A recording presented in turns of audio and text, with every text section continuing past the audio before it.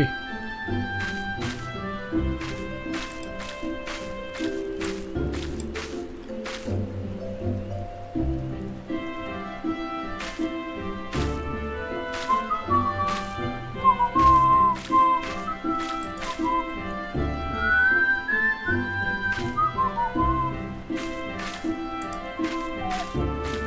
あ、じゃあ今日もよろしくお願いします。それではマイクテストします。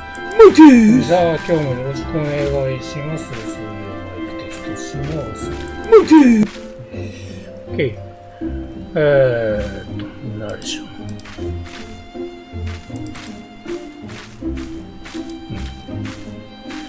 強くてね、ゲームあとね、3回を予定してるんで、はい。よろしくお願いします。残り少ないです。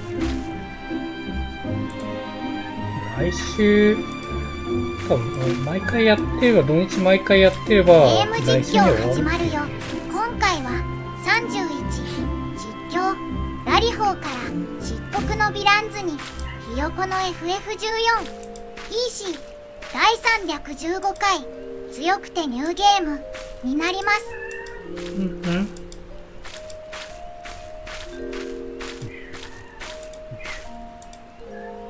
モフおじです。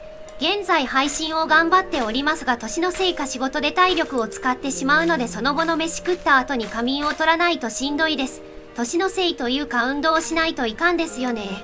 さあ始めたいと思います。おはようございます。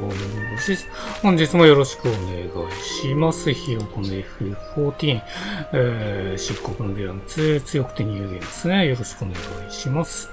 前回は、ラヒートコじゃないですね。前回は、あそこか。主にアムアレーンですね。アムアレーンを、やってったって感じですね。鉱山の、なんだっけ、ロスからの鉱山の件ですね。ロスアルサイの鉱山の件と、あとその後に、ですね、サンクレット VS ランジートがあったっていうのと、あとはですね、ミーヒアンですね。ミーヒアンどちらが選ばれるかっていう、その3つと、あとは ID か。で、アムアレイもあった後に、コルシア島行って、コルシア島を、向上して、なんとかそこは勝ちましたって感じですね。で、まあ、ドンバースには逃げられましたっていう感じですね。で、まあ、その回のランチートに関してはもう完全に決着ついたっていう感じですね。で、ですね、グルーク火山に、ドンバースへ行ったっていう感じで、ですね、北側、コルシア島の北側を、ですね、崖のところを彫刻機に登って、その後ちょっとやって、前回終わったって感じですね。今回ラリホー村に行くっていう流れですね。もう一つなんか、あれですね、ピースが足りてないっていう状態なので、それをやっていくっていう感じです。よろしくお願いします。ではやりますよ。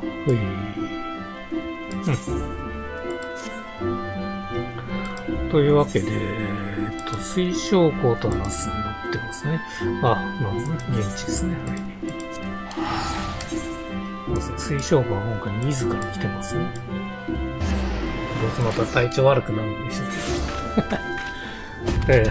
けで、誰かが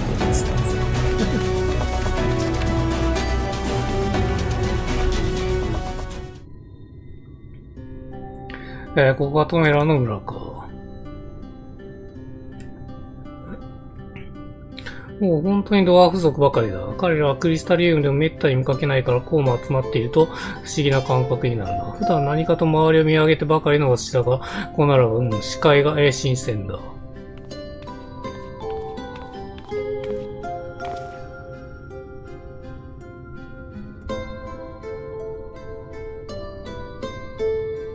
ラリホー。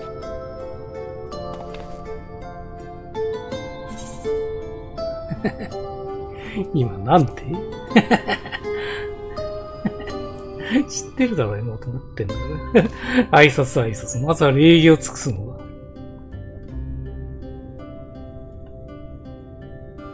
いいか、こうだぞ。ラリホー。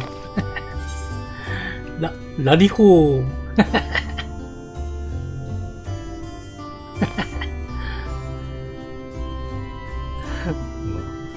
そのサイズは一緒ですから。似合ってますね、先生。他の種族からって違和感しかないけど。まあまあならい方だな。それでおめえら何者だ。兜なしだなんていかにも訳ありだが。アミティの人々から紹介を受けて、トル一家のドワーフ族に力を貸してもらいに来た。最長老のザモットはいるだろうか。ザモットわしだ。なんだおめえらわしの客だったか。しかもあの秘密の村の紹介を受けたってならただごとじゃないな。それ詳しく話を聞かせてみろ。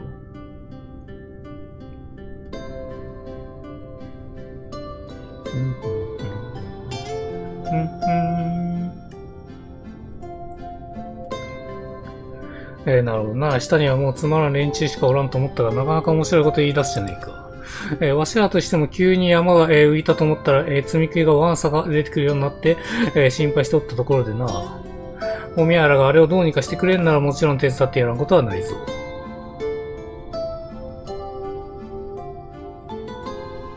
ただし、おみやらが求めているような功績はわしらにとっても特別に大事なもんだ。実力ない奴に渡してやっぱり作戦は失敗でした。なんて言われた日には、酒を浴びても気が済まん。そこでおみやらの力、実力試させてもらうぞ。それ一家伝統のあの方法だ。あの方法とは。とにかく奥に来い。詳しくはそっちへ教えてやろう。了解。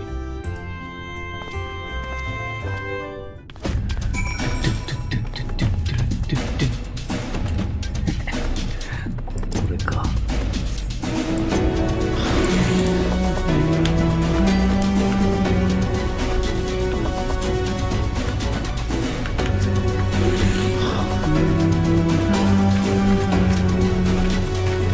来たな。それじゃあよく聞く。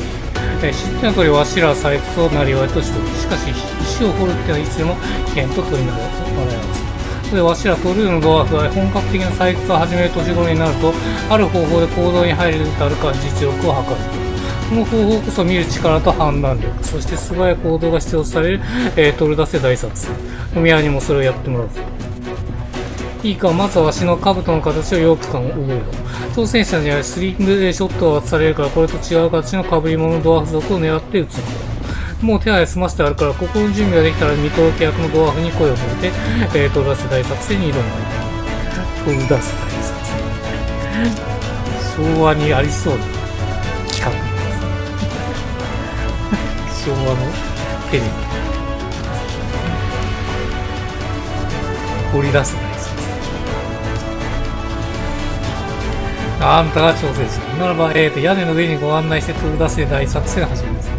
オイラたちと違う被り物をしたやつをツインソットで、トスッと撃てれば成功。まずは練習。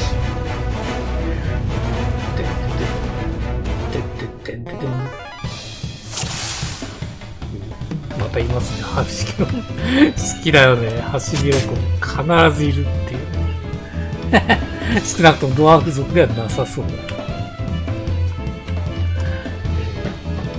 く見えないですけど。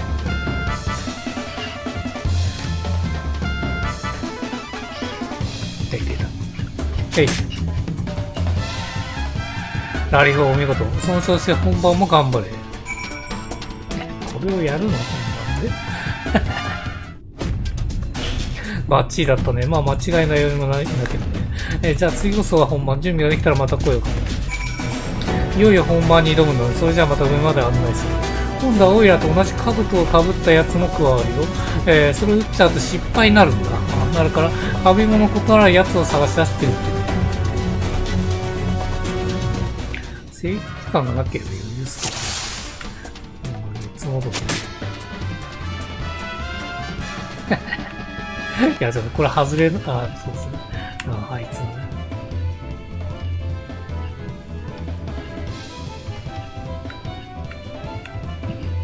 いや、出てこないんですけど。いや、もうちょい近づかないと無理だな。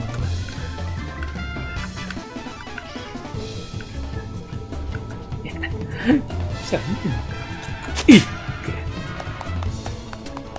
よ。ああ、大正解。その識別力と行動力に拍手だ。ためにやったんですけど、よくわかんないですけど。ラリホーラリを生むことだったんで、あなた悪くない採掘士になる。全然採掘と関係なさそうですけどね。ザモットを見てたと思うから声をかけたので、あなたはこの天変地異を収められますようにってゴイラも願っている。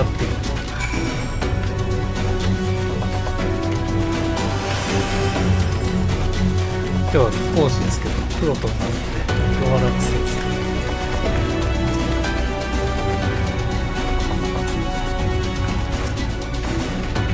ラリホを見ていたし、来たばかりでこれだけで気合い文句にした。お宮が口だけでここまで来たわけじゃねえの。平穏な堀暮らしを取り戻すためにはその実力にかけて業績のことを教えるとしよう。で、採掘と破砕。さて、お宮らが知らないかもしれんが、コルシア島は古くから良質な硫黄の産地として有名な場所だったんだ。その鉱脈には大地の種と呼ばれる強い魔力を秘めた特殊な鉱石が見つかることがあった。加工の技も廃れて忘れられた存在になったが、おかげで今はなお、取ることができるわけよ。ドベルグの煙突あたりのやつが特に上等だ。だがあそこはわしらの宿敵、コブ一家が勝手に縄張りと言い合ってる場所だ。連中と来たら本当に、極悪の極制約の我々の悪ときたもんだから、頼み込んだとしても絶対採取させ、絶対これ持ってるっしょ。絶対採取させてはくれん。だからそっちでうまくやってもらう必要があるんだが、その点は大丈夫。ああ、ナイス。反逆者どもと称された身だ。大変遺憾ながら鮮やかにやり遂げてみせよう。そういうことなら話は早い。早速、誰か腕の立つやつを選んで案内させよう。もう、そのやつにあっしんやらしてください。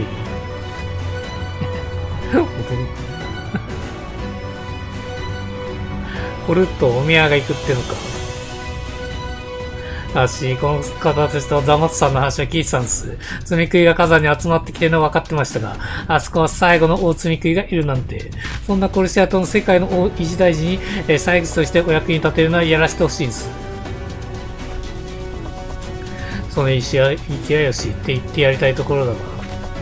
あいつはコルット。採掘の腕は、村でも随一で、ドベルガル、山脈の、地理についても詳しい。が、それ以外はからっきしいな。特に戦いについては採掘の時と違って、どれだけピックを振り回しても当たりやすい。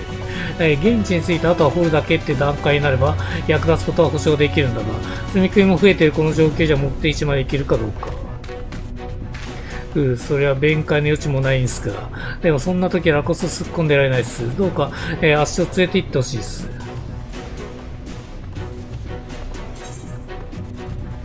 危険を承知してるな。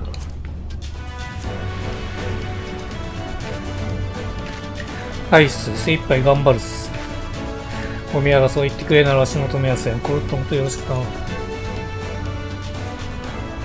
スマホでピッと。道中積み食いの襲撃を受ける可能性が高い。戦いの支度を整えてから出発するとしよう。大丈夫。カーズとならば、何だって蹴散らせるさ。そう。ああ、こっちか。お、ソロコンテンツが来ましたね。サクっていい。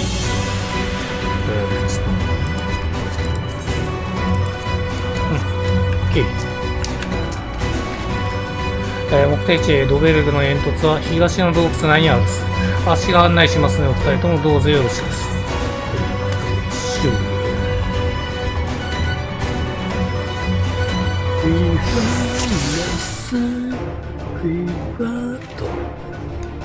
出発します。道沿いに東へ進みましょう。距離があるよ。積み食いの襲撃に気をつけながら進む。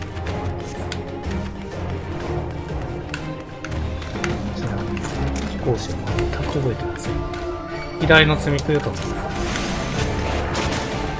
やってるよ。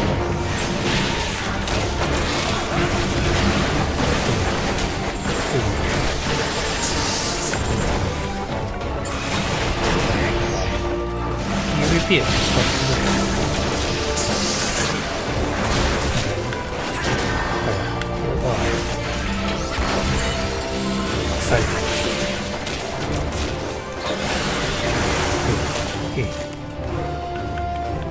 お二人とも強いっす。私はともかく彼はもっと強い相手とも勇敢に戦ってきた人だ。さあ、あんなよと。母さん、これまでの戦いの話、すごく聞いたです。いや、この BGM 久々っすね。昔のですね。驚きの連続になると押しするよ。落ち着いた気がするし。楽しみですね。新生の頃の BGM です。いえ、また出た。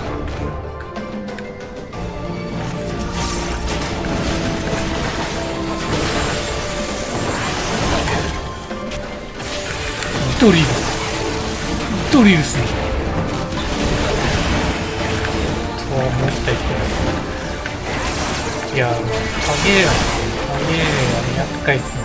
あー、なんかやってますね。ハンティングしてる。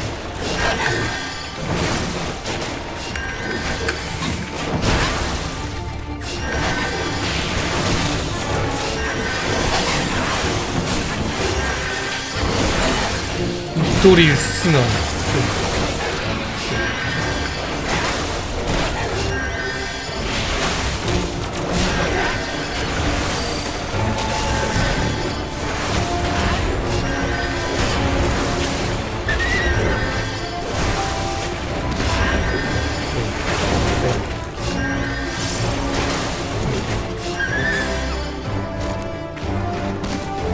お二人の見事な連携のおかげです。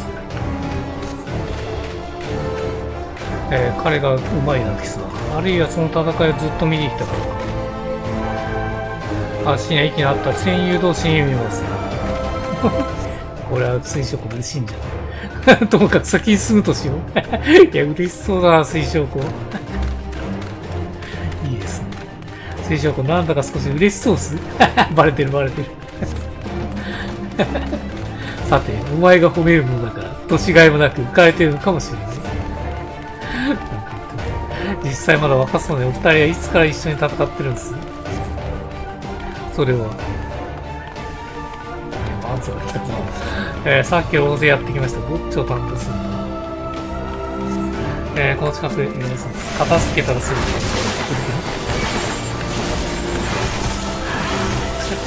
われてます。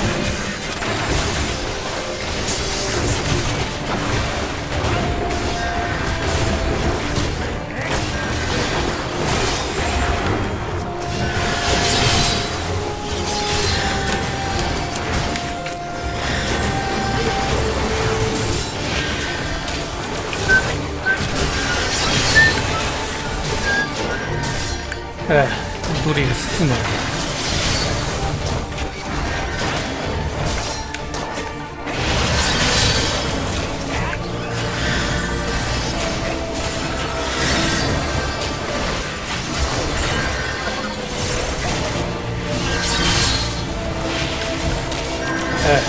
ほい。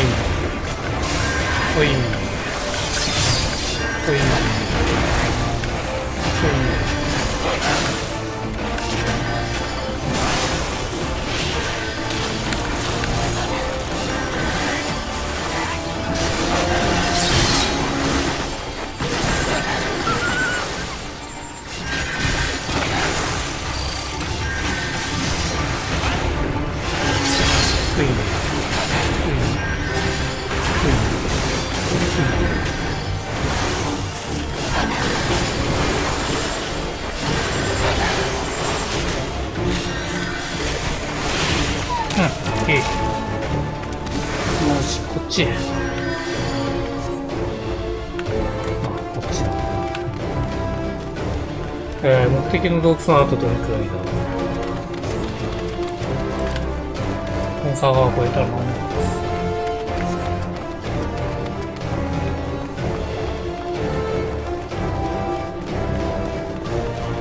台の端ぐらいまで行くのかな。見えたぞ、あれな。洞窟か。いやー、わんさかいるね。あと少しだったのに。まだ増えたな。囲まれたか。今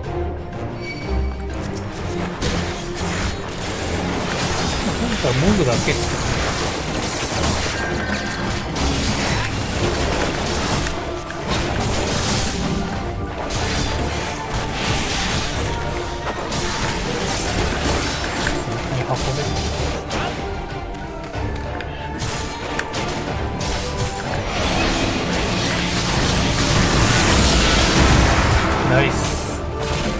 最近駆け抜けてしまう。わかりました。うん、オ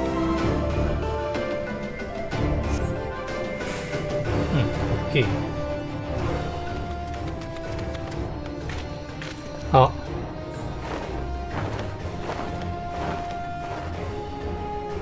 いるね。あ。でかいのいるね。あ、目的地はあいつの後ろにある洞窟。どうします？もう一度かっこいい活躍をお見せ願えたの？何？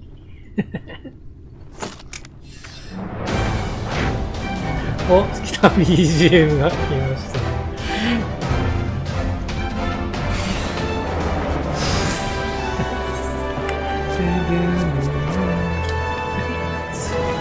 シルクスの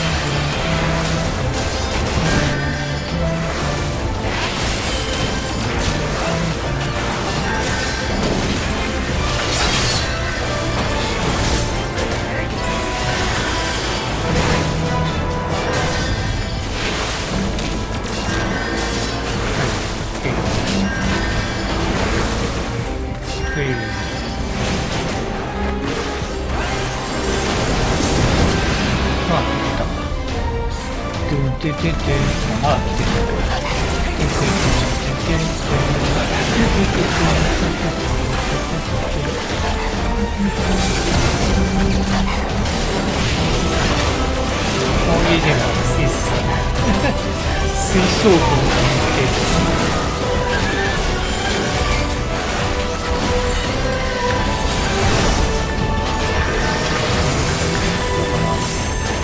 いや、水晶もダメか。大丈夫か。死にそうだぞ。いいしかね。入る。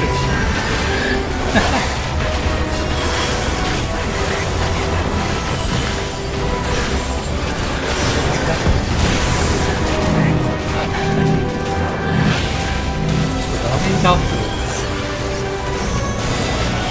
あ、そう、釣り込む。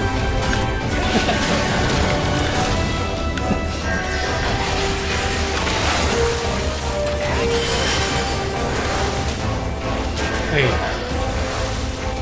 はい。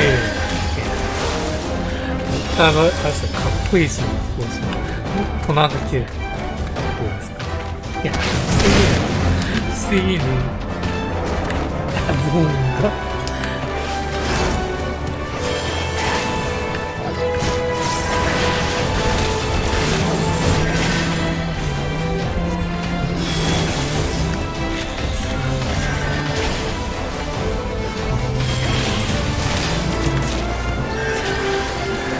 昔あれさ、範囲に表示されてなかった気がするんですけど、今は優しいっすよ。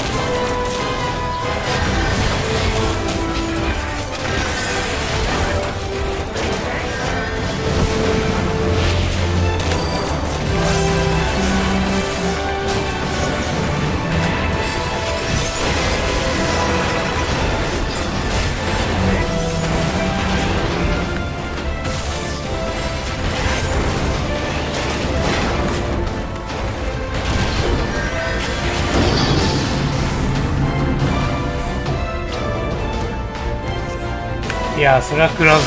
やう水上も動けねえ。させるかー。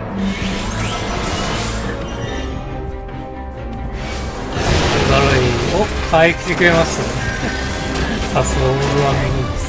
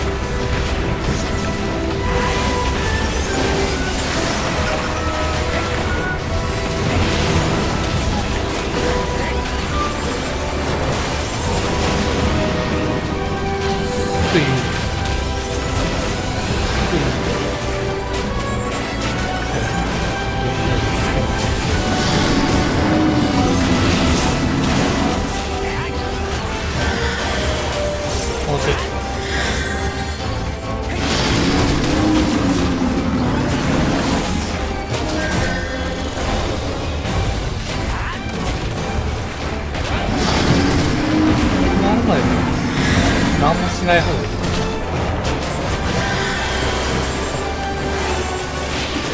あ、オッケー。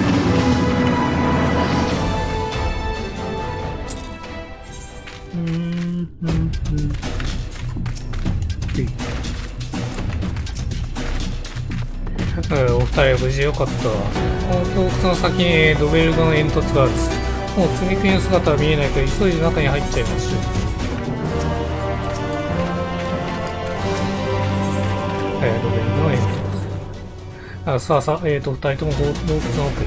良質な硫黄が取れるドベルガの煙突にご案内します。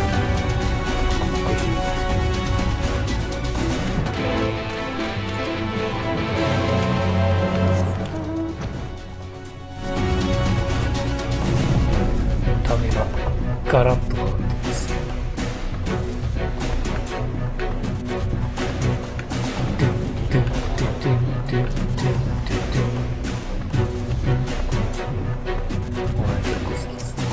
硫黄の地図。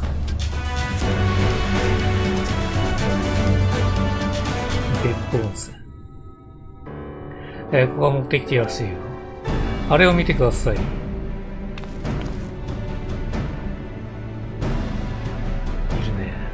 やっぱり、ダサダサヒゲの小食い一家でいるす。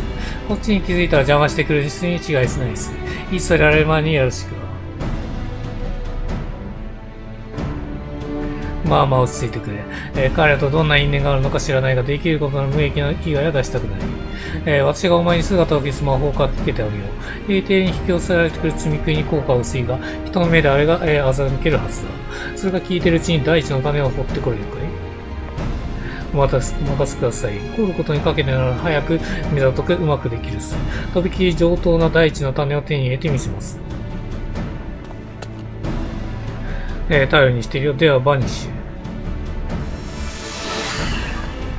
消えた。本当に透明になったら、それじゃ急いで取ってくるっす。便利だな、バニッシュ。カーズ、私たちでコルトンを操しよう。コルトンの姿が消せるが、音で気づかれる可能性も考えると、国軍一家にはできるだけこの場から退いてもらいたい。そこでこれだ。さ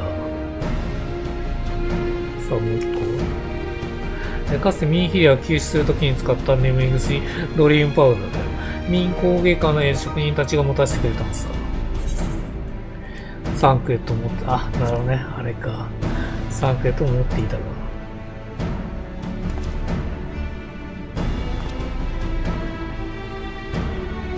さてはあいつら張り切って作りすぎて余らせたの分けたのか。まあ役に立つならばよしとしよう。あなたにも透明なる魔法をかけるから、国軍一家のドワーフたちに近づいてそっとそれを振りまいてほしい。耐え難い眠気を感じれば、彼らも残って作業を続けないよ。では透明になる準備ができたら声をかけて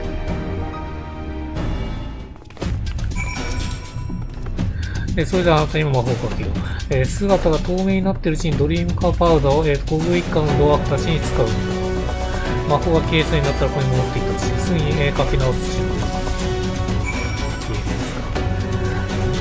1個から使ってました。眠らせるやつはそうですよ。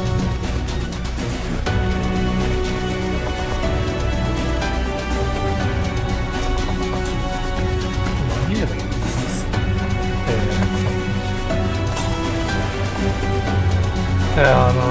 眠なってきたぐらい戻って一休みしよう。そうですね。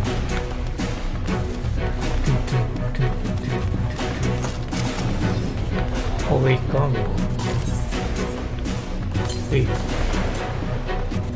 ああ、いかん、急に眠くなってきたら採掘に歌とね、危険休んでこない。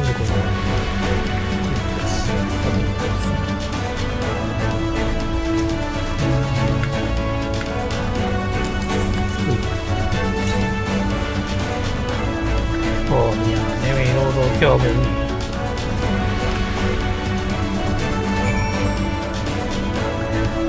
いや、楽でいいっすよね。言われた通りにやっていけばいいだけですから。今、ドラえもんのやってる配信とか、あっち行ったりこっち行ったりと考えながらやってるわけ。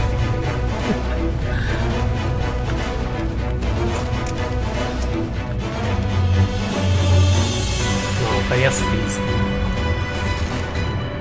隠れて見ていたが、ここで採掘していたコグ一家のドワーフたちは、皆、外で退散していったようだ。お疲れ様、我々にできる仕事はここまで。あとはコルットが宝石を掘り出してきてくれることを信じて待っているとした。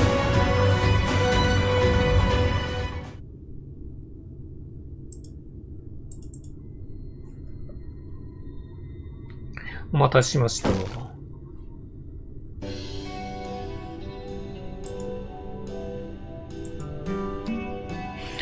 純度の高い大地の種を集めてきまして、とりあえず一袋だけ持ってきましたが、僕にもまだまだあります。よくやってくれた。それの量があるならチャイヌーズは必ず神格的にうまく活用してくれるだろう。さあ、早く運び出してしまうとしよう。もっと、離れすぎてるからな。水晶庫、大丈夫です。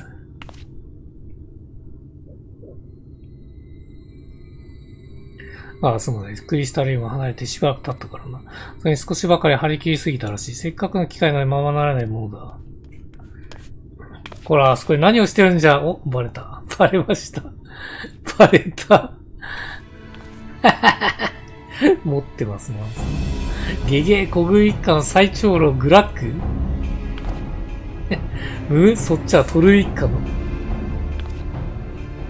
あはん、ここで採掘している仲間たちが次々眠いと言って戻ってくるものだから、変な合戦も出たかと思って見に来たんじゃが、お前たちの仕業だったんだ。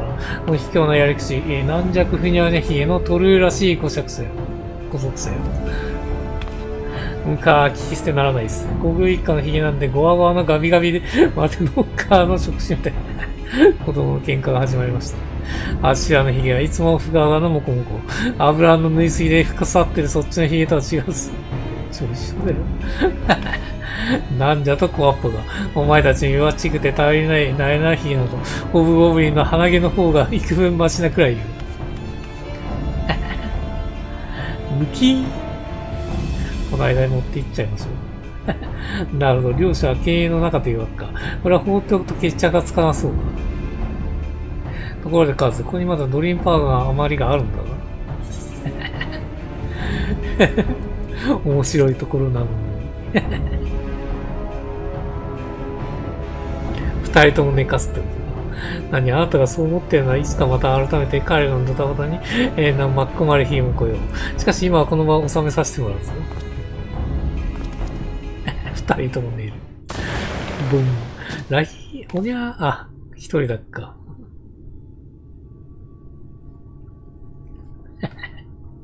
いや、それ俺が寝る妹と一緒じゃねえかよ。すごい。ゴルッとも。私に免じて今怒りを収めてほしい。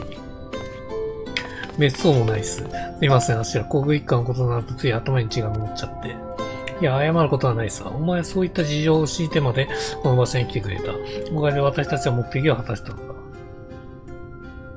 さあ、タロースの神格にする功績は十分に揃った。ノルブラントの平和に向けて計画をさらに進めよう。ち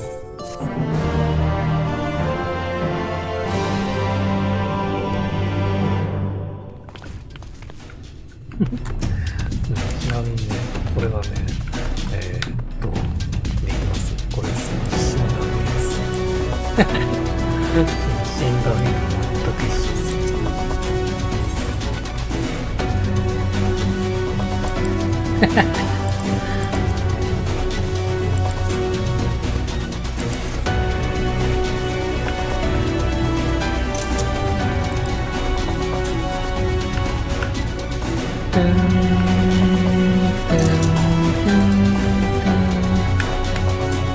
すげえ見られてますね。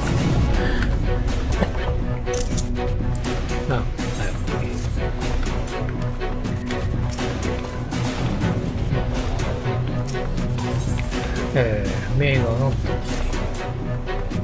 数提案がある。ここから先は、手分けして迅速に進める。私はコルトンを掘り出した第一の種を求め、集め、チャイズズのところへ運んでいく。あなたにはコルトンを村まで送り届けてほしい。雪に道中の口見食いと相当してあるとはいえ、一人で帰らせるのは心配。よし、それでは任した。短い時間だったがともに冒険できた頃になった。また後ほど、兄貴。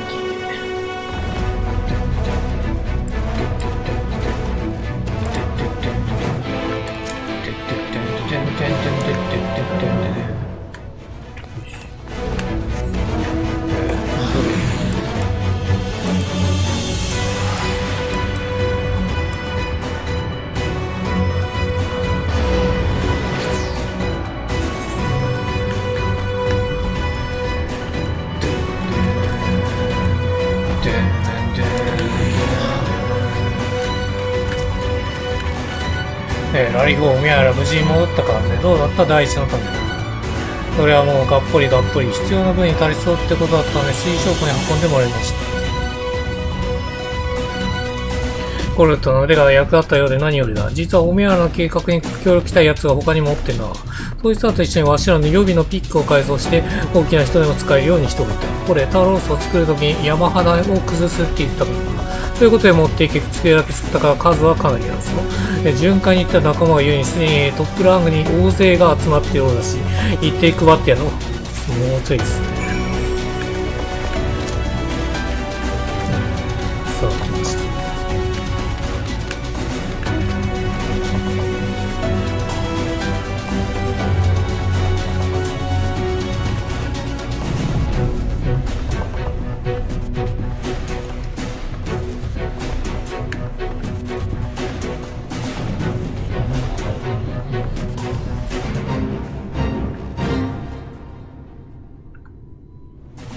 あ、いるね、タロス。あ、じゃあこれ使われてモブの方だね。でかいタロスが、出来上がるって感じです。わあ、ワンサカいますね。ロンロンとかいますし、ジェリックとかも来てますね。で、マグナスですね。マグナス。まあ、別のプレイヤーか。NPC ですね。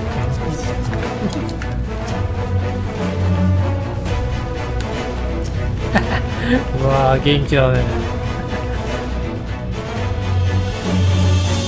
かい。ユーモアなんですよ。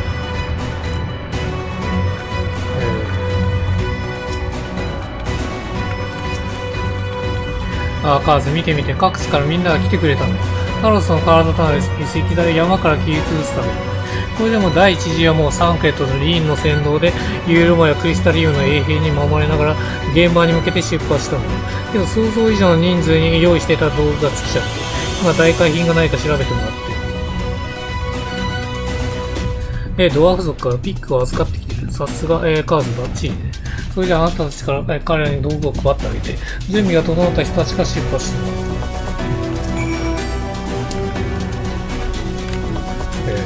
それぞれの分に渡せってことですね。じゃあ、返す。母さん、俺たちも頑張りますって、まだ道具を探しているところなんです。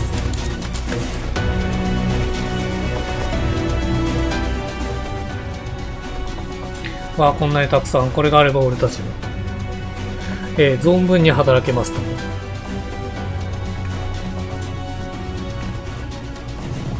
この力は主のためにあるんです。太陽なる母さんたちのために、今度こそ真なる平穏のために振る舞いますよ。その通り、大小後期だって動かしたんだ。力を合わせりゃ巨大タロスだって動くさ。俺二人に助けてもらった俺もまだ返してません。だから精一杯頑張ります。今度こそ最後まで。GO！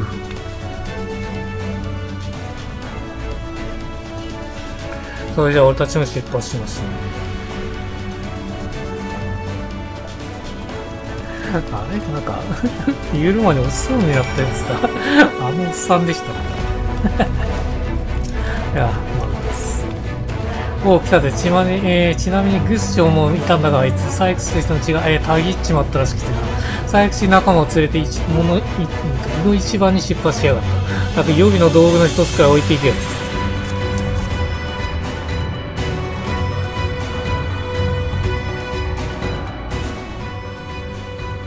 モフ？おお、ありがてえ。これで俺たちも現場に行けるの。あ、なるほどね。ビース族連れてきてるのか。あれでも地域は違いますよね。石を切ったり砕いたり俺の本業じゃねえけど、今回ばかりは、そっか、そうですね。なるほどね。夜の旅、ケイも連れてくるって話でしたね。うちの最高な嫁がついてくれて、そんな気がするんだ。だからよ、必ず、掴み取ろうぜ。誰の罪食いに脅かされない、帰る場所を失うこともない、そんな情的な世界を。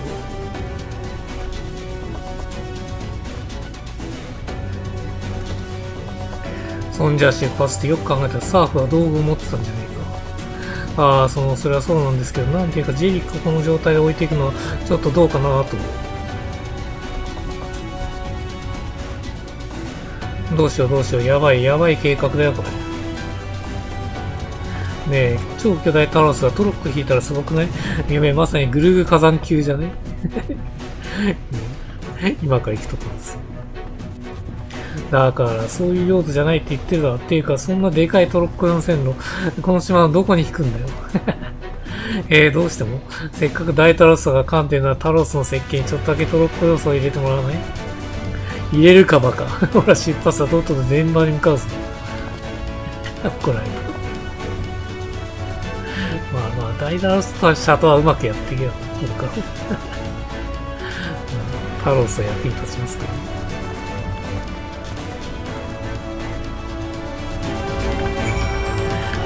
1体じゃ足りないですからね。サビルさん久しぶりね。もしかしてそっちの道具持ちね。さあ、最後。こっちもあれですね。リースを持ってますね。完全に分担してんだな。道具ありがとうね。ロンロンたちも一生懸命頑張るよ。そのためには元気必要ね。タビオさんも白ミミズ言っとくね。いらねえ。いらねえ。ロンさん、それはほら、戦勝記念の時に取っておきましょう。白ミミズいらねえよ。母さん、ご無沙汰しております。私は旅立ちの宿の世話人をしているものです。ああ、はいはい。あれか。アリゼがいたと思うか。アマーレンの夜の闇が戻ってから、まあそれほど時は経っていませんが、みんな積み食い化の症状が進まなくなったんです。奇跡だって喜んでたらアリゼが来て、闇の戦士に賛同する人を募ってるって言われたんです。私たち絶対に行かなくちゃって、すべての世話人が宿を離れるわけにはいきませんでしたが、来られる者はみんなこちらに参上しました。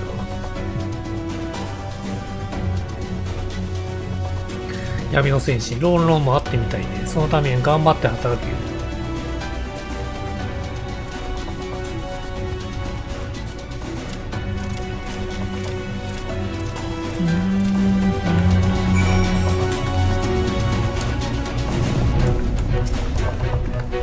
道具の配布ありがとう。おかげさまで全員出発できたみたい。それじゃあ私も彼らの護衛に行ってくる。作業中積み食いが襲ってくることもありそうだし、カーズこの作戦必ず成功させないと。集まってくれたノングラント中のみんなにかけて。これが最後。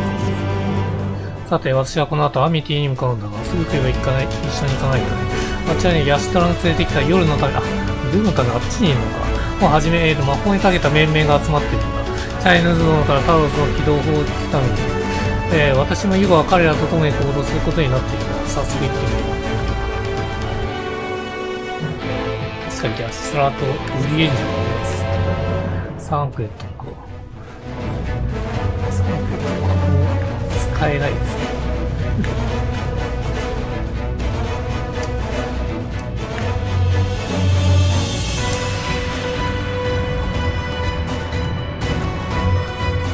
サンプルっていないっす。サンプルの別コード。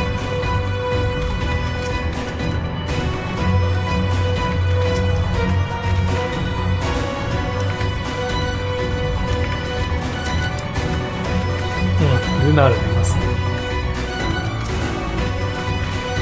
ガーズ、久しぶり。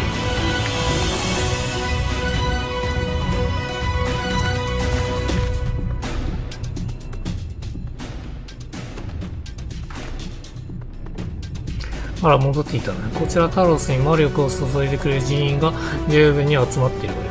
ミスターチャイの設計の最終確認の段階に来たから、配備できるところから人を送っているわ。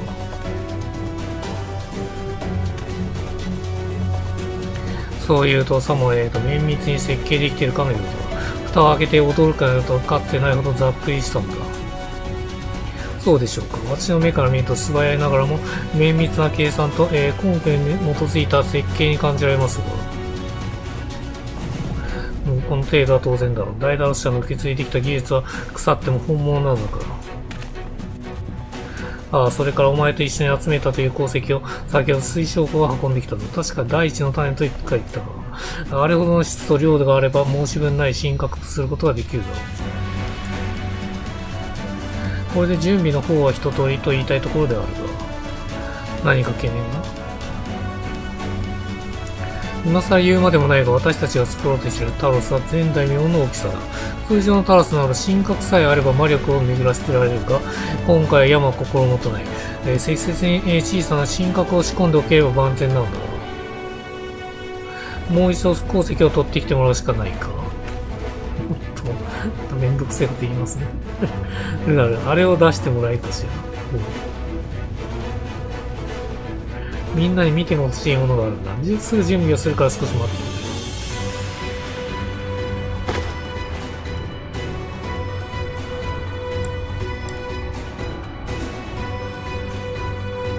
くれ。これはもしや命名石でしょうか。黄泉の民が花に3冊つけている。ああ、その通り。ただし、オイラたちのじゃない。亡くなって葬儀を挙げられた仲間のものだ。これらの石は同志たちが祈りを込めた、水質につけられていた。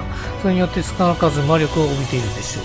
タロスに組み込む前に私たちが魔力を組み込むのは、なおのこと役に立てるんじゃないかと思うんだけど。別の土地の石では主要な神格にはできないが、今回のような目的においては十分すぎる方だろう。あ、いいんだ。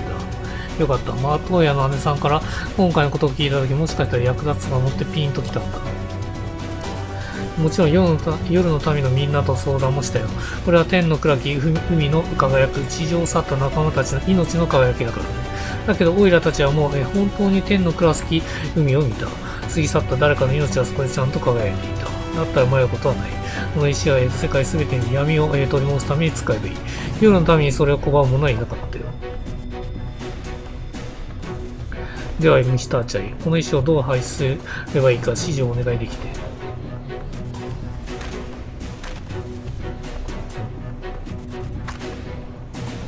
それからカーズ。勝利への願掛けだと思ったあなたも一つ。石に魔力を込めてくれるかしら。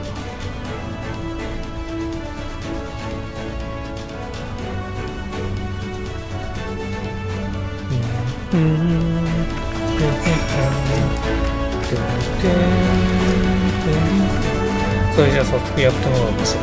難しいことはね、石に手をかざしてエーティライトと交換するときのように収集する。この翡翠の石にお願いね。ちょっとわかりました。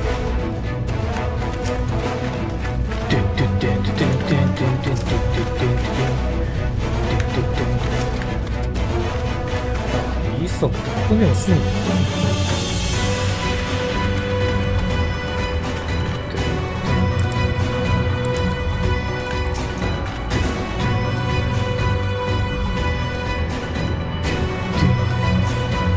どこかで見覚えのある翡翠の石が密かに、光ったような気がしてい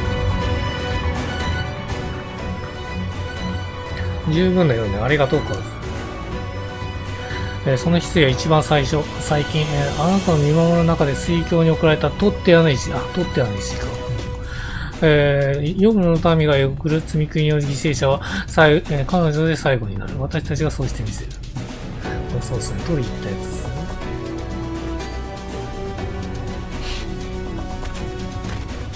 できたぞ。石を、埋め込む地点図に示している人をいた。たっぷり魔力を注いだ上で記載してあるように使ってくれ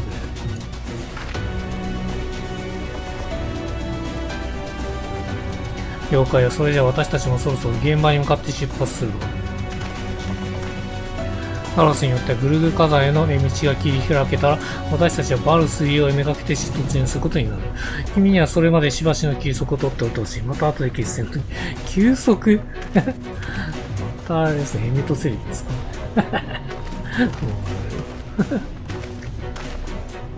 最後に聞いておくわ、ウリエンジ。この人が己に封じている力について対処法とやらきちんと準備できているんでしょうね。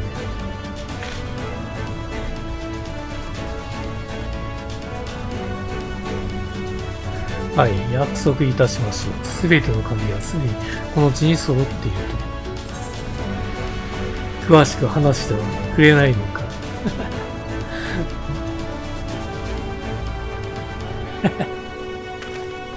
申し訳ございません。時が来るまで目していることこそが最も成功の可能性を高いやつ。マジかよ。この沈黙はあなたを救いたかいがと、そう思っていただけると幸いです。どうか今はエウレンほどなく休息をお取りください。周り黒いんだよ。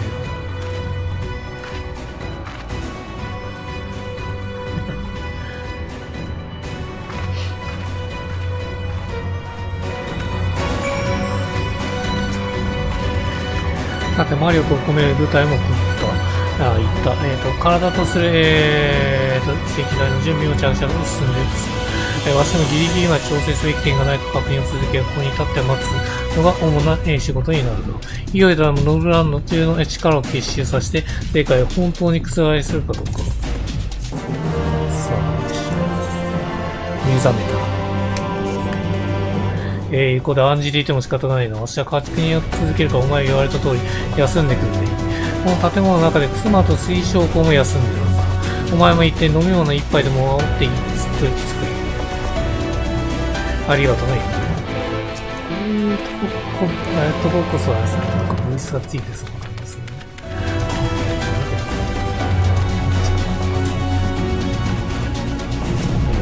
チャイス。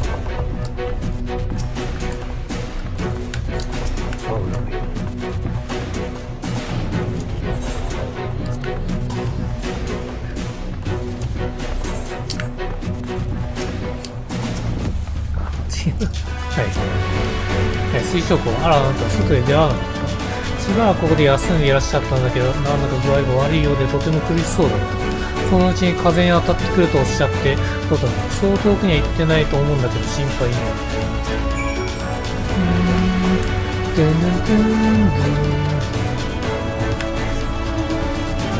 どういう風に当たってんのかな。この広い範囲で探さなきゃいけない。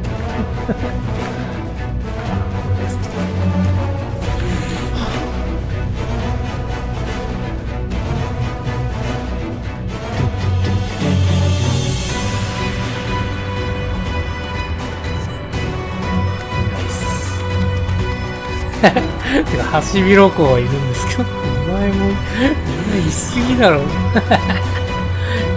この周辺には水晶コインね。ハシビロコウはじっと南を見つめて、これがヒントになってるってことですか。あそ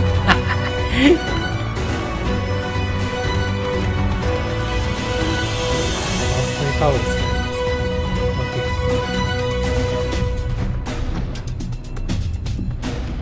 あ、いたいた。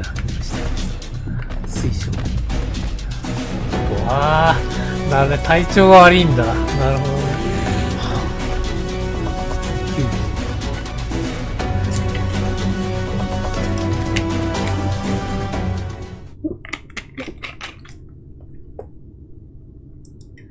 あれ、あんた、どうして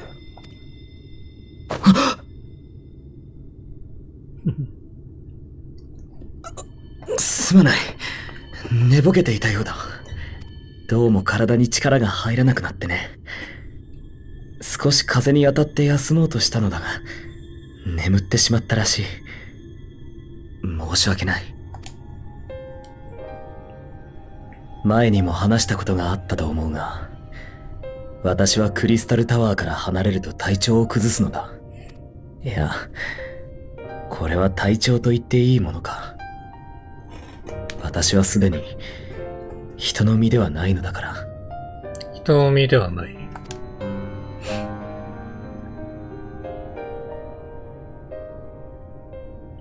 もうこの手がそうってことですね。まだクリスタリウムの町もなかった頃、この世界を救う方法を考えていた私は、どうあれ長い時間がかかると結論付けた。そこで自身を塔の一部にすることで果てない命を得たのだ。勝てない命が不老死状態になってるってことか。今の私は塔の端末でしかない。だから遠く離れていると不調をきたすというわけだ。ああ、まあ離れると不調をきたすと。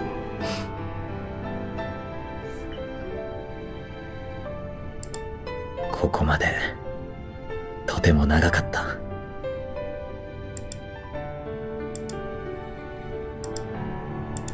だがあなた方のおかげで終わりは近い。やっと願いが叶う。タロースの準備はつつがなく進んでいるだろうか。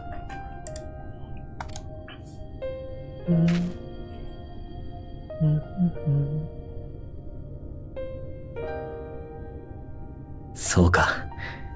最後の休憩なのだな。それなら、よければ少し話さないか？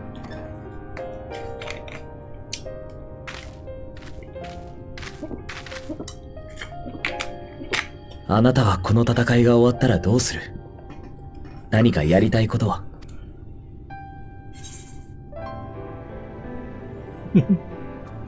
しばらくはのんびりと過ごしたい。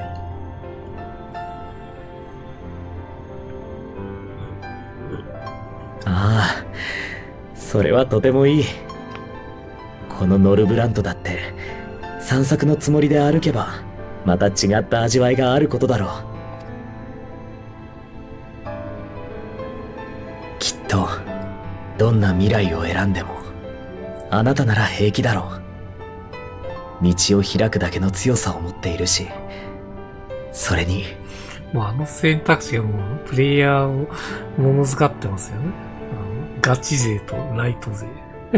あなたに助けられた人たちが大勢いる。彼らは決してそのことを忘れない。あなたが困難を前にして己の行いを無価値に感じた時には彼らが声を上げるだろう。嬉しかった。優しさに救われた。今でも感謝していると。それらはいつか繋がってあなたの歩んだ道を肯定する。だから大丈夫だ。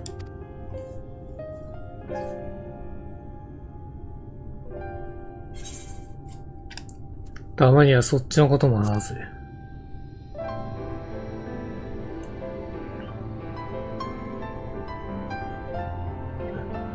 私のこと？私の今後か。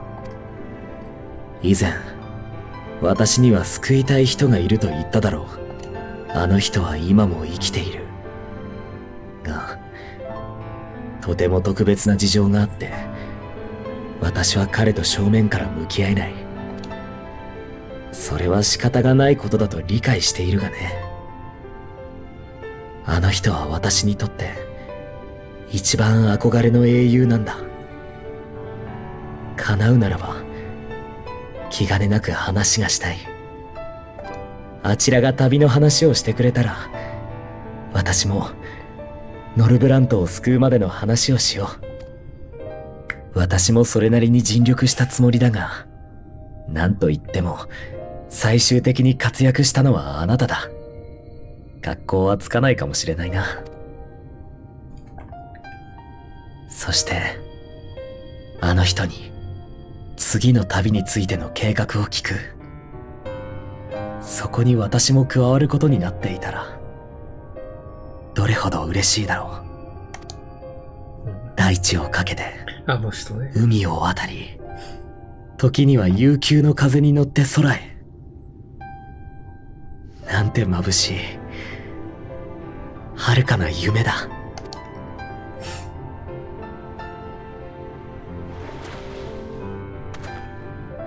さて、何はともあれ、最後の決戦に勝たなくては。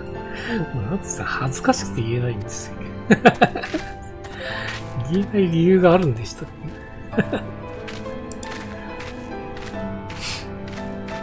け？必ず全てを成し遂げてみせる。この手に託されてきた人々の願いを叶えるために。希望を抱いて私を目覚めさせた彼らのためにも。ありがとう。話せて楽しかった。名曲っすね。アミティに戻るとしよう。うん。そうだ、一個ね、やり忘れたことあったんだ。ラリーフォンとか。ラリーフォンとかちょっと一個だと忘れたことあったんで、どっかでやりましょう。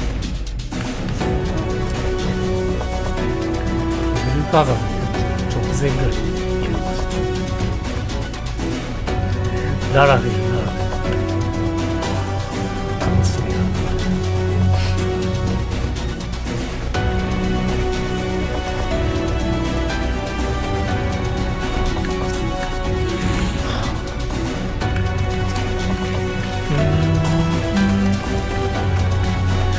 と話をしているうちに気分もだいぶ良くなった。さて、積み食いとの最後の決戦を始めよう。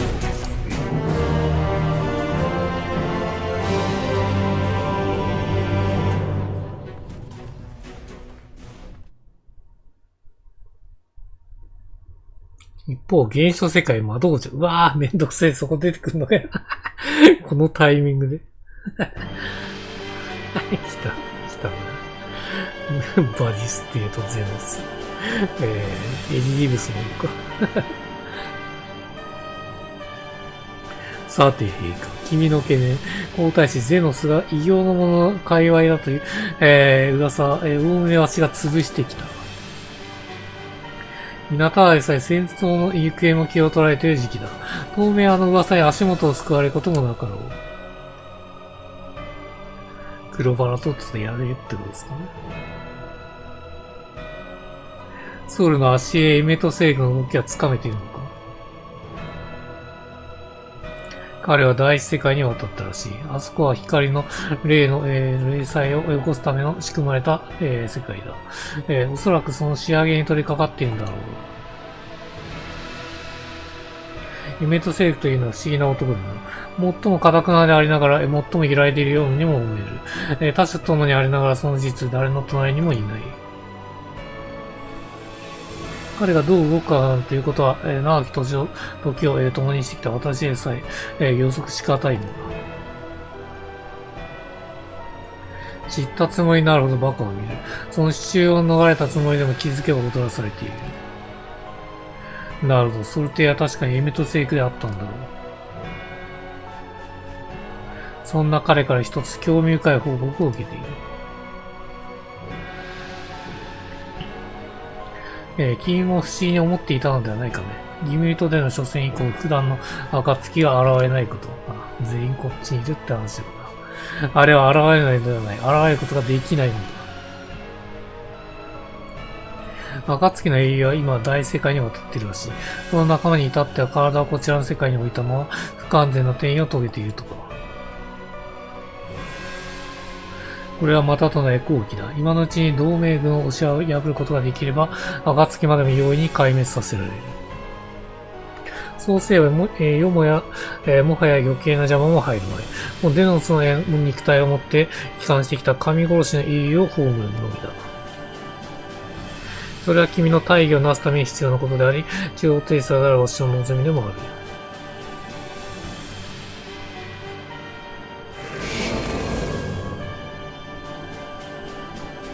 愚かならハイデイの計らいか。あの英雄たちは運命を引き寄せすぎている。今となっては誤った、結末を前受けかねないほどに。人類はただ早急に死になる形へ、人たるものへ近づくべきなのだ。今の不完全な形のままで我々に対抗し得るなど、おぞましき許されざる進化だ。それはもはや、駆逐すべき人ならざるものである。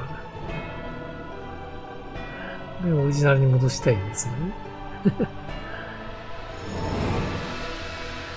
本的にはやっぱみんな一緒なんですね、足が。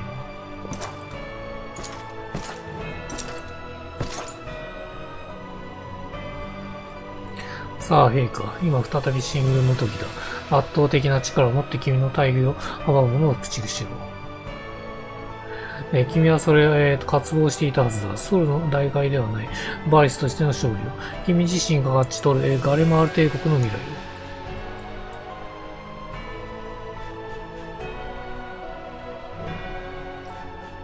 を。はあ、体育戦にいつあるの。俺に似てもいつからじゃない。お、来たね。本物が来た。本物来ましたね、このタイミングで。来たわ、本物。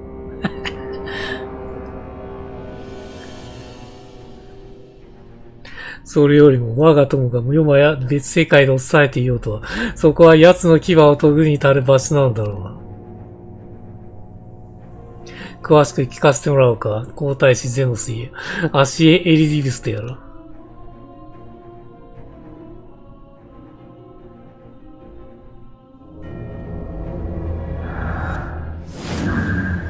怖い怖い。なるほど。さすがにこれは想定外だったと認めよう。人造の超える力ごときで不滅なるものに至っていようとは、その身の宿りし魂は君だな。ゼノスイエガルバス。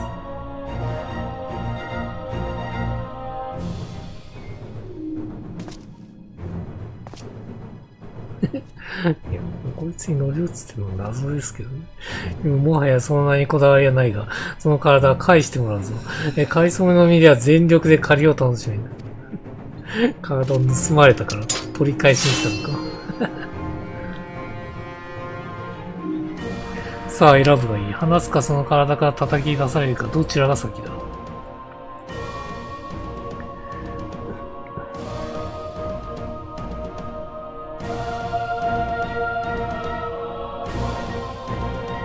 うわ、いいとこで終わりそうですね、これ。いいとこで終わったね。いやー、じらすね。もう次来ることきはもうだいぶ忘れてんだから。光をもたらすんだ。お前たちはどこぞに出歩いている間にタロス起動の準備が整ったら連絡があったぞ。あとは魔力を流し込むだけ。この号令はどうする？カズ、タロスたちが上がれば、さすがにバースにも置くだろう。そうなってはもう中断は効かない。故にはあなたの戦自宅が全て済んだら私に声をかけてくれ。あなたの号令を待機している仲間たちに届ける。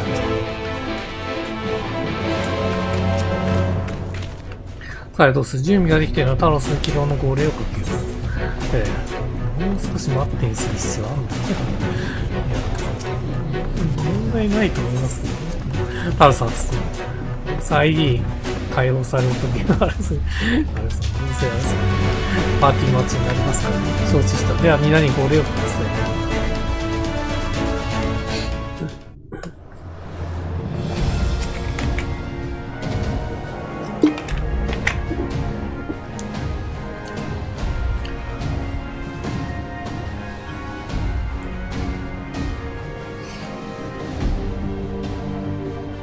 いるね。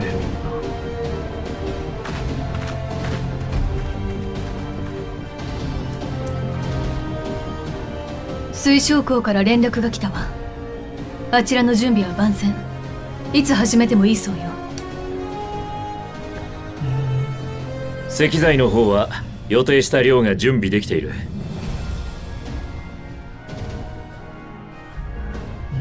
魔力を流し込む準備もご指示の通りに。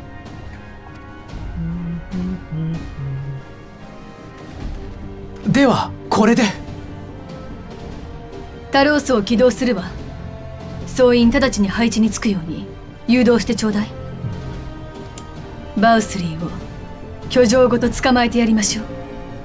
居城ごと捕まえる。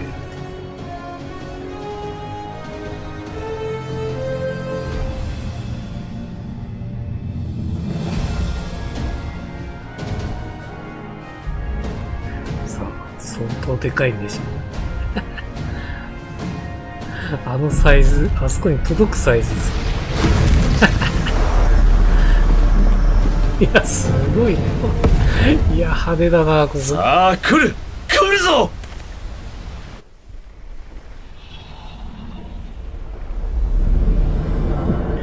これをやっぱ設計したチャイルドすごいですよね。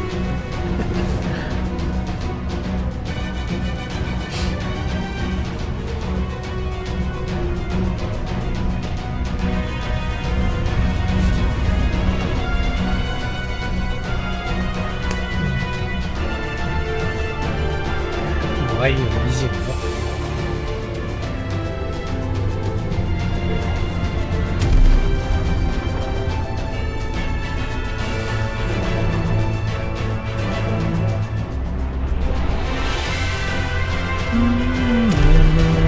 いや、いいね。この BGM 好きなんだね。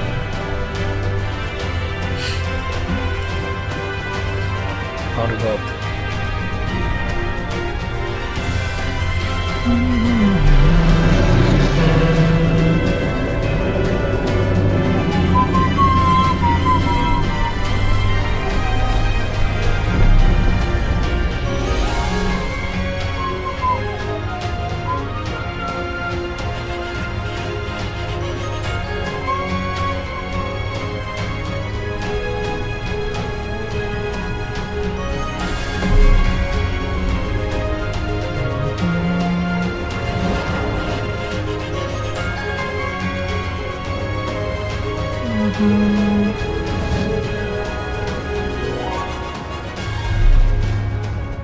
いいぞいいぞ、最高だ。まだまだやるじゃないか私。お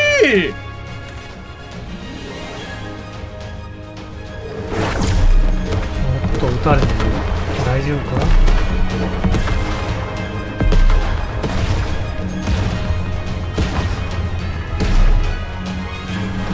道を作るまでが目的だから、なんとか道さえ作れるんですね。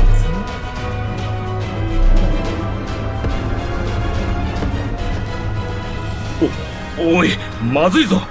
奴ら手ばかり狙っているではないか。あそこが損傷したら山に取り付いていられなくなる。賢いっすね。積み食いにしてはいつになく利口な動きをする。バウスリーの指示だとしたら脅威だな。仕方ない。動ける仲間に連絡して積み食いを地上に引きつけるとしよう。どこまで効果があるかはわからないが。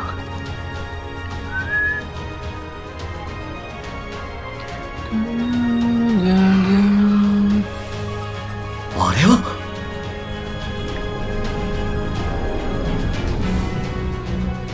お、来たね。来た。来たね。ひどいのだわ。私の若木はやっぱり薄情者なのだわ。確かに呼んでないですね。本当に困った時には必ず呼んでと言ったのに、いつまでも呼ばれないまま決戦が始まってしまうなんて。いたずらされるからですよ。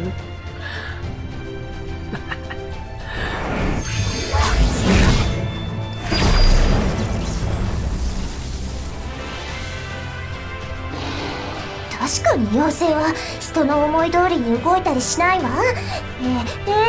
私自らそんな話もしたのだわ。でも可愛い若木が泣きついてきたら考えなくもなかったのに。やっぱりひどいのだわ。怒ってる。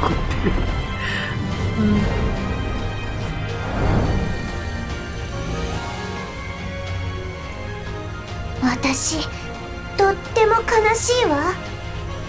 気晴らしにたくさん遊んでちょうだいね。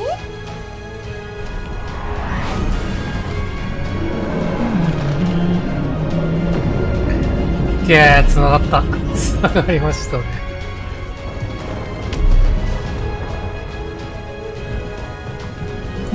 僕の手が道になってるんですね。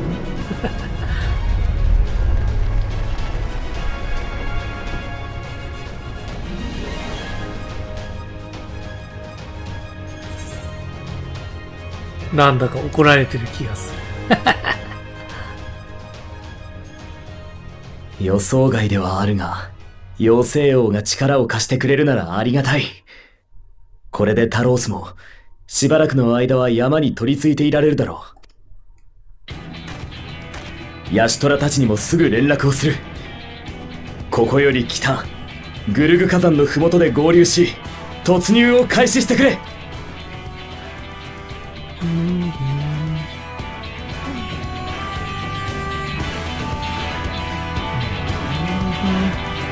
さあね、どうしましょう。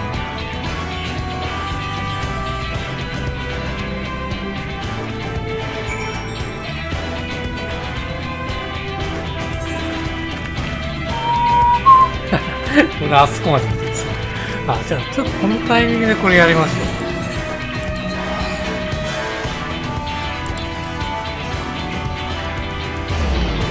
ララに優遇しようですね。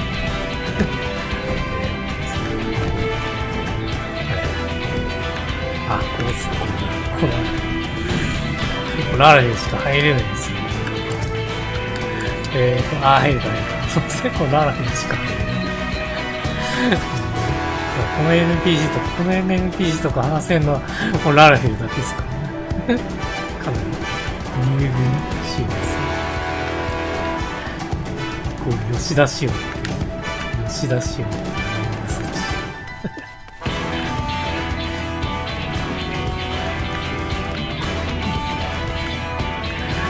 坂口さん、ララフェルですから、ね、多分これを見てると思いますね。ああ、まあ、一応そんな感じでした。まあ、これと東の方にもですね、ドル一家でしたっけ、あそこもね、入れるとこありますね。その辺はね、あれ前見せたかな。ミリアの、分別価格多分見せている気がするんで、まあ、それ、見せて、いや、あれか、でもサブキャラでやってるから見せてねえのかな。なんか、配信で残したような気がするんですけどね。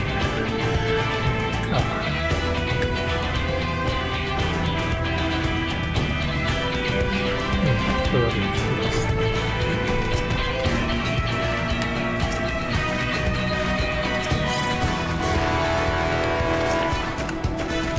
どっかでニーヤの、やつもやると思うんで、その時にですね、どこまで配信でやったかちょっとチェックしないといけないですけどね。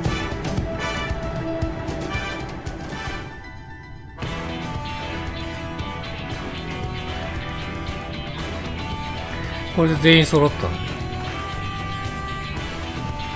タロスはグルー火山が掴んだ。今ならこの巨大な岩の体を伝って山に乗り込める。もちろん積み食いたちが全力で追いかかってくるでしょうけど。ああ、こちらも全力で応戦して駆け抜ける。今度こそバウスリーのところまで。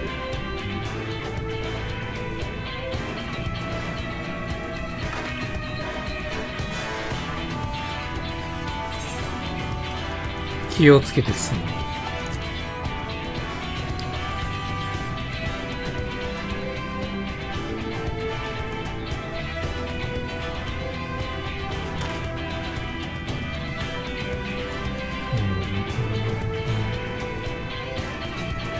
これで解放ですか。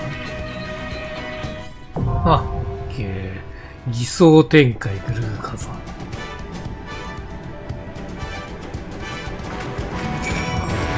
初代の、あれですね、配信もやってるんで、ね、アーカイブに残ってるんで、そちらも見てて、グルー火山がわかると思いますね。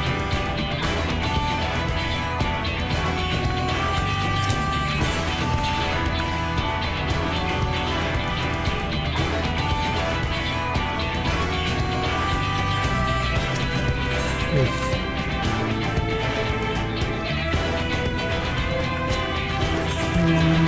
こ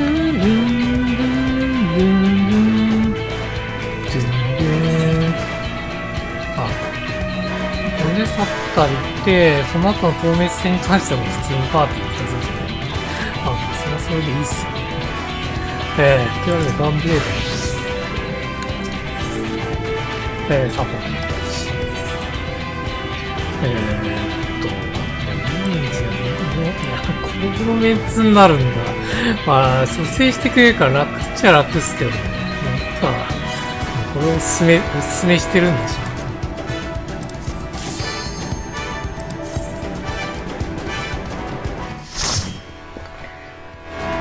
というわけでよろしくお願いします。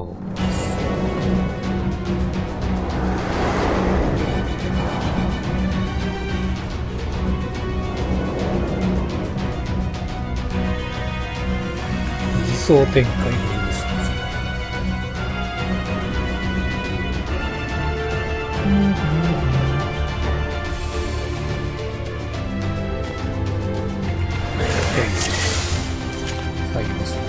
やはりお前たちか。私はここに楽園を再建するのだ。邪魔するな。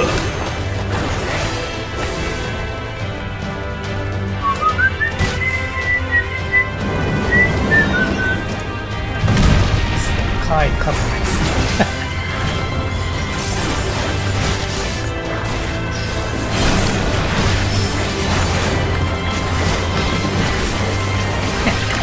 回復。危ない。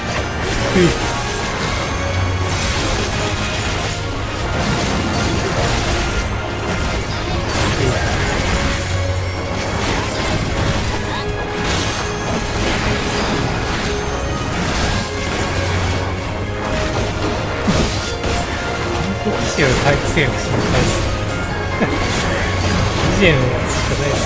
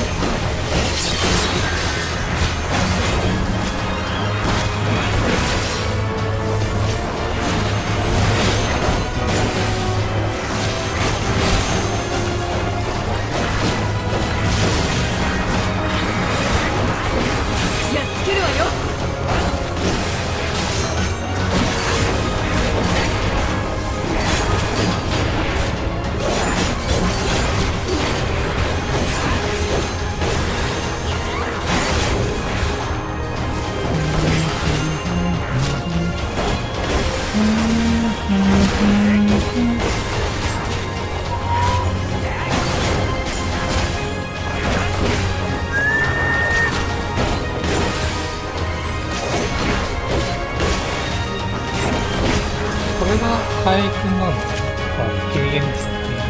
かわいい。長いっすね。回線すごいっすね。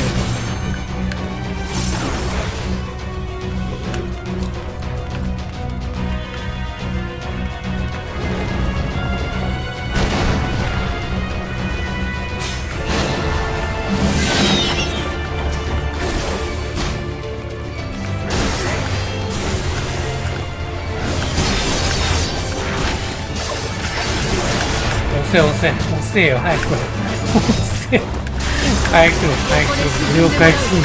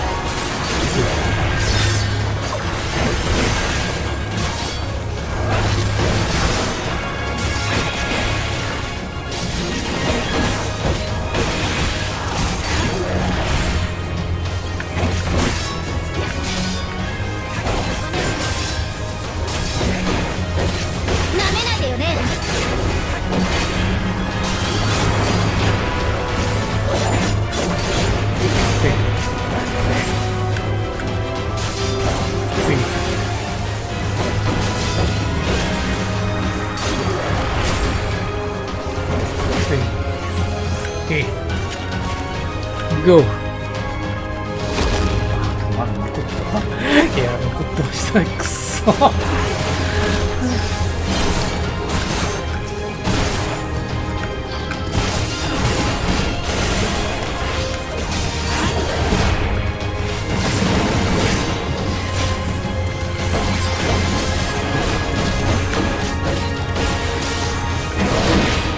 そうかよ。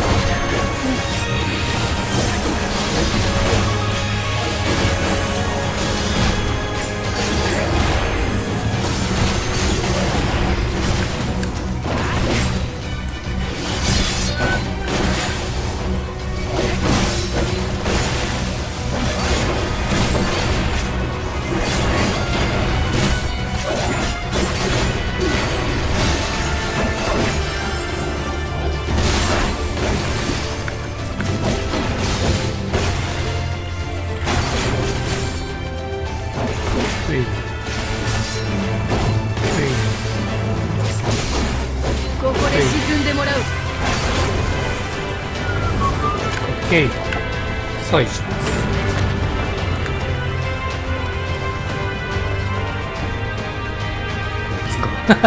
あ、側近ですね。バウスに枕になってます。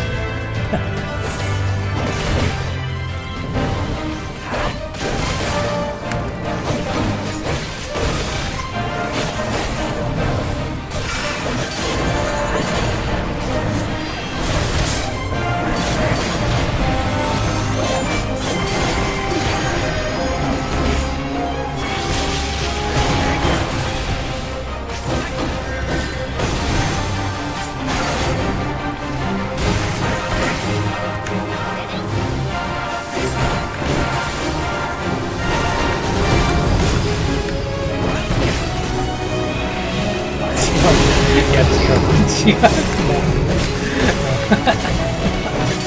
あれマリカの違ういやそこにアリゼいるのマジやめてほしいっすねそこにいんだアリゼ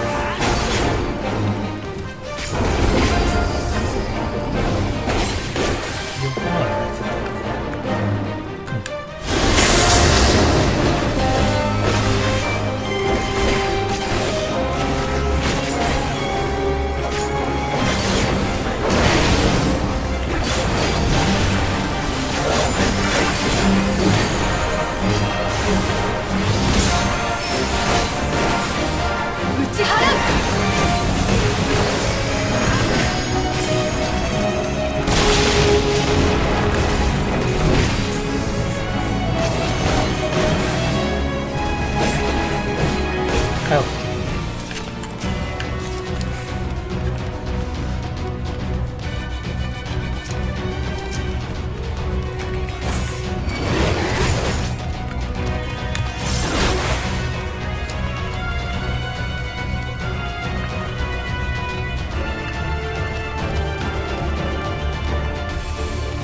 虫のようにわらわらと蹴散らしてくれる。こいつも混じってる。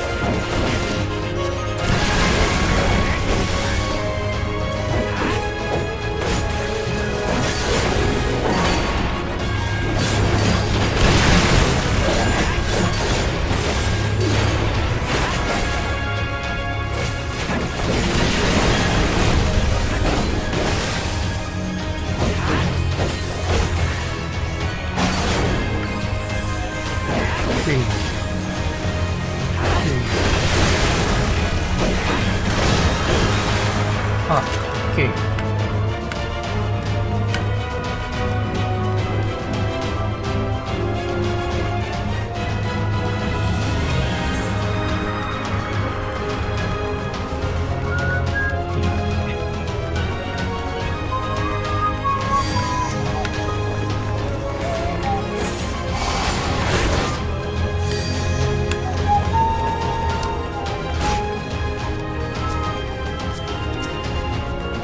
来るな、汚らわしい反逆者どもめ。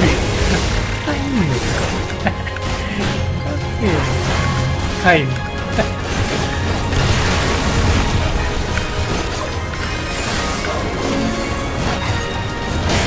やー、ちょっといいじゃねえけど、なんでいねえんだよ。バカ野郎。危ねえな。なんでいねえんだよ。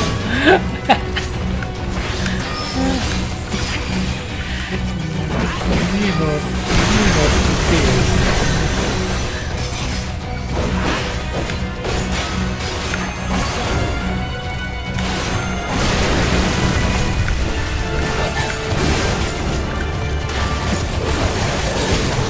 頑張って。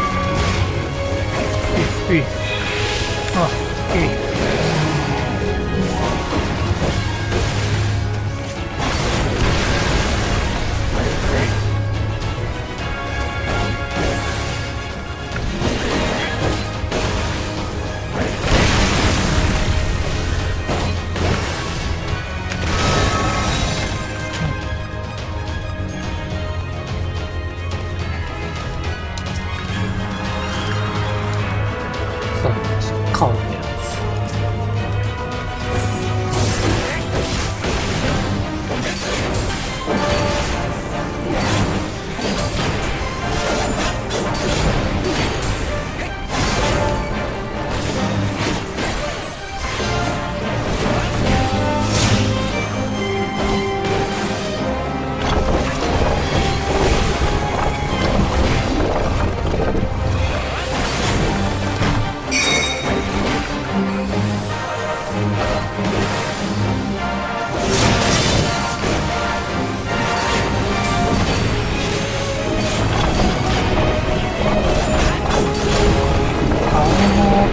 ね、マスがね。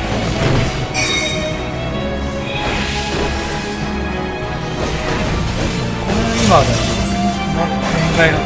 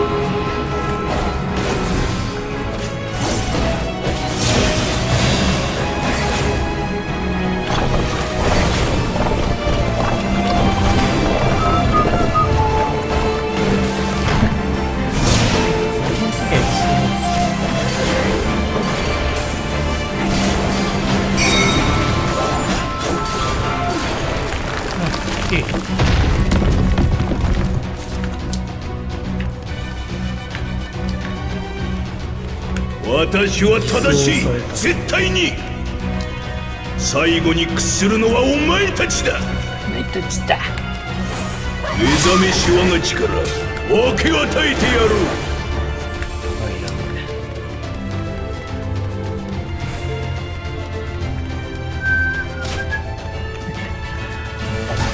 ついてこい。さあ、ついてこい。うっせえよ、お前ら。死ぬぞ、こんないたら。こんないたら死ぬぞ。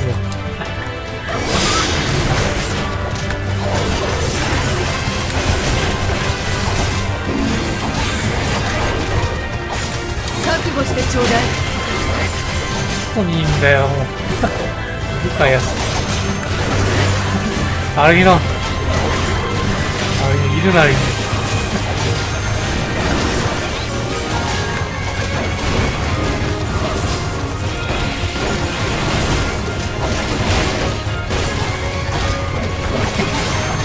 チームなら任せてくれ。させよ。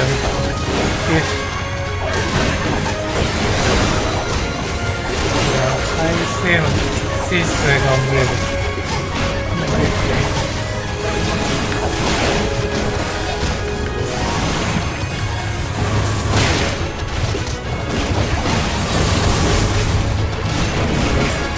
やべ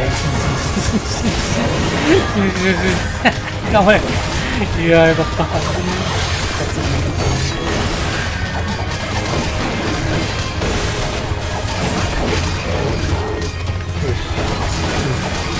最後。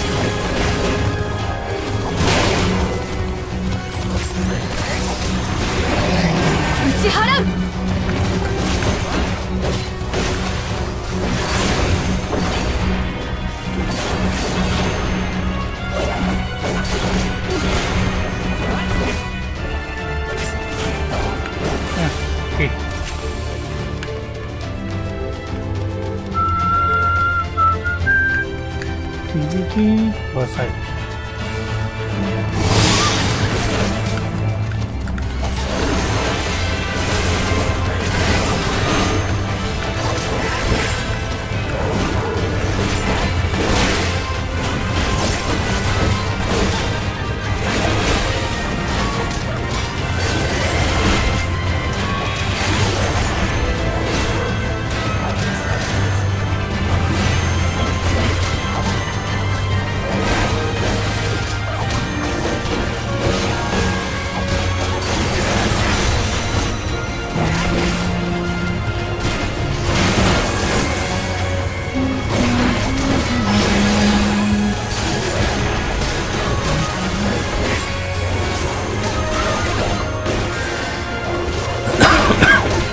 やっつけるわよ。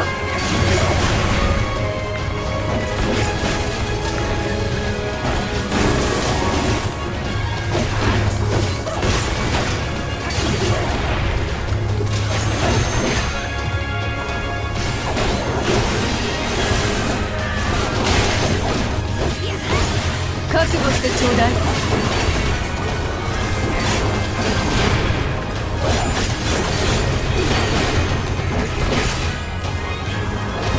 ふい雑魚では限界だな。ならばお前もいいんだ。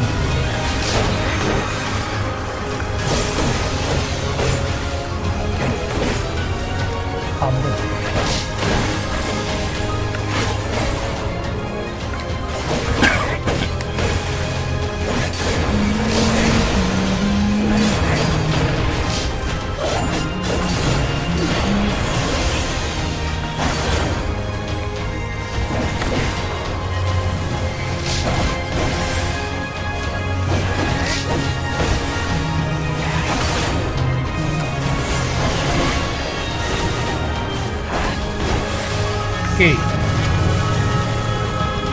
ゴース道を作ってる。あれね、バースに側近にいたやつですね。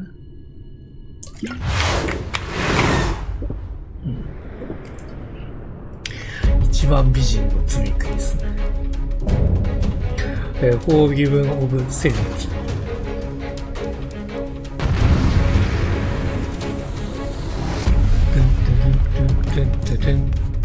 さあ頑張りましょう。はい。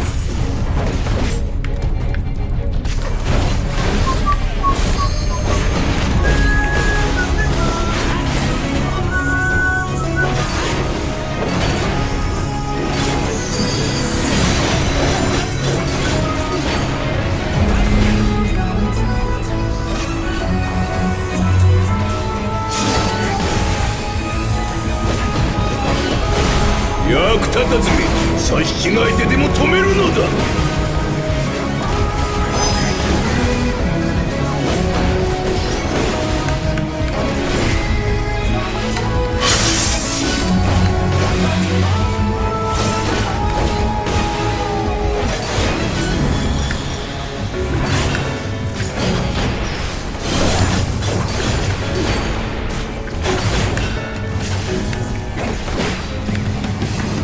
みたいなところから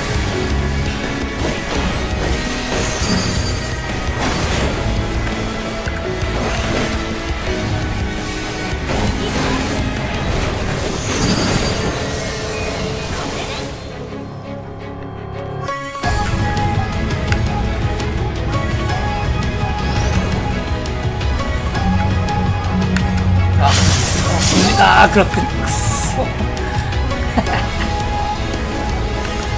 一回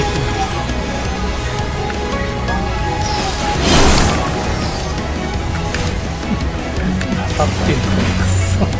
俺の中で。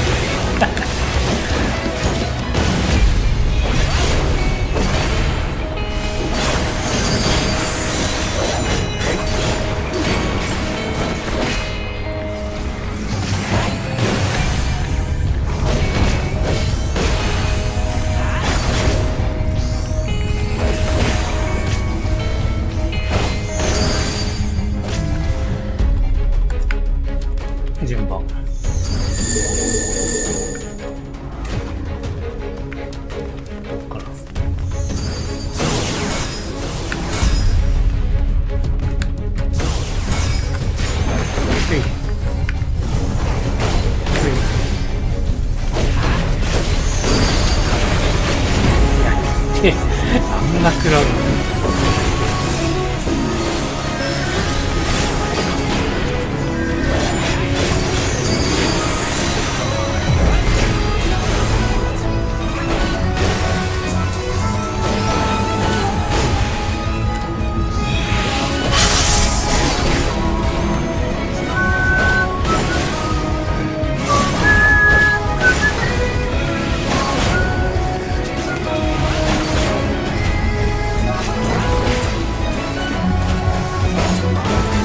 さあ、エビは誰ですか？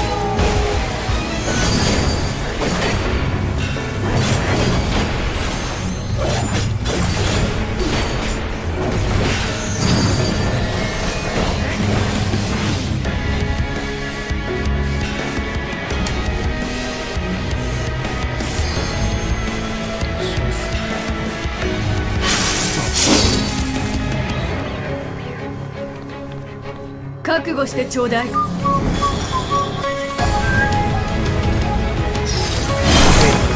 力よ走れ。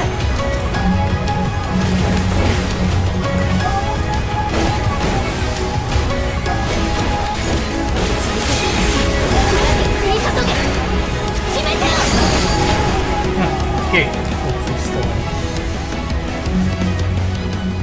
ー。いや、さあ、あとはバウス。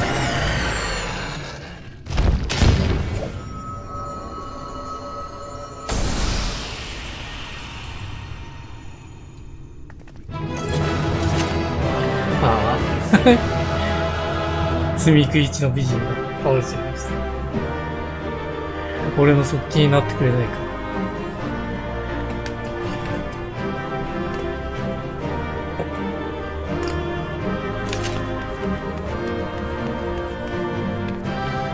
ほんまに殴り込みね。バウス。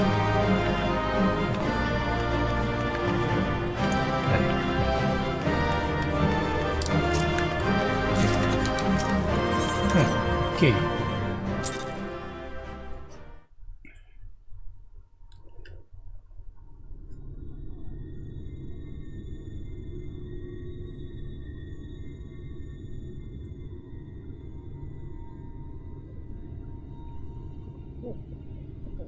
みんなのおかげでやっとここまでたどり着けた。バウスリーはおそらくこの先だ。愚か。救いようのない反逆者ども。お前たちは自滅を望んでいるようなものだとなぜわからない。その万行の果てに得られる生きるための永遠終わりなき戦いのみ。対し私に全てを委ねれば争いの種は取り除かれるのだ。これをバウスに崇高してるんですかね、こいつら。善も悪もない生きる意味の理由を探す必要もない不滅の楽園で幸せに暮らせるというのに。確かにそれも一つの平和の形かもしれない。そう認めたからこそ私は君に死を願わなかった。過ちを正し手段さえ改めれば人の幸せを望む者同士共に生きていけるのではないかと思ったのだ。だが今となっては君の言動は致命的に矛盾している。全て人々のためだというなら君は盾にしたユールモアの民を置いて逃げるべきじゃなかった。君一人が生き延びれば再建できる楽園だというならそれは民のためのものではない。君が楽しいだけの箱庭だ。ドン・バウスリー、私たちはこの世界の住民はあなた一人の思い通りになったりしません。私には未来を託してくれた優しい人がいた。彼女と約束したことを叶えたいからあなたの元で眠っているわけにはいかないんです。他の人にだって大事な思い出や譲れない意見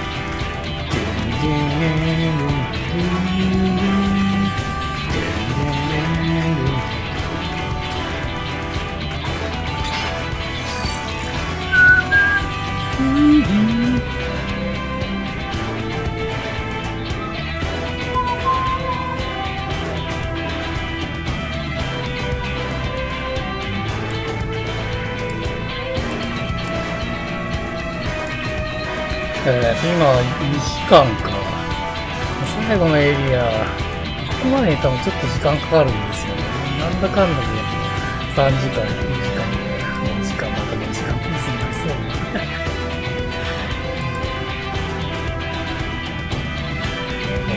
エンドロールを考えると、よくよくね、終わりの近いぐらいまで行っといた方がいいんですよ。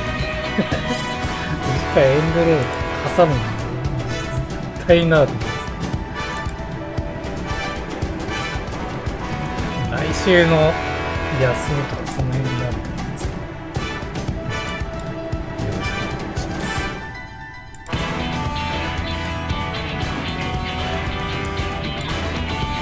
でもこれ系はもう当面配信することない。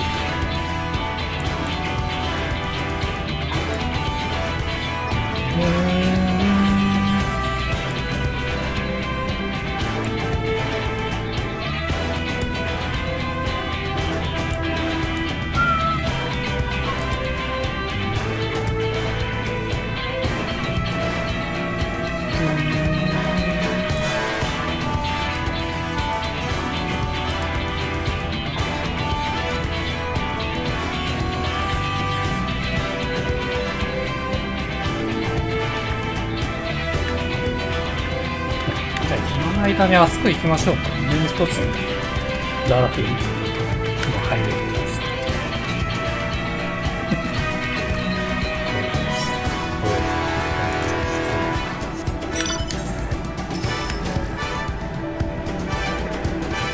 だからそのミニアの状態が反映されてると思うけど、でもどうだろうな。そっか、ミニシナリオの方に強くてニューゲームにしてるから反映されてねえか。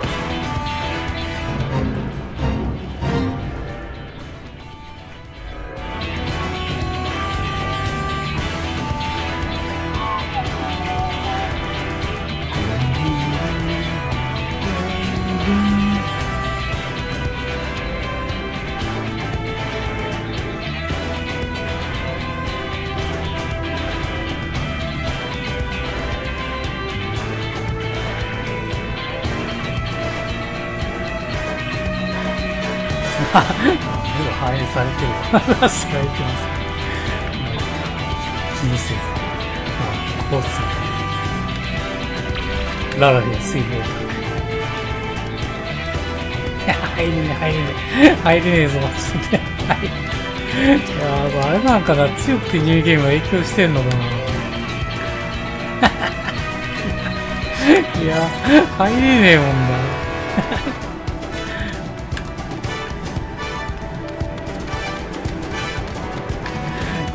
なかった気がするんですけど、あそこだけだと思うんだよ。ないっすよね。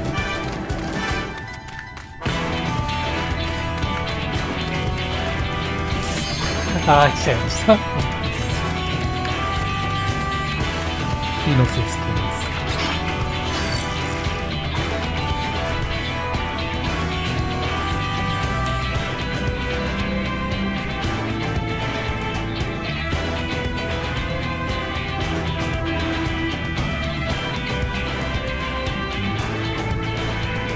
全く覚えてないんで、とりあえず感覚でやりますね。感覚でやります。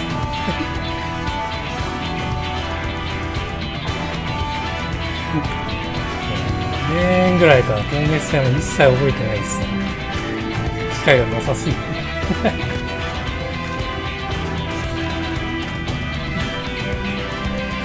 昔は大勢いる FC に入ってるのとかね、手伝いてとか言ってた。なんですけど、本当にそういう機会はないですよね。教育さんと2人でやってますけどね。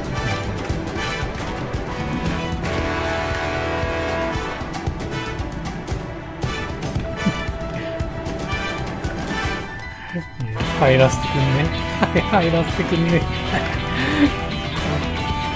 エリア移動ができませんでした。そうか、入るのいいですかね。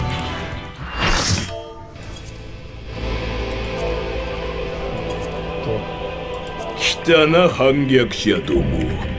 ひざまずき神戸を垂れよ。私は全ての王にして新しき神水を。神水。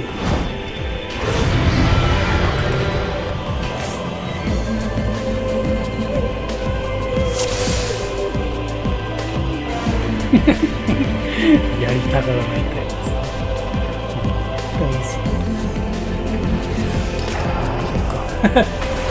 大好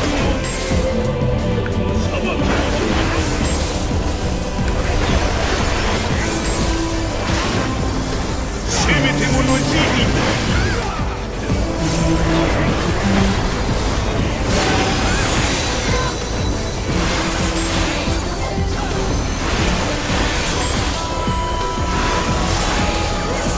来る義北翻訳者の罪を食らいつけ。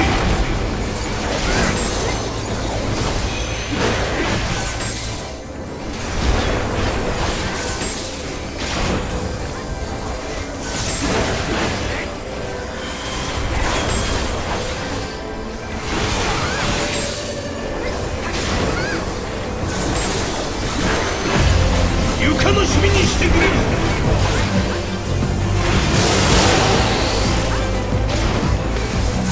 容易には伝わらないか。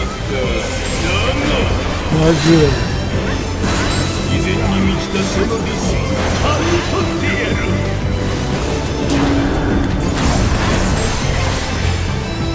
苦しかろう辛かろう、それが罰である。罰である。お前たちに祝福をさせて。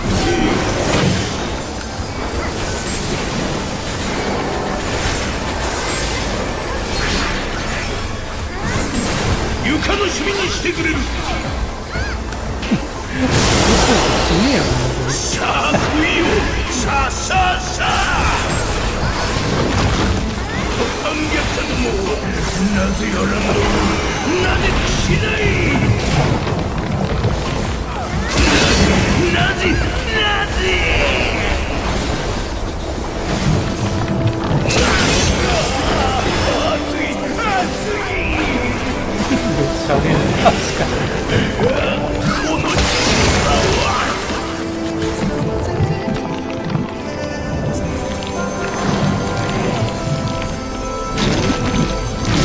さあ来ますね。変身しますね。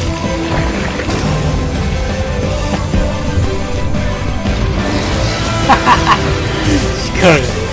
あ、神。そうか、これは神として再建するための手段か。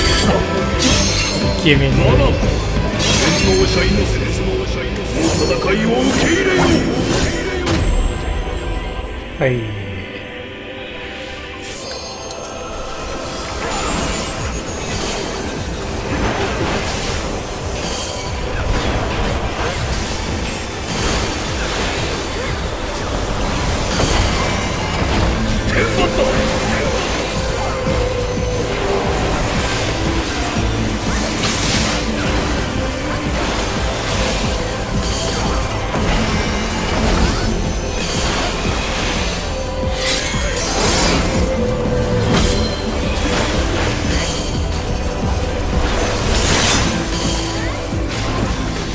そっちかよ。いや、痛いね、あれ。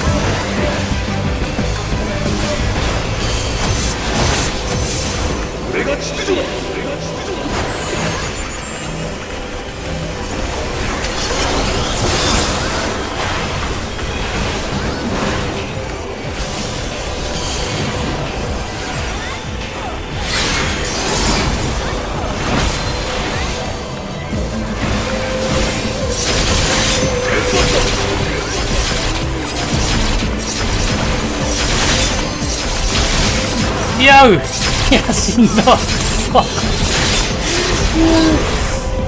あ、もう、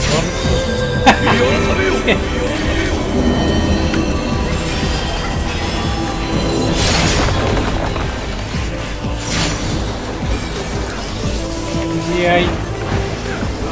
おつりした。おつりした。まさか洗脳たる私あれ、すげえ食らったぞ。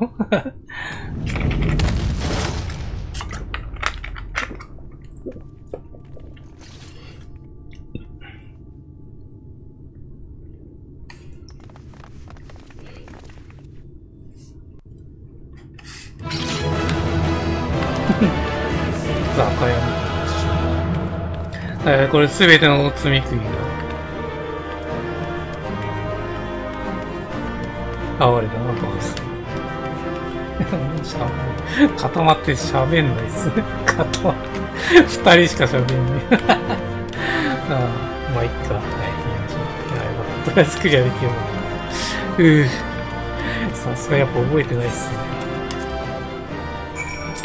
うん、オッケー。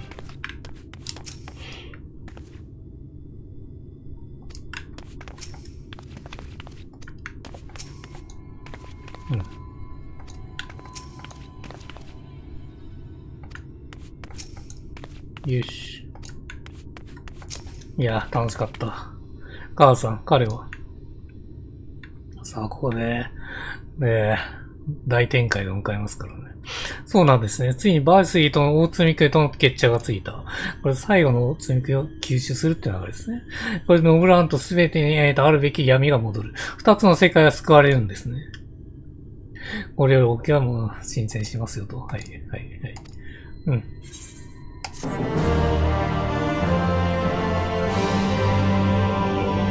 まますぐ行く感じか。どうしようもできないですね。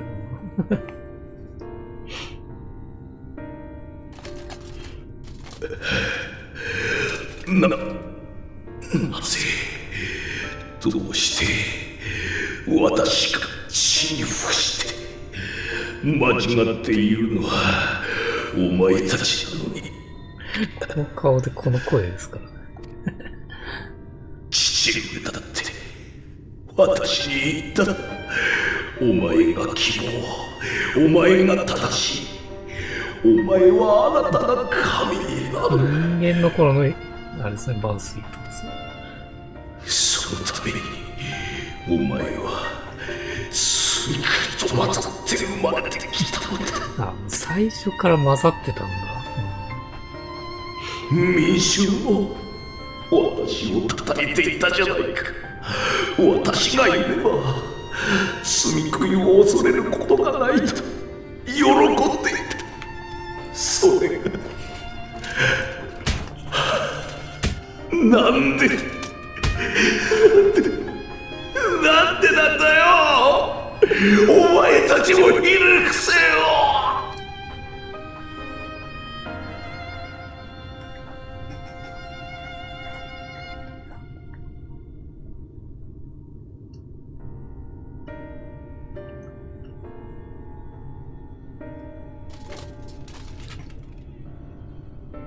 早く助けろ。私は神だぞ。これバース精神だと。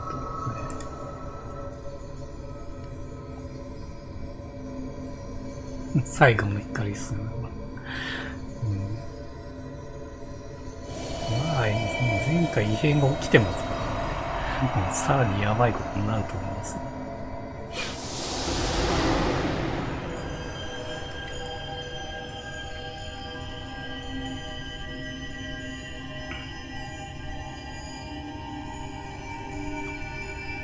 かなり最後もでかいんじゃないですかね。バウスリーなんで。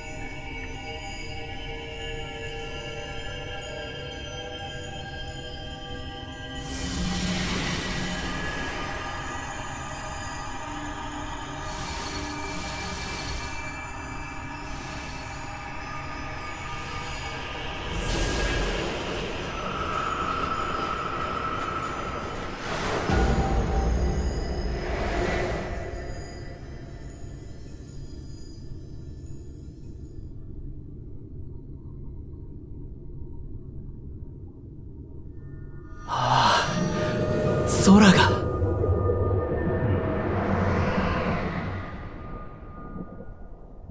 夜やってくるが、こっち進むんだよ。いや、来た。あ、こういう力。これはあれかな？バウスリーのってことですかね。うん、そうだね。うん。バウスリーの親ってことですか、これは。おのれ、頭の悪い愚民どもめ。私の的確な指示でこの町は守られたではないか。それがなんだ、犠牲者の数が多すぎるだと？ふざけるな。さては、元首の座を狙う連中がよからぬ先導をしているんじゃないか。性格そっくりじゃん、バウスリー。そうだ、そうに違いない。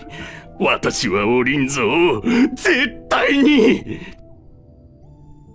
骨が折れますな。ユルモアの偉大なる元首殿。エメトセル。あなたは大変よくやっているのに、周りがバカばかりで困る。だからエメトセルカそそのかしたんですね。なるほどね。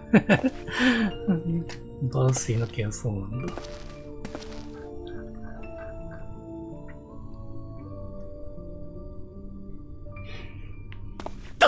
誰だお前は。ここへの立ち入りは禁止されているはずだぞ。これは失敬。しかし内密な提案がございまして。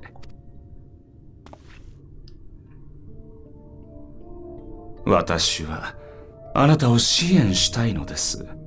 そのためにお命じいただければ近隣にいる大積食いを捕らえてまいりましょう。そいつとあなたの奥方様が宿している胎児を使って絶対の王を作るのです。さすれば王の父としてあなたの立場も盤石となりましょう。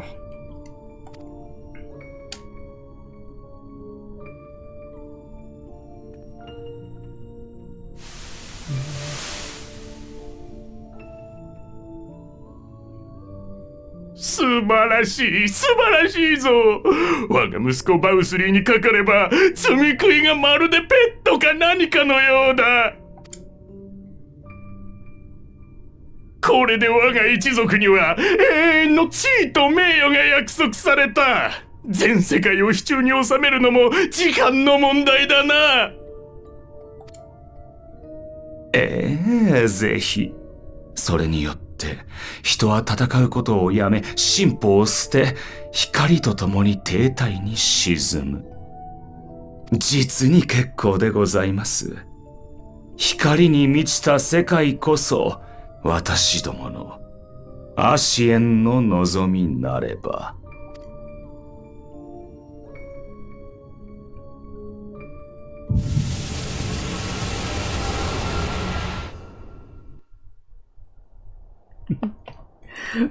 うまくいい人演じてますね。おっと、いや、来たわ。来ました。ちょっと大丈夫なの？ね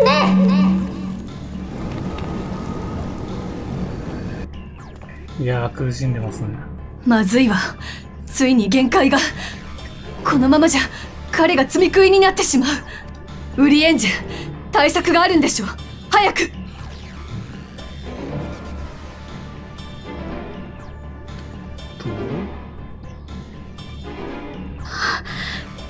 空にも光が。ああ、元通りになっちゃうんですね。いやー、元に戻っちゃったね。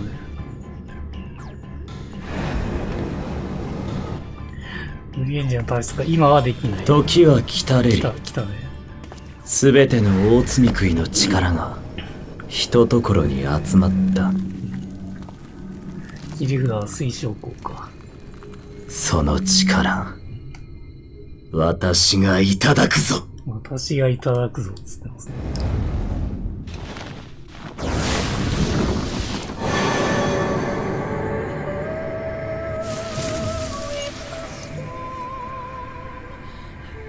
水晶湖、あなた何をするつもり？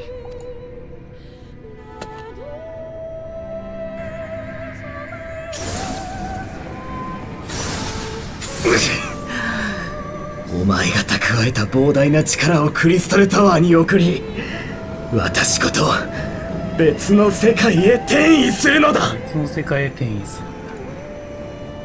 他にも世界があると知った時から、私はずっとこの瞬間を夢見てきた。死ぬつもりだったんですね。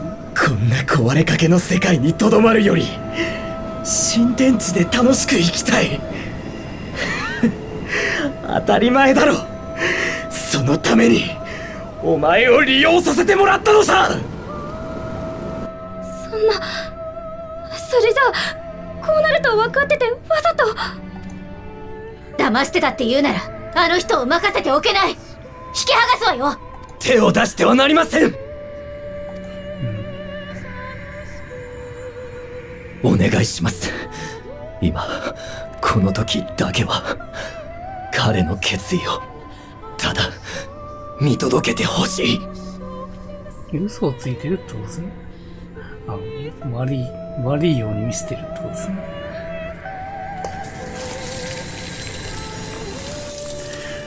じゃあ、コルシアとの会話生まれないっすもんね。ウリエンジ、あなたこれを全て知っていたのね。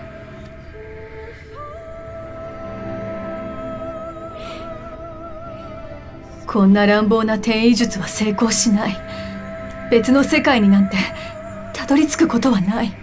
水晶校はそれを分かっていながら、あの人には悟られまいと嘘をついているんだわ。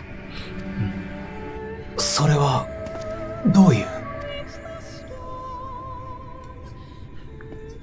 彼から溢れた光の力を引き取って、世界と世界の間、次元の狭間で砕け散る。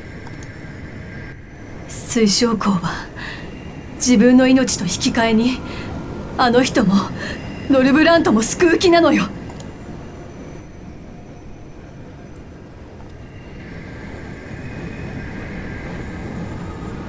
冒険の終わりに英雄が集めてきたものを小悪党が少しばかりちょろまかす、それだけのこと。ありきたりなオチの一つさ。あんたの物語はまだまだ続き、いずれこれも取るに足らない笑い話になるだろう。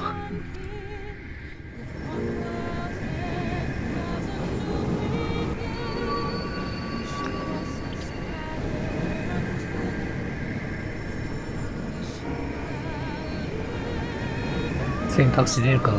名も知れぬ水晶校はどこかの世界で明日も楽しく暮らしている。だから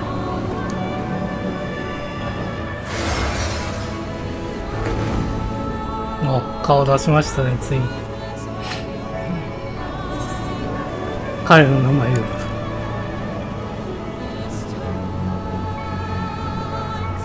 グラーティア。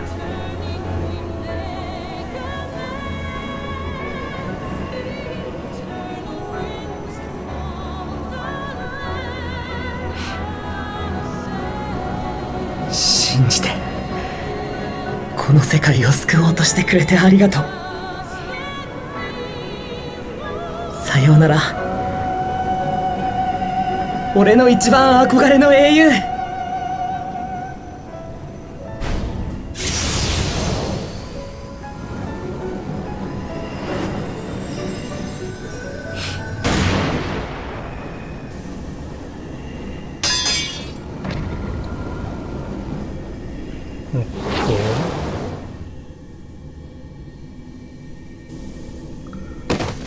撃たれてる。いやー、エメとセリカ邪魔してるよ。このタイミングで。いやー。最悪っすね。クリスタルタワーを制御できるのは赤い目を持つアラグの血族だけ。そしてそれは第一世界には存在し得ないものだ。その男が世界とおそらく時まで渡って何を大それたことを企んでいるのかと思ったが、いやー、さすがに感づいたから。たかだか一人の英雄様を救おうとしていたとは、全くバカすぎて恐れ入る。だが成就するのはお前の計画じゃない。私たちの計画だ。エメトセルク、お前。おっと、動くなよ。水晶光はまだ息があるはずだが、それもお前たち次第だぞ。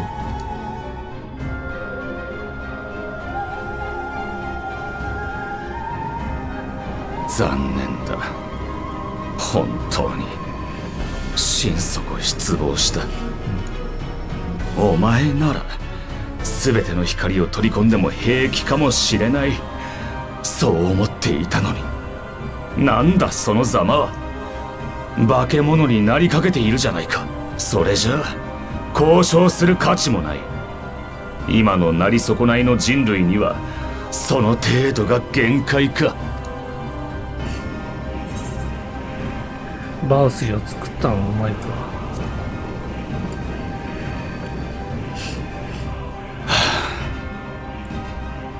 私はアシエンだぞ。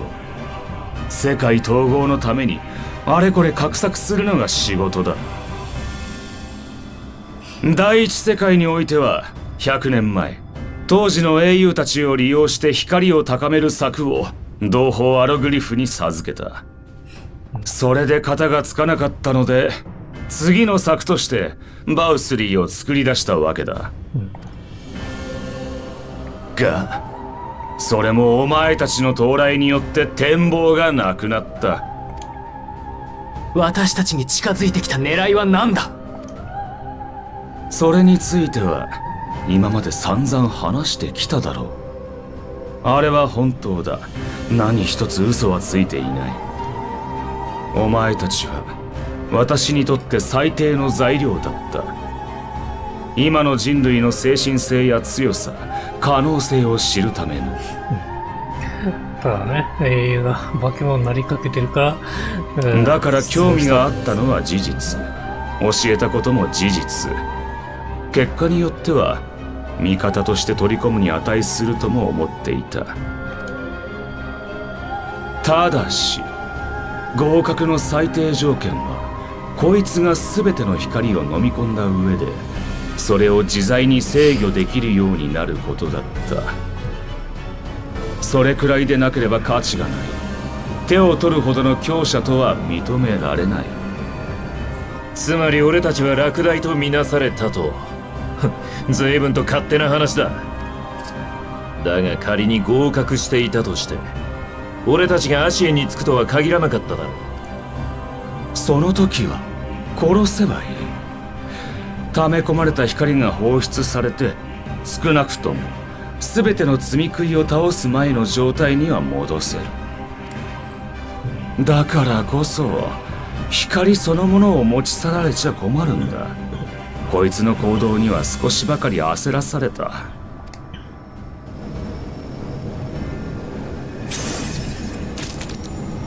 ああ、入ってますね。まだ知性と姿は保ってるようだが、中身はもうほとんど積み食いみたいなものだな。お前の意志はどうあれ、これからはいるだけで世界を光に包み込む、寄り添ってきた相手を積み食いに変えるかもしれないし、正常なエーテルを食らいたくて向こうの人々を襲うようになるかもしれない。そんなお前に人類は立ち向かいもするだろう。だがその強さを目にしてすぐに絶望する。勝てるわけがない。私たちはもうおしまいだ。人はもう何をしても無駄なのだ。皮肉だな。バウスリーが幸福によって成し遂げようとしていた停滞をお前が絶望によって成し遂げるんだ。さて、お前がとっとと世界を蹂躙してくれることを願いながら、私はそろそろおいとまするとしよう。いや、これどうやって対応するんでしょうね。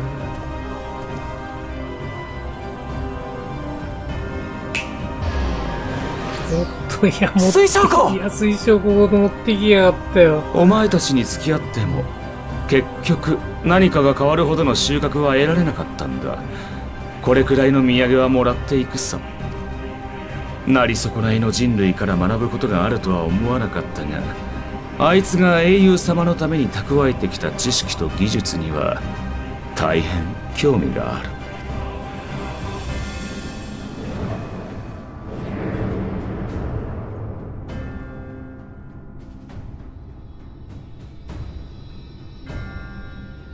本当に哀れだな。お前が仲間と思っている連中もそうなってはもはや殺し合うしかない敵だ。生地知性が残って耐え難くなったら私のもとに来るがいい。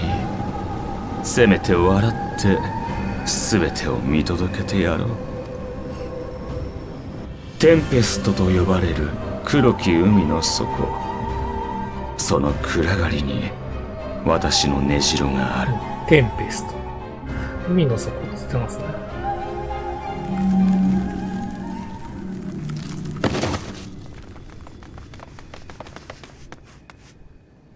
では、化け物。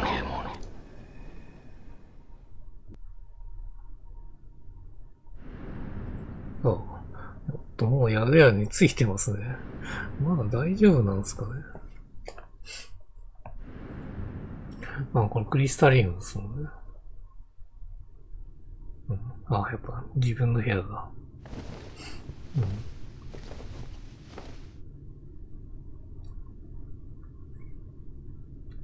大丈夫だけど、空はもう光のままってことですよね。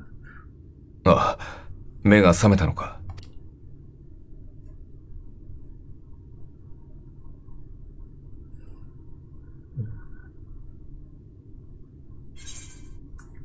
あれからどうなった？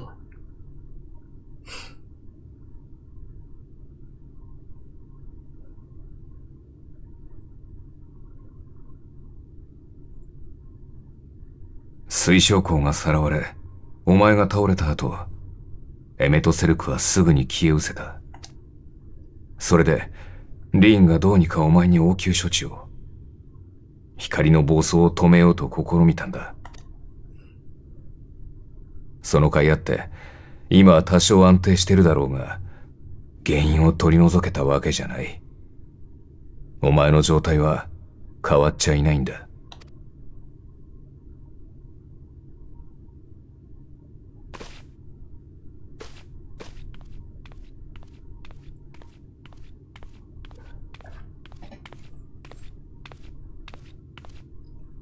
これが現実だ。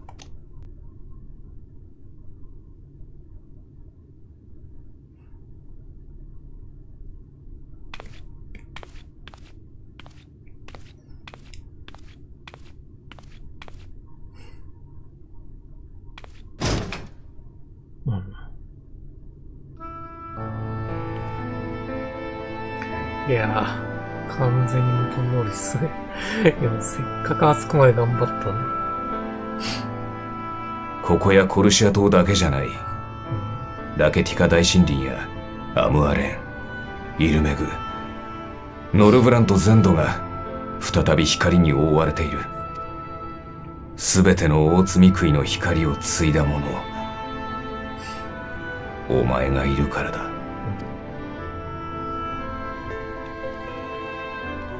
もっとも原因がお前にあると知っているのはあの場にいた仲間たちだけだ。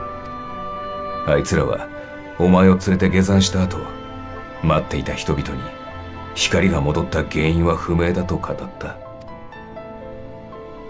今はノルブラント中を飛び回って混乱をなだめながらお前を救う方法を探しているらしい。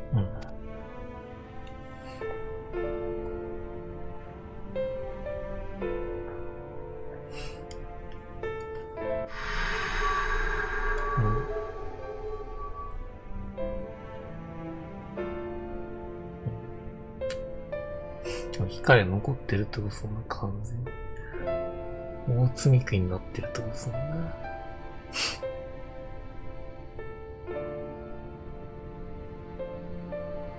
動けるなら少し街を回ってきたらどうだ。ここであれこれ考えてるよりは落ち着くかもしれない。きついっすね。自我はあるのに。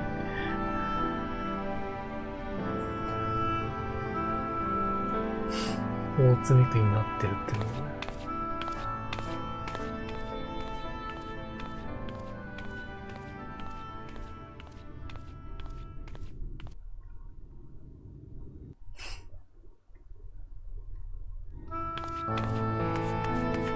これ受注ですか。舞台上で最も哀れな役者。うわ、もうタイトルがもうきついっすね。ヤンさん、よかった、目を覚まされたんですね。グルー火山での作戦に撤収なさったんでしょう。運び込まれた時に一切の生気を失っておられて、本当に心配いたしました。加えて空間のような状態です。何が起きているのかとみんな不安に思っておりました。あなたがお目覚めになったことは久々の朗報ですよ。もしお加減が悪くないのでしたら、案じていた住民たちに顔を見せてやっていただけませんか。あなたは運ぶのを手伝ったブラギなど、幾度も、ここを訪ねてきては、容体を知っただっておりましたから。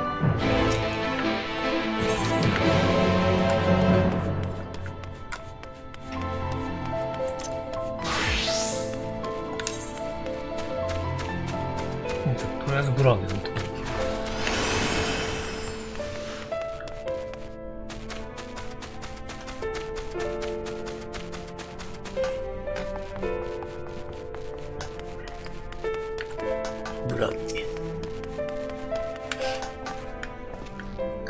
お前目を覚ましたのか。そうか、本当によかった。お前は搬送してきた仲間たちがボロボロだったから、見てられなくて運ぶ手伝いを申し入れたんだ。だがお前の体はあまりに冷たくぐったりしていて、そのまま最悪の結末になんじゃないかと不安だった。聞けば水晶宫も戦いの折に怪しい男にさらわれたとか、一体どうしてこんなことに。いや、嘆いていても解決しない。こういう時こそ立ち上がるのはクリスタルメイの涙。幸いユールマーとの流通が復活している。いつでもこの事態を引き起こしている元凶と戦えるよう、街の準備を整えておこう。そういえば、スパジャイクス医療官の、シッシャミールもお前のことをひどく案じていたぞ。医療官。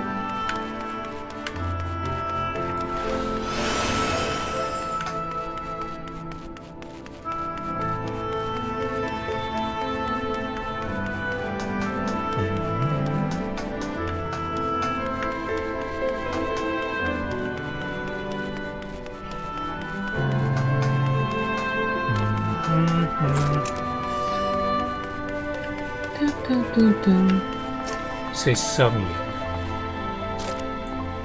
ああ、もう歩けるようになったんで。あなたは、面会者ですで、医療官のものでもあってはいけないと、固く言いつけられていたの。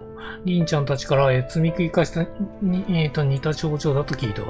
なぜしたら確かに私たちの手の施しようがないけれど、みんな何か有効な手当てがないか探すと言って、各地を飛び回り続けてるみたい。見かけるたびに、衝突していて、とても心配よ。あなたが目覚めたって連絡はしておくからあったら一緒にきちんと、休んでちゃうね。あつらつですかね。ああ、そうだ。博物、陳列官のモーレンもずっと根を詰めているの。よければ会いに行ってあげて。はい、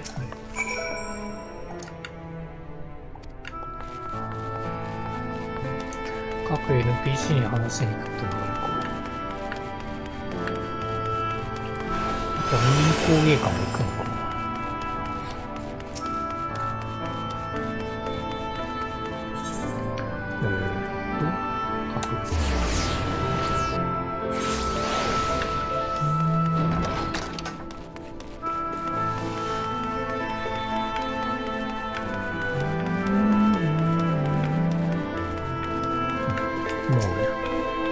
ダメだ。これも内容はさっきの人と同じ。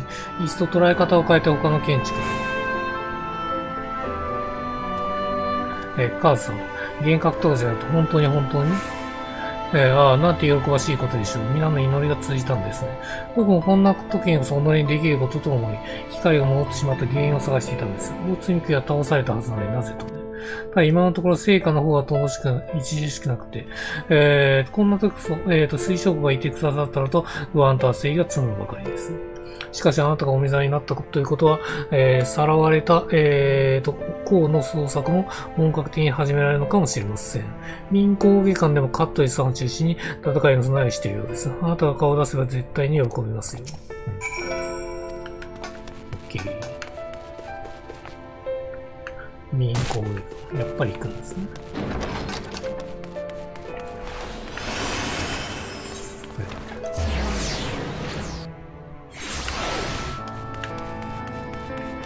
カットリス。ねえ、カーズ、あんた目を覚ましたのかい？ああ、よかった、本当に。あんたと面識のあるかの連中も大層心配して、何かできることはないかと言ってたんだよ。何せまだしばらく無茶をしないように。と、そんな時に悪いんだけど、あんたが戦う時に使っている装備を見せてもらえないか。私たちなりにさ、詳しいのさ。上等な武具があればあんたが倒れなかったかもしれない。こうだって雇われなかったのか、さらわれなかったのかもしれないってね。だから今仕事の見直しや、新規レッスンを考案してるんだ。参考にさせてほしいからぜひ見せておくれ。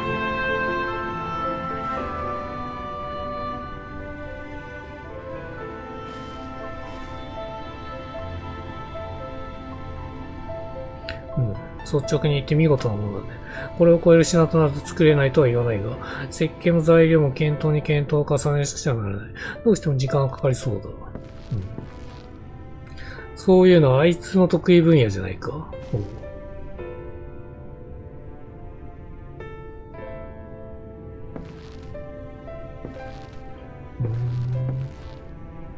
おや、グリナード。さまや階段亭の天使自らお使いかい？まあな、さすがにこんな状況じゃ、受けてる店員たちの資料を叩くわけにもいかないんだよ。それよりもさっきの話だ。ほら、こういうこそあいつのひらめきと技を存分に活かせそうじゃないか。あいつってグレノルトのことかい？確かに職人としての腕なら、並び立つ者がいない方だけど。そいつは無礼な、相談ってものだよ。数年前にフラッといなくなったきり、おさうともないんだから。元からものづくりに、執念だけで生きているような男だったし、どっかで制作に打ち込んでいるようだろうけど、残念だけど、連絡の取り方すらわからないよ。そうか、今こそ腕の見せ所なんだな。まあ、ヘンテコ、敏腕職人がお前に必要な人物なら、そのうちに出会うことがあるさ。俺は今までそういう不思議な巡り合わせの話を逆から何十と聞いてきたんだ。嘘か誠はとにかくな。まあそうだね。高齢館でも何か考えてみるか、もしも出会えたなら、あいつに仕事を依頼するのが一番早そうだ。とはいえ、それも全部あんたが感知してからだよ。長い間捕まえちゃって悪かったね。おう、そうだと、もともとはお前がいるのが見えたから、一声かけようと思ってきたんだ。病み上がりにきつい先は進められないが、お前に会いにたがってる奴もいるんだ。またうちの店にも寄ってくれよな。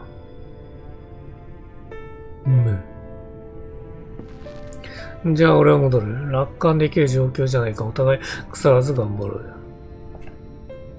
そうだね。抗う心を忘れたらこうだって探しても出てこなくなりそうだ。あの人の町としてまだまだ諦めるわけにはいかないよ。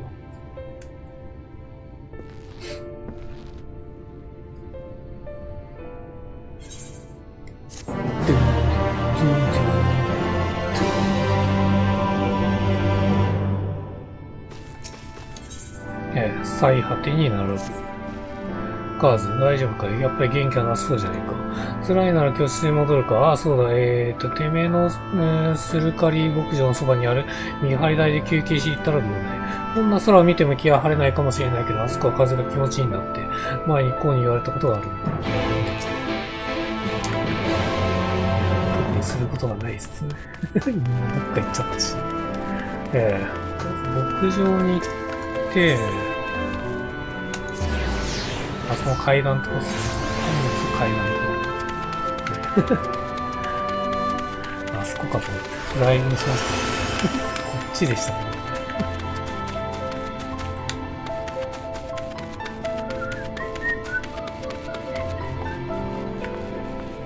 トゥントゥントゥントゥントゥントゥントゥン。これさあ、誰か来るかな。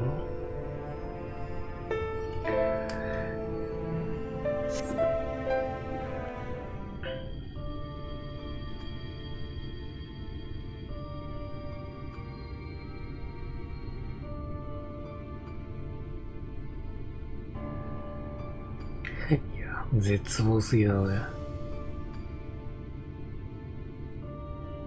この町の連中は強いな。みんなまだ戦う意志が折れてない。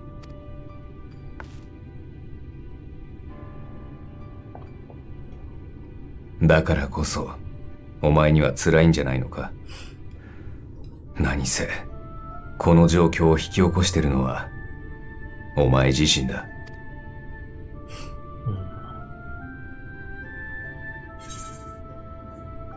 何もかも迷惑な話だ。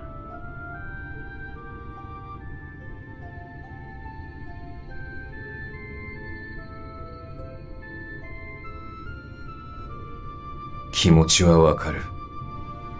だがそれでもお前は誰かを責めず、こうして一人で立っている。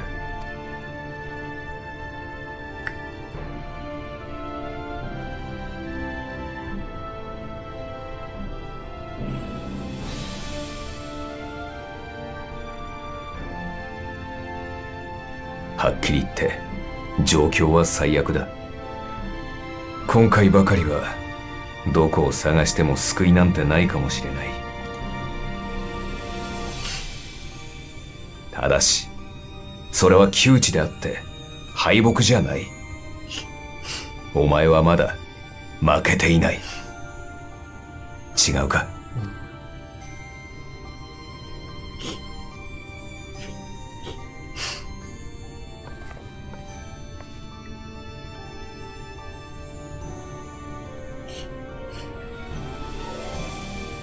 前にもこんな不思議と泣いた気持ちで空を眺めてたことがある。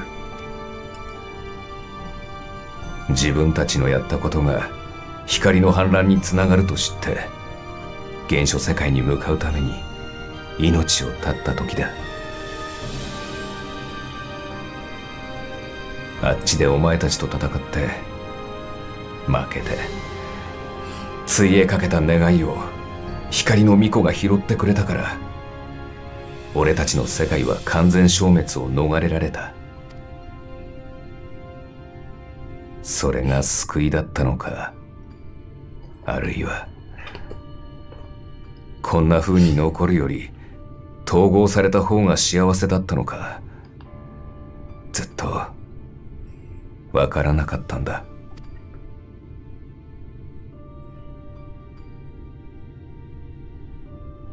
だが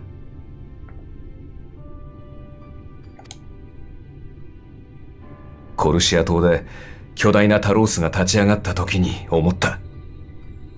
ああ、よかったんだってな。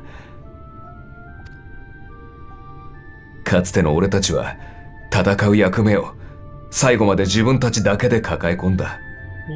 それがみんなのためだと思ってた。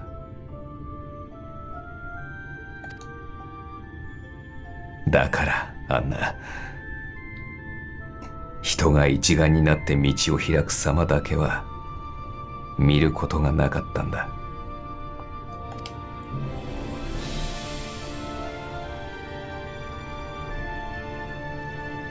眩しかった。ただ胸が詰まって言葉なんて出やしないんだ。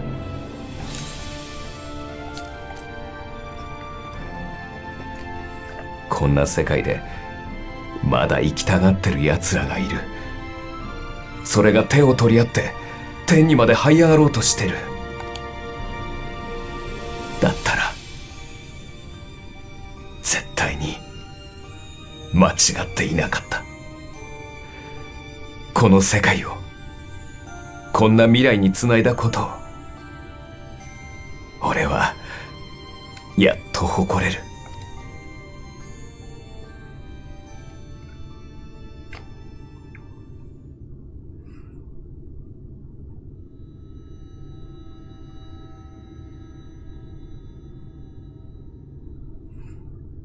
拳だ、拳。いいからぶつけてみろ。お、来たね、このシーン。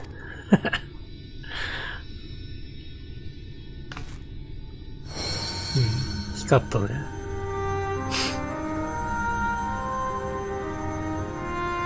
やっぱり前に部屋で起きたことは偶然じゃなかったんだ。俺はもう世界を救うことはできないが、何の因果かお前にだけは干渉できるらしい。やっぱアルバートがもう一人の英雄としてのキーマンになる可能性があるってことですね。こうして喋ることもできてたんだ。予感はあった。だが俺は光の反乱を起こした男だ。どんな理由があったとしてもそれを否定することはできない。だから何かをすればまた間違うんじゃないかと、自分の選択が信じられなくて踏み出すことから逃げていた。それでも俺たちの選択が間違いだけではなかったのだとお前たちが証明してくれたから、今なら誓うことができる。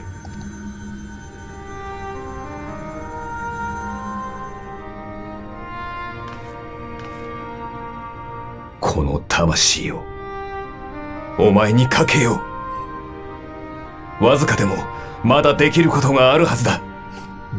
お前が世界の敵になりそうだったら止めてやるし、お前が進もうとするなら背中くらいは押してやる。だから思うように進めよう、英雄。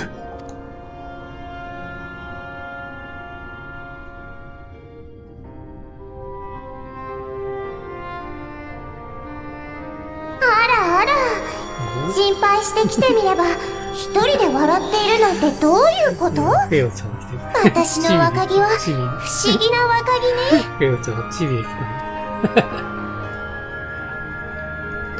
た。さすがあのサイズで食ったらもう大騒ぎですから。ひどいありさまだわ。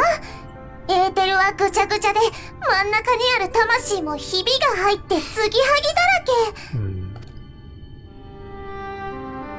ねえ、かわいそうなあなた、これからどうするつもりなの？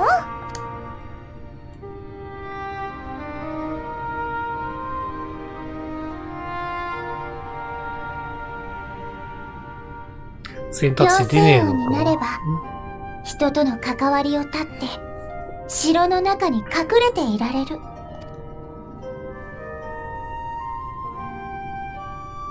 何も解決はしないけれど別にいいじゃない。誰かがあなたを倒そうとしに来ても妖精のみんなで守ってあげるわ。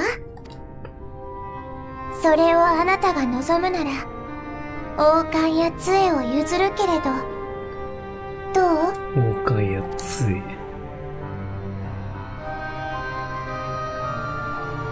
なんて知ってるわ。私の若木ったらとても釣れない人なのよ。私の提案なんてこれっぽっちも聞く気がないのだわ。わかってるじゃん。それにそんな結末には私の愛した美しさもない。ね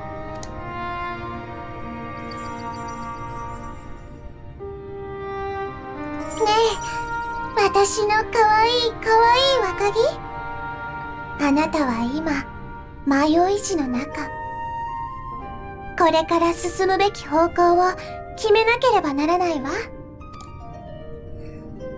そんな時人は先を見通そうとする。だから私たちは意地悪な霧や幻惑でもっと迷わせるの。それを破る方法はね、一度立ち止まること。そしてどこへ行くべきかではなく、自分が今どこにいるのかを正しく知ることよ。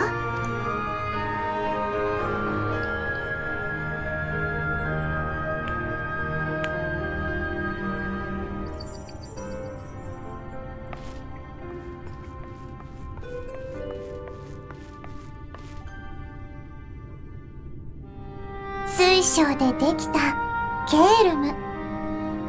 影に隠した赤い目はいつも優しくあなたを見ていた。その意味を知れば、あなたの知らないあなたのことも、今あなたが立つ場所も見えてくるかもしれないわ。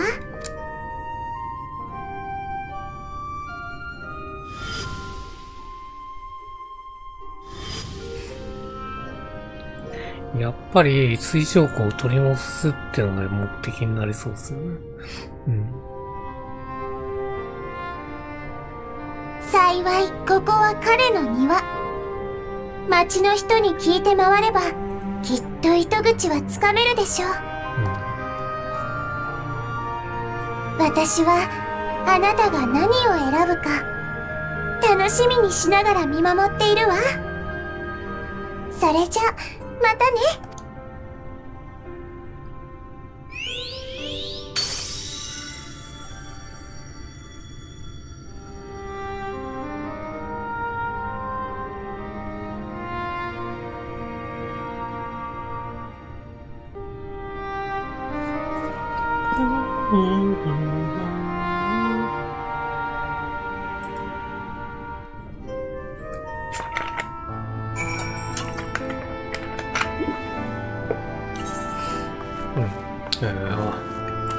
情報を集めるのをやってますね。とりあえず下に降りるか。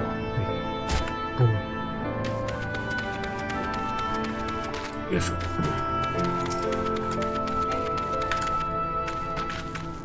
おや、目覚めたばかりなのに、もう出歩いて平気なのかい、ゴゴンがいい。水晶湖について聞きたい。構わないが目新しい話ができるかどうかは怪しいな。皆が知る通りの賢者で謎めいた人物だからね。彼はこの町の発展に際して人々にあらゆる自由を許してくれた。彼の塔の中から物資を持ち出すことさえね。禁じたことといえば一つだけ、塔の中に彼以外の人が住むことさ。いつだったかな、その理由を通った仲間がいてね。すると水晶湖は小さく笑ってこう答えたさ。あの魔法の塔は現れた時と同じようにいつか唐突に消えてしまうかもしれないから。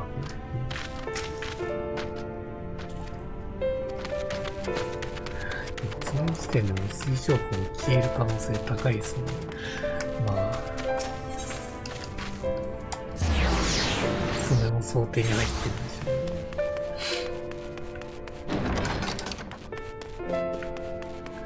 元の世界に戻るきっかけになるかもしれないですよね。暁のやつが。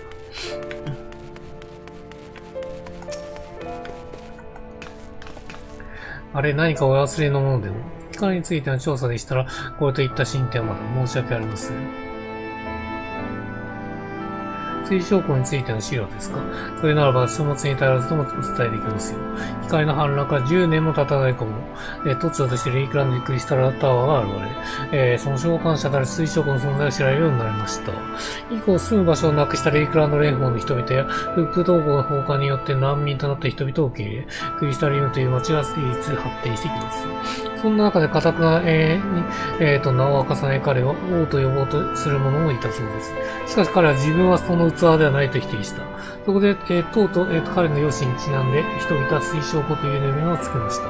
本名についてはおそらく誰も知らないものでしょう。なので、こういうつながりあったの、水晶湖っていうのは。ここに来てやっと、水晶湖のことを知るっていうのがですね。まあ、水晶湖ってグラーティアですよね。でも近いね。見た目でわかりますよね。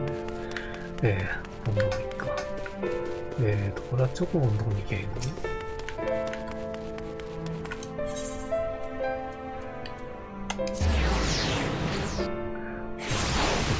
民工芸館ですよな。こんなの。お前元気になったのか。こっちはずっと心配してたんだぞ。何？水晶湖の話は期待だって。そうは言われてもあの人の素性についてはお互いのために問わないっていうのが、不分率だからだ。目新しいこと知ってるという、やっぱライナーじゃないか。あいつは生まれて間もなく両親を積み木にやられて何かと気にかけてくれたコートはまあ、容姿こそ違うが、祖父と孫娘みたいなもんなんだ。だから今回の件も人一倍答えてるはずなんだが、どうにか平静を保って、従者の門の警備に当たっている。よければ後で会いに行ってみるといい。従者の門。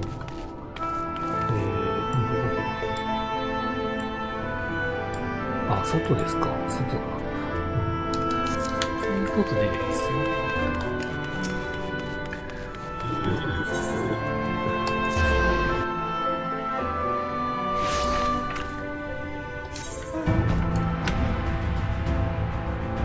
ライナさん、ここにいるのか。ここで出会ってるんですね。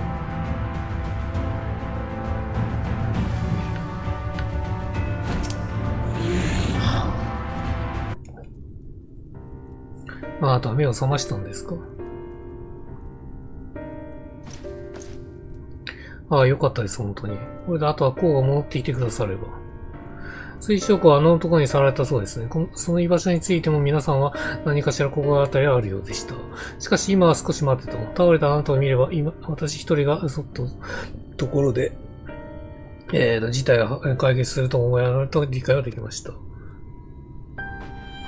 ですが私はどうしても。あなた方を追ってコルシア島に旅立つ直前、こうは私に一つの鍵を託して言ったんです。星見の間の奥にある塔の鎮蔵部、こう以外に立ち入ることができない、神魚の間の、鍵を。曰く、これより塔の中には何人たりとも入れるのと、積み食いが来てどうしようもない場合にだけ、神魚の間に行き、貿易を展開せよとのことでした。そんなこと言われるのは初めてで、でも決戦前では、さまあろうと思い私は鍵を受け取りました。しかしカーズ、今になって私は思うのです。あの時こうは何か、自分の身にただらぬことが起きると予感していて、私に鍵を託したのではないかと。教えてください。あの人は一体皆さん本当は何を？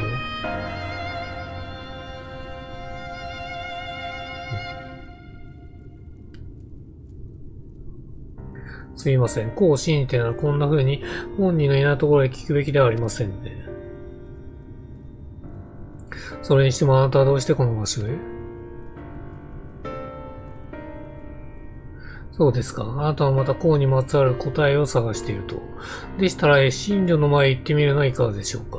こうならあなたなら、その場所へ得られる情報もあるかもしれません。なるほど。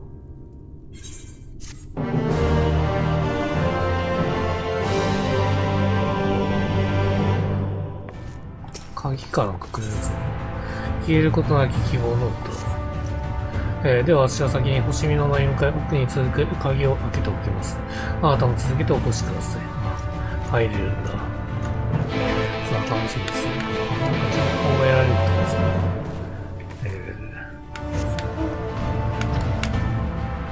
ごめんなさい。飛んじゃったら入れるんですけど。勝ちじゃが飛ぶか。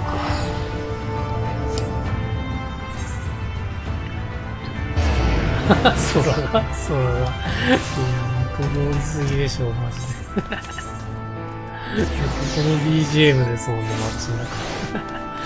説明だけど。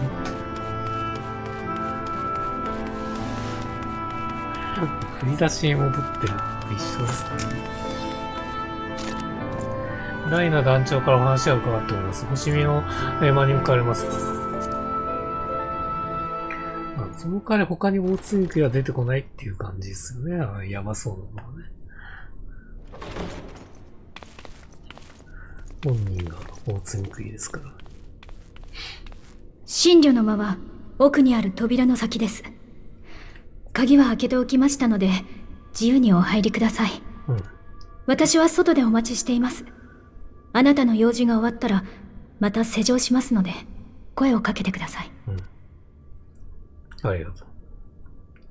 水晶湖の過去を知れるのかもしれないですね、このタイミングで。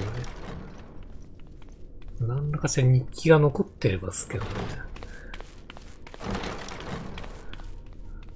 もうこんだけありますからね。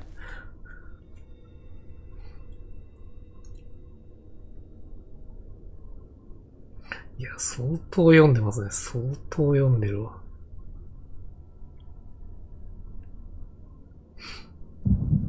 あ、来た、超える力。あ、じゃあこれで水晶湖の過去が見れるのか。ここの、あれですね。ここの場面ってことですね。あ、これウリエンジか。なるほどね。では、水晶湖。さっきの件ですよね。いえ、真なる名はグラハティアでしたね。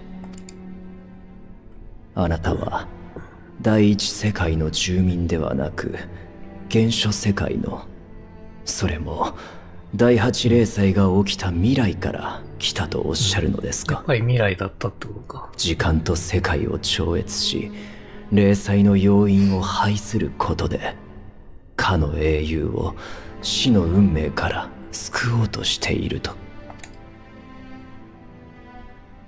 ああ、唐突な話で信じがたいだろうが、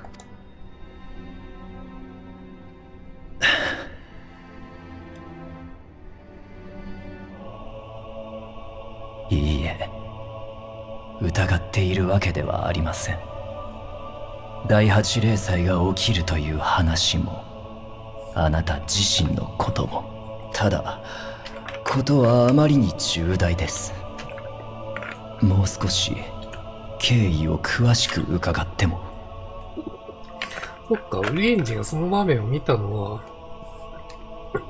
あれですよね。水晶湖の記憶が残ってたって感じですかね。第7霊災の話はまさにそうですよね。もちろんだ。始まりは、そうだな。第8霊災で多くの犠牲者が出る中、シド・ガーロンドとその仲間たちが生き延びたことだろう。彼らは終わりのない戦乱を鎮めようと、様々な手段を模索していった。そのうちの一つが、かの英雄との冒険から着想を得、彼らが生涯をかけて追求した理論。時間の流れを渡り、次元の狭間を越えて、世界を跳躍する方法だ。だが彼らがそれを確立したのは晩年。実践するかどうかは、次の世代の判断に任された。その頃になっても、戦火はまだ燃え広がり続けていた。人は奪い、殺し、あらゆる希望が焼き払われた。皆うなだれていっていた。この世界はもうダメだ。人は道を間違えたのだ。と。そんな中で、誰かが言った。私たちがもうダメだとしても、こうして生まれたことを無意味にしてなるものか。別の未来への可能性をこの手で開くのだ。天才たちの残した知恵で第8霊災の発生を阻止しよう。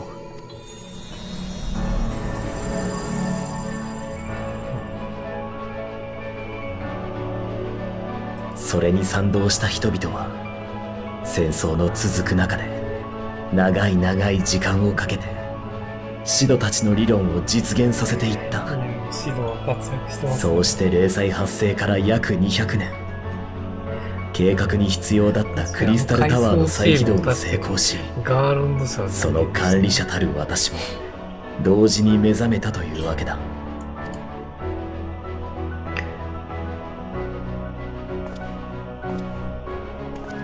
それまでの研究で霊災の大まかな仕組みや第8霊災の時に統合されたのが第一世界だったことは明らかになっていた。あとはシドたちの理論に基づいてこの塔を改造。転移に際して必要なエネルギーもこいつなら集積できる。そうしてあなたはクリスタルタワーごと統合される前の第一世界へとやってきた。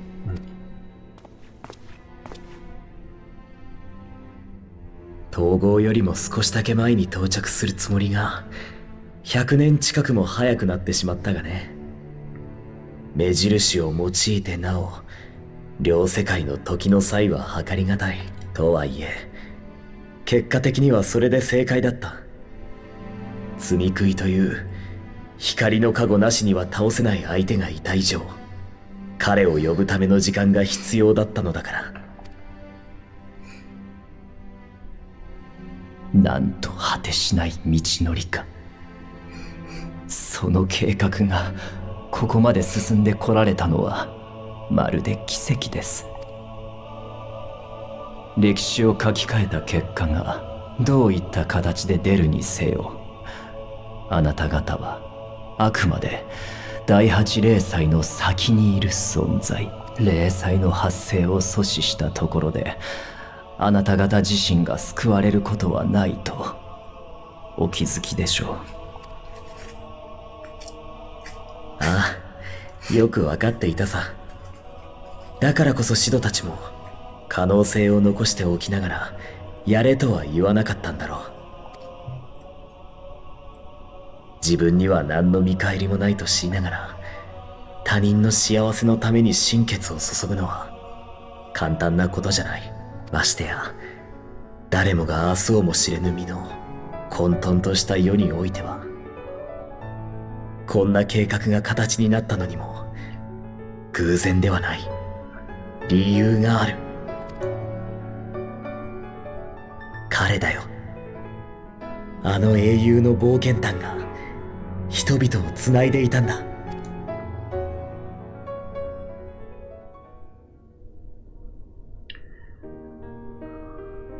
どんな絶望の底にいても立ち上がった人がいた。終わりないはずの戦いに終止符を打った人がいた。嘘みたいにまっすぐとあの英雄は進んでいく。その歩みはひよこのことです。語れば勇気に、聞けば希望になる物語として絶望の時代のそこかしこで輝いていた。あの人イコール英雄ですね。ひよこイコール英雄、ひよこですね。時には亡国の歴史にかけがえのない盟友として刻まれていた。またある時はボロボロになった手記の写しにその冒険が綴られていた。フォルタ。辛い夜を越えるためにその物語を語り継いできた人々もいた。あら、ドマか。第8霊祭の阻止に賛同した人の多くが言っていた。あの英雄のために自分ができることがあるなんて上等だと。遠くの星だったはずの彼に思いが届けられるならみんなでこう言ってやろうじゃないかと。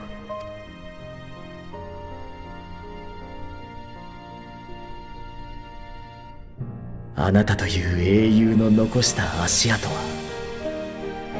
死してなお人の希望であったのだと。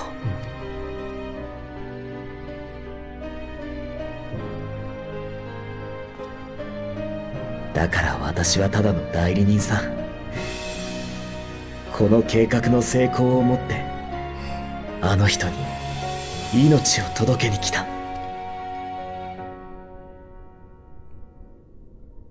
なぜそれを私にだけ打ち明けたのです。すまない。そこは打算的な動機なんだ。あなたに協力者になってほしくてね。打算的な。いや、あなたは教えてくれただろう。相手を間違った。以前第一世界が光の反乱の危機に瀕していると知ってミンフィリアを送り込む手引きをしたのは自分だったのだと。いや、その件つなげてんのかよ。それはおそらくあなたにとって苦渋の決断で、だからこそ彼女の守ったこの世界を救わねばと覚悟している。そのために必要な対価があったとしてもあなたなら進むことを選んでくれると思ったのだ。対価ですか。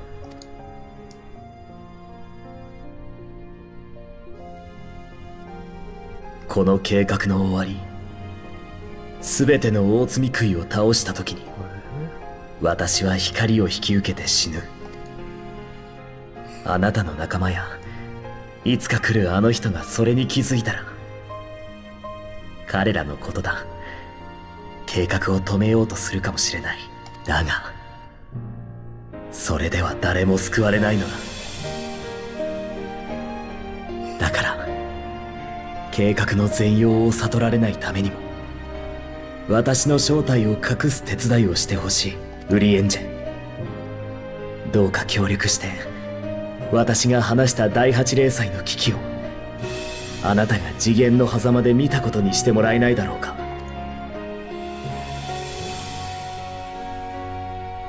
本当に、あなたは、それでいいのですか？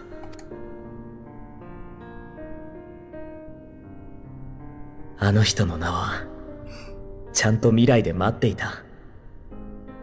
なら、それを助けに行くのは、誰にも譲れない。俺の役目だ。さっきのイノセンスの時と同じぐらいのセリフ量あるんですけど。カットシーンどうたらって出ませんでしたけどね。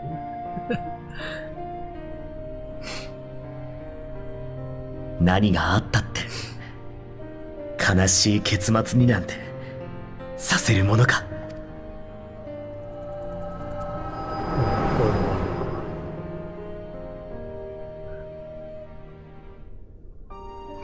これを見たってのが重要ですね。で、アルバートも見たんですかね、これは。この流れは。分かってると思うが、お前は危険な状態にある。また暴走が起きれば、今度こそ理性すらない化け物になり果ててしまうかもしれない。何をしたって、お前自身はもう助からないかもしれない。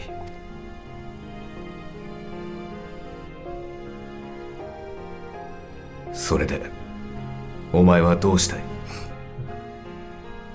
水晶湖を助けるですかね。水晶湖だけの救い出してみせる。両方にお説教が必要だ。来たね。これだね。両方にお説教が必要だ。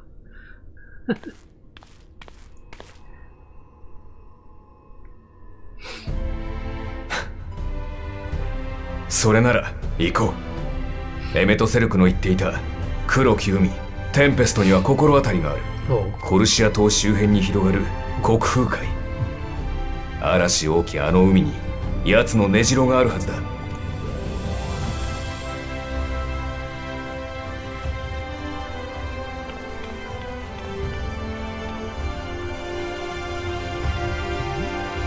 の二人で行くってのがあるんですけど。まず現地に行けってことですよね。ライダーさん。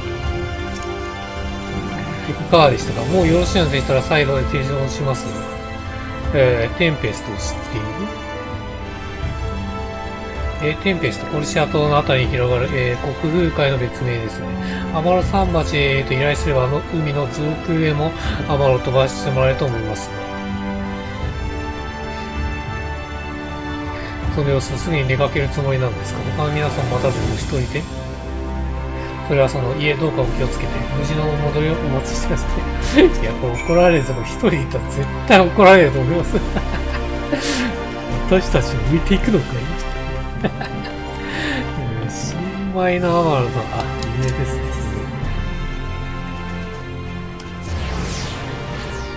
私たちを浮いていくのかい？言います。コルシア島方面へアマルを飛ばしたい。それならこのマウト口へ撃って歩めますが、国風海、しかも、黒き海の底ですって。さすがに潜らせるの難しいな。そうだよな。アマルじゃ潜れないですもんね。ただ潜れるんですよ。潜れるから、つけばいけるんですよ。普通に。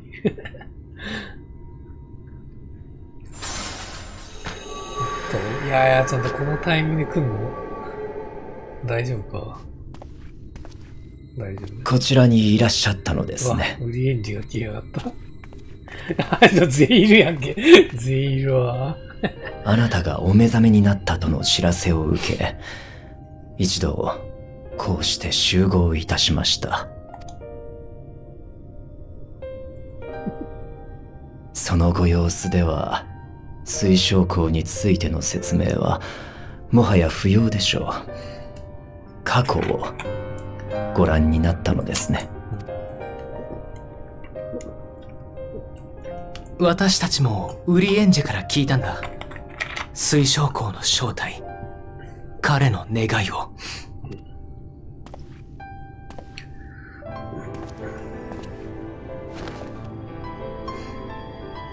真相を黙していたことについては一切の弁解をいたしません。いつかあなたが水晶港の計画の全容を知ることがあれば、いかなる罰でも受ける覚悟で彼に協力いたしました。今でもその決意に変わりはございません。ですが真相を知ったあなたは私を糾弾するよりも嘆くよりも先に行動しようとしている。なればこそ私をどうかお連れください。この身この知恵をもって必ずやあなたの力になりましょう。来たいんだ。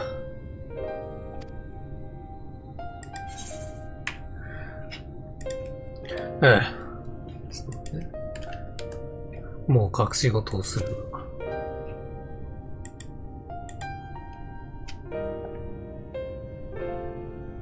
承知いたしました。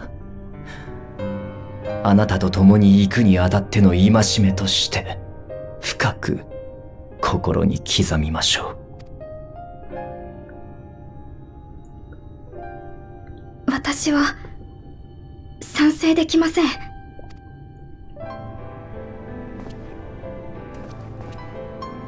ウリエンジャがついていくことではなくて、あなたが出かけることが心配です。私は本当に応急処置しかできなかった。何のきっかけでまた光が暴走してしまうかわかりません。だからどうか少しでも安静にしていてください。解決方法は私たちがきっと探してきますから。きっとって何よ。私たちには当てすらないじゃない。アリゼ、リーンは。分かってる。分かってるわよ。私だってリーンと同じ気持ちに決まってる。だけどできもしないことを約束するのは優しさなんかじゃない。ただの嘘よ。現に私たちはこの人が目覚めるまで死ぬ気で解決方法を探そうって決めて散々駆けずり回って、でも何もつかめてないじゃない。それなのに行くななんて言えない。だからせめて私は。泣いてる。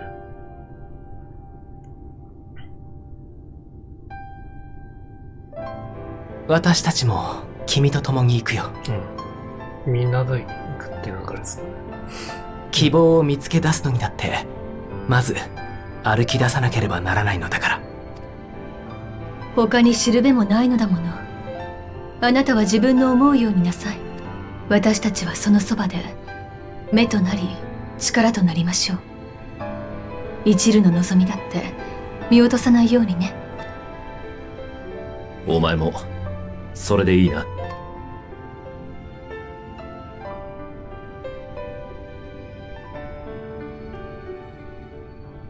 俺たちにも何かできることはねえか。バーンさん来たぞ。事情はさっぱり分かってないが、大事な戦いの最中なんだろう。水晶港が戻るまで私たちが代わりに闇の戦士様の役に立たなくっちゃね。彼らに事情を話したのかい？いえ、そういうわけではないのですが。はっきり言われなくたってみんななんとなく察してたさ。なんてったってお前たちが向かった先から夜が戻ってったんだからな。俺は最初に水晶港の同郷を名乗られた時からそうじゃないかと思っていた。コウはずっと誰かを待っていたから、それがついに来たのだなと。自分は水晶魂があなたを迎えに行った時からただごとではないと感じておりました。魂があんなに嬉しそうに走っていく姿など生まれて初めて見ましたゆえ。嬉しそうに走ってったんだ。私も感情が表に出すぎる。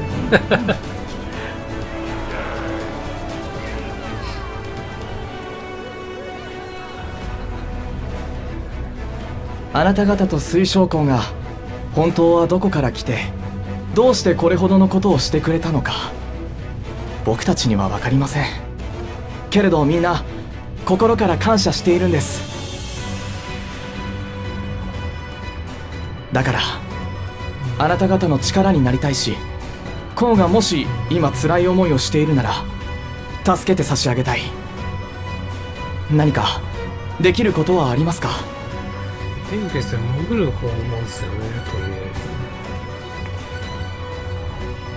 ず。さすがにこの人数を連れてはいけないと思うけれど、いかがかしら、闇の戦士様。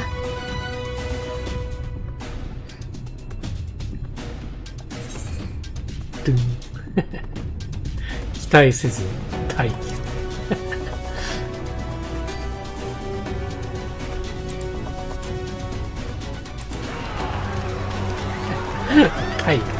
タイって日本の人する。ベストがのタイだ。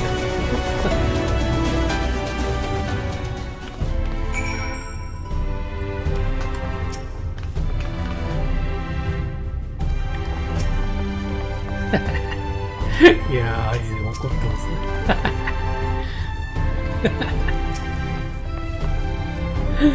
私を一人にするのはあなたが一人で同じぐらい許さないんだから。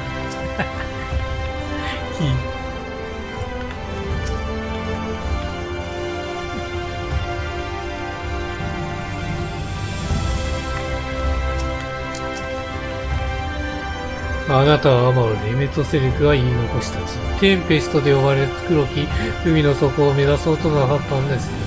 それについては私たちも調べを進めておりました。いかなる手段で向かうの最善かもと、含めてです。目星はすでについておりますが、お話しする前にクリスタリウムでやり残したことは何か改めてご確認を。海底を目指すとなれば大冒険になりますが、嵐の気分。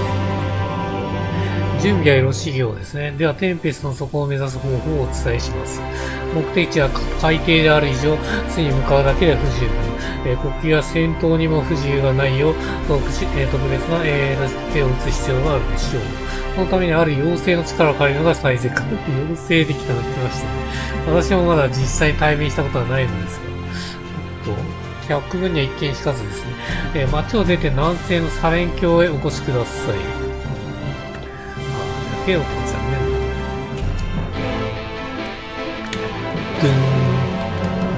じゃあ、外に出て。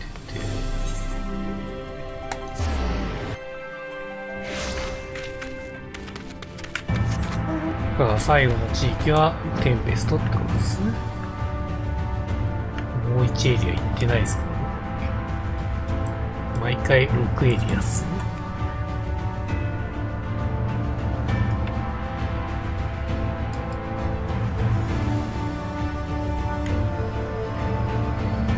やっとね、名前が出てくるって感じですね。ミトルセルクがさっき話して、それが始まるんですよ。さあ、あそこになんか見えますね。マップ的には、ここになんかあるんですね。剣の島って書いてあります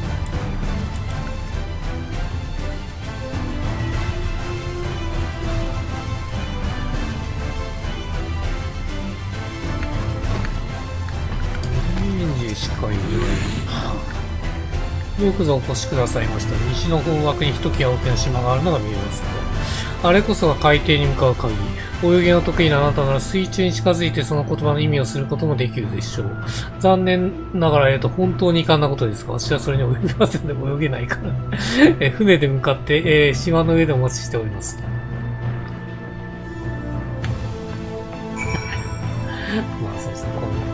受けてですね。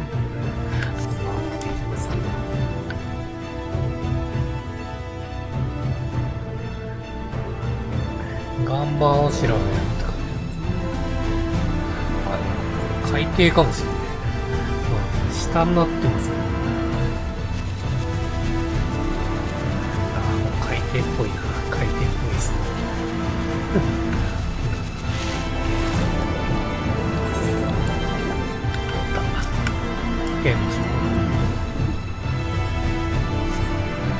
2枚の岩が重なり合っている。まるで、ねぶたのような。この位置になってますね。こっちから行けばいけるかな。これだ。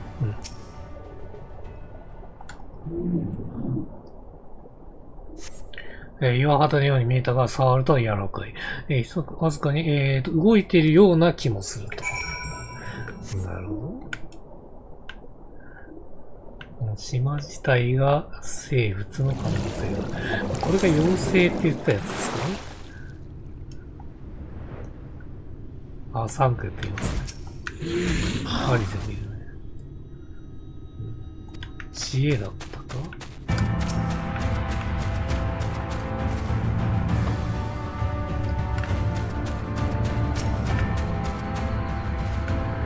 いかがでしたでしょうか。あなたはこの島がいかなるものと考えますか。大ナマズ様っぽいっぺな。何を言ってんのおや、当たらずも遠からずでしょうか。妖精たちの話によれば、この島そのものが古き妖精なのだそうです。まあ、僕、ビスマルクって言ってましたね。そうですね。名はビスマルク。原初時代のバルマン族が信仰する神とは同じ起源を持つものかもしれません。蒼天のやつですね。ともかく、この妖精の力を借りられれば、紅玉海の底にある集落などと同様に、海底を際に、進むことができるでしょう。そうすれば戦いが待ち受けたとしても、抜くりを問うことはない。では早速交渉を始めといたしましょう。そっか、妖精語喋れるって話ですもんね。ウリエンジャー。勉強したから。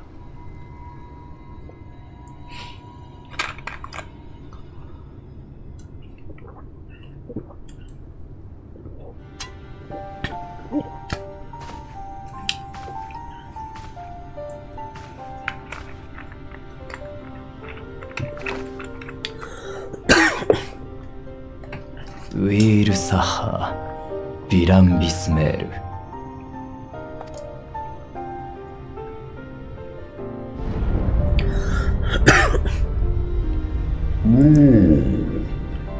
Ida Savinera Ama Tanner すいません。ファレンシロー・ウィスロン、アッダシ・アイル・イナル。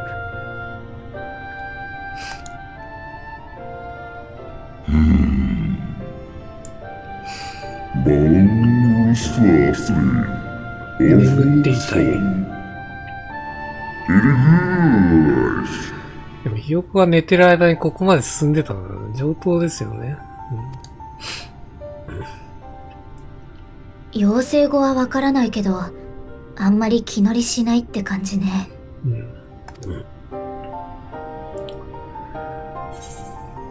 ェオちゃん。これですね。は、今度こそ。今回早いよ。今回早いぜ。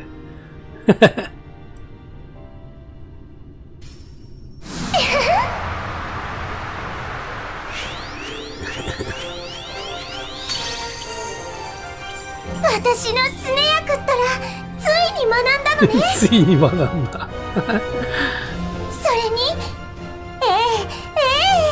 あなたならきっと進むことを選ぶと思っていたわ。本当に可愛い人。もちろんお手伝いしてあげるのだわ。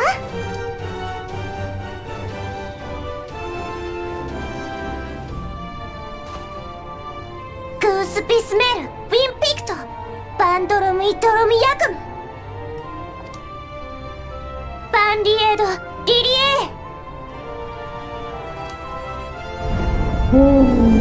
ー。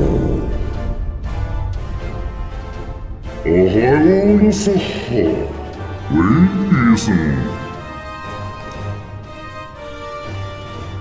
イスニー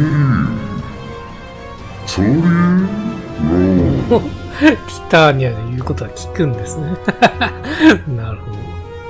戻ったら肺でこの子の歯を磨くこと。礼儀を忘れてはならないのだわ。歯を磨け。それあれじゃないですか、マリオサンシャインのやつじゃね。承知しております。妖精マリオサンシャインのあなたにもナマズみてえな深いやつで感謝歯磨きさせられましたね。あるクラスの交渉は成立。出発の時間だわ。振り落とされないようしっかり捕まるのよ。その旅路に我ら妖精の祝福を。インバ、きっと無事に戻ってね。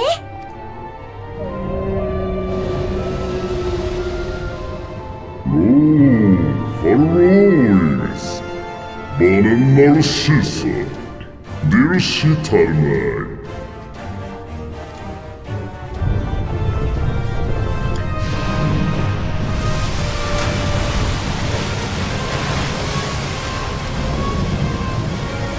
シア島に移動しようとしてるってことですね。レイクラウンドですね。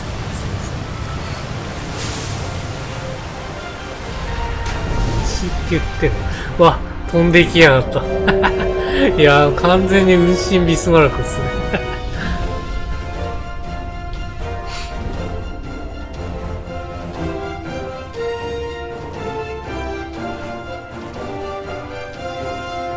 いや、これびっくりしますよね。コルシア人。このしれっとここにいますけど。あれが飛んできますね。なんか、戻っちまったな。何もかも。仕方ないんじゃね。全部は変わりっこなかったんだよ。今さらさ。ユールモアの連中がちょっとマシになっただけでも歴史的大事件だったと思うぞ、俺は。けどよ、大将後期が動いた時のあの感動、巨大タロースが立ち上がった時のあの衝撃、忘れられねえんだよな。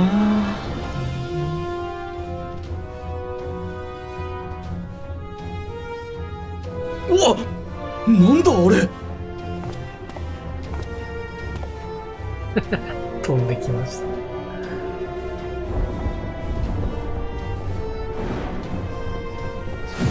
うわ、潜っていましたね。あ、じゃあこれでもうそのままテンペストいけない。おいおいおいおい、なんかすっげえのが飛び込んでったな。おい津波が来るぞ。ちょっと待った津波。こいつはえらいこっちゃ。やばいやばい、間に合わねえ間に合わね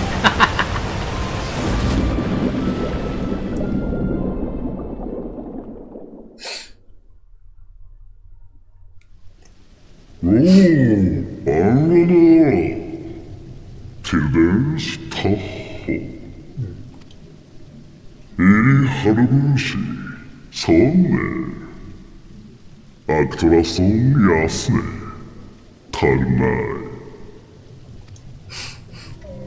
戻るときはどうするんでしょうね。もう自由に行き来できるっていう流れになっちゃってるんですかね。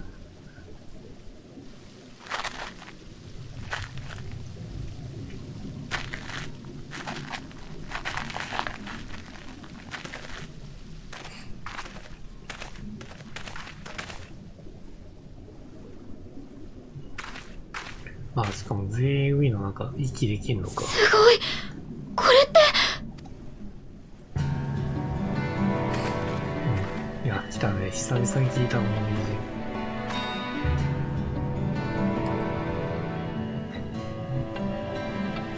ん、ビスマルクの吐いた息は国風海の底に巨大な気泡を生み出した。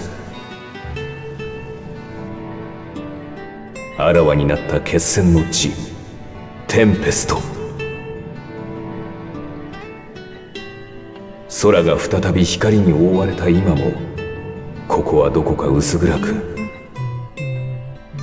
いつか光は嫌だとぼやいた男がどこかにいることを予感させた。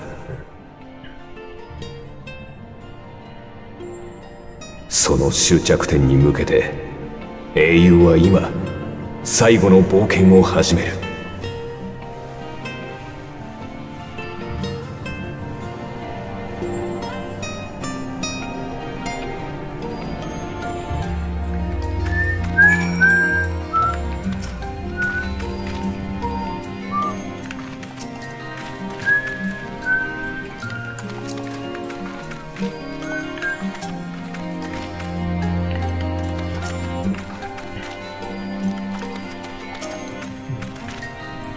ひとまずうまくいったようで安堵いたしました。ここはテンペスト、ユメットセレクの根城であり、同時に水晶号が取られている場所だとも言えるでしょう。足縁のみならば、次元の狭間のみ乗られましょうが、水晶号を連れている以上は難しい。ましてや時空の転移を用いるクリスタルタワーは、彼の体がたくさん制御できるのです。無理にそれを捨てさせるのは、さらった意味を失うのも同時に。故にこそ、我々には必ずたどり着くべき場所がある。参りましょう、この暗がりの先へ。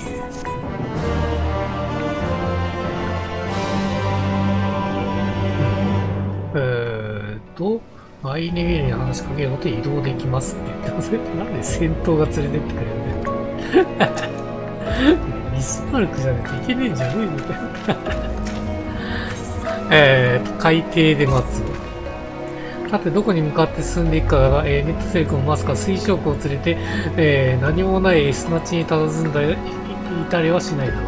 とすれば、この大陸斜面を深海へと下りつつ、根城にできるような岩場がないか探してみるのがいいだろう。じゃあ出発だ。水がはけたばっかりだから、足元には注意するんだよ。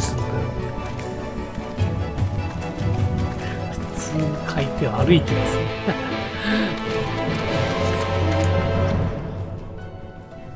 まあ、普通に行きましょうか。そっちから。ちなみにこれぐらい広いですね。だいぶ広いです。もう一個のやつはね、エーテライトが見えない状態になってますね。そっち解放されるってなるか。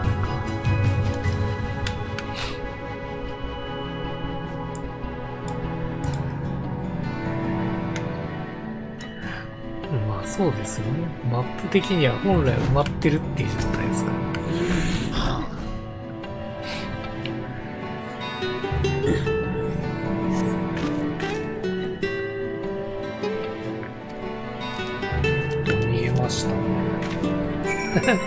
サハギンズですね。サハギンズ。これが拠点になるんだな。これですか。温度族の制限。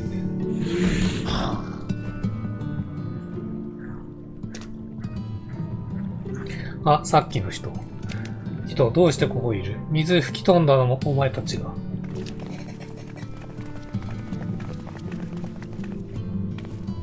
そうか、この辺りの海底は君たち温度族が住処にしている場所だったんだね。急に騒ぎを起こしてすまない。私たちにはどうしても探さなければいけない相手がいて、その捜索のために海底を巨大な泡で包ませてもらったんだ。知らずに巻き込んでしまって申し訳ないが、しばしの間ご協力いただけないでようか。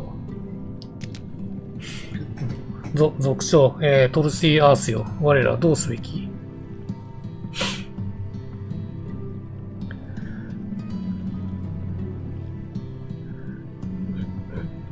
何時？いにしえのものか。今、神秘蘇るとき、我ら明かりの灯りし地見たり。何時ら、導るらしい人ならば、招き誘わん。いななれば、早くされ。それはどういう意味でしょうか。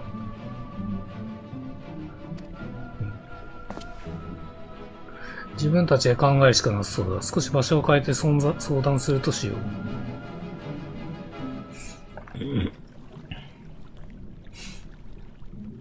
なんか重要なことを言ってるってことですよね。さてどうする？お前の体の状態を思えば先を急ぎたいところだわ。あてもなく岩場を探し続けるよりもテンペストをよく知るであろう温存族の協力を得た方が探しやすくはありそうだ。それに族長さんの言っていたこと、明かりの灯り七というのも気になります。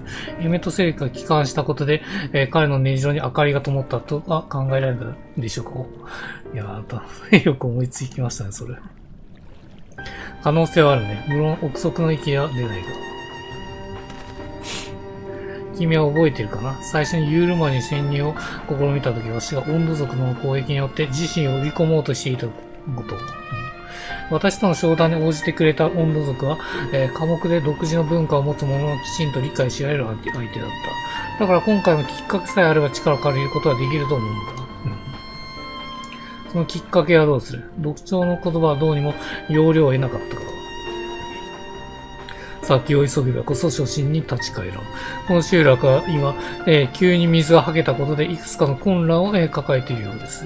それらの解消に手を貸せば、我々に敵対意思はないことも伝えました。来たね、使いたい。まだとな、最後のエリアでしっかりと使えるんですからね。あまり時間はかけられないが。カーズもそれでいいの？みんなの提案が的外れだとは思わないけど、最悪温度族から得られる情報は無関係かもしれないよ。そのことだけだった彼らと、ダーシエ。もしかしたら思った以上に繋がりがあるのかもしれないわ。まだ確証はないから調査が必要だけれど、そういう意味でも、この集落に少しだけ滞在してみる方に、私は一票を投じるわ。仕方ない。自分も付き合おう。お使いよ。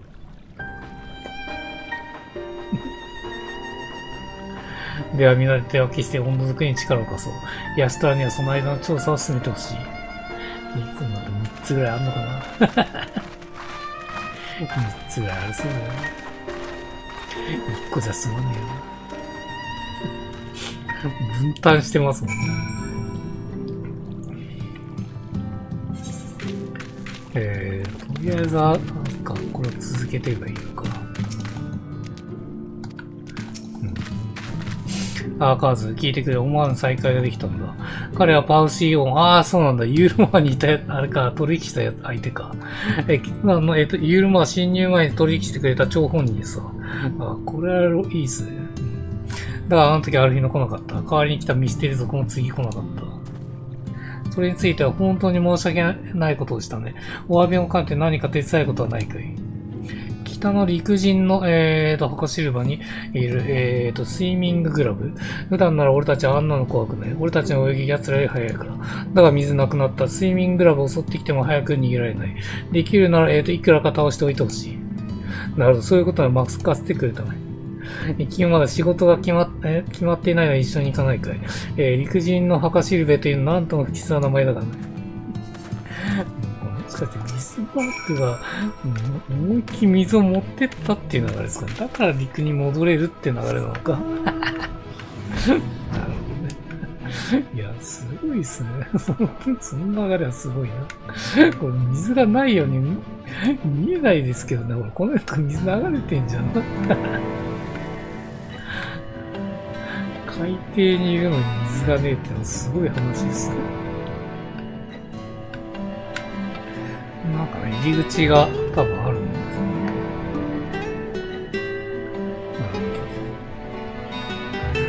フェイトよくやらされてたもんね。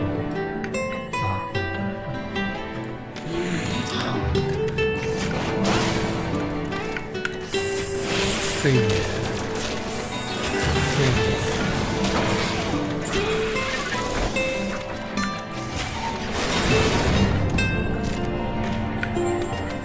シンクが変わっていっぱい使えますね。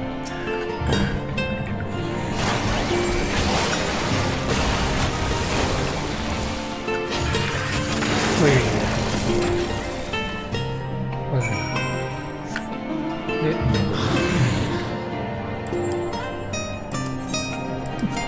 まさか残ってますね。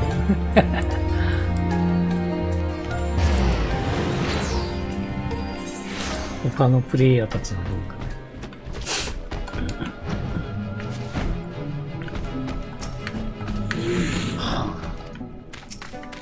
ね。建物知ってんだ。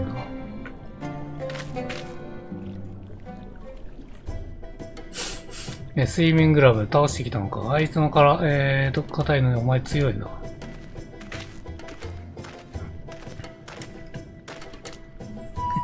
いや、このイムサーの BGM 流すんだ。サハギンだからか。さすがに君の方は早かったか。帰りではまだまだ及ばないね。しかし、スイミンググラブの、数は、かなり減ったよ。あれなら君たちの大きな脅威にはならないはずだ。感謝する二人とも、礼はどうすべきか。いや、これはお詫びでもあるんだから気にしないでくれ。水がなくなったのって私の都合なんだ。ただ、もしよければ、この集落について教えてくれないかい。君たちのこともっと知っておきたいんだ。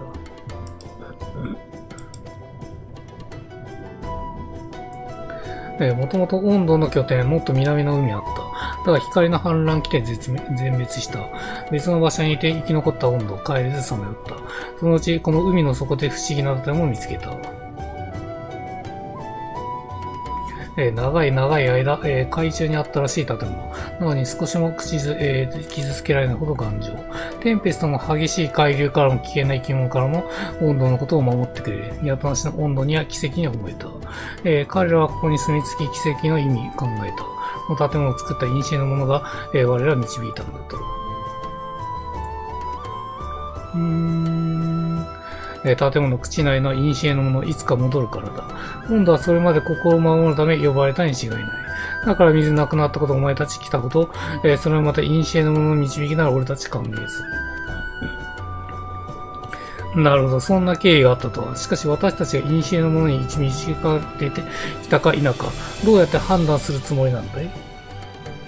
古の者、温度を守り、繁栄をもたらす。お前たちもそうなら導きに違いない。私たちの進み方は間違っていなかったようだね。教えてくれてありがとう、パーシーよ。私は引き続き温度族のためにできることをするよ。君もまた困ったことがあったら教えてくれ。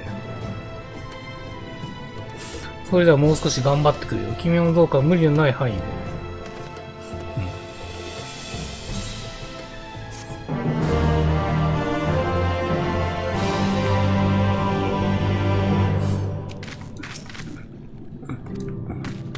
ヤシトラが次だ。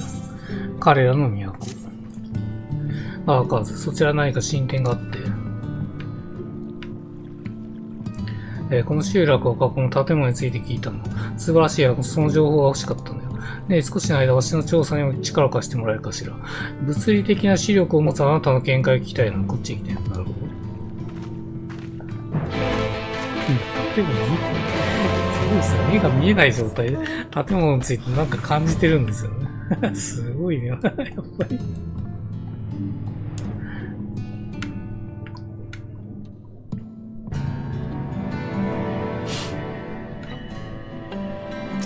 いや、シュトーラー。ご同行感謝する。あなたにはまず2つのことをやってみてほしい。1つ目、この辺りから温度の、潮だまりを観察して、それを形成する建物の、特徴を捉えること。2つ目、霊銀製のナイフを出すから、近くにある同様の建物の、外壁を剥がしてくること。どちらを先にやってくれても構わないや。手間をかけるけどよろしくね。これが、重要になってくることですか。これは観察か。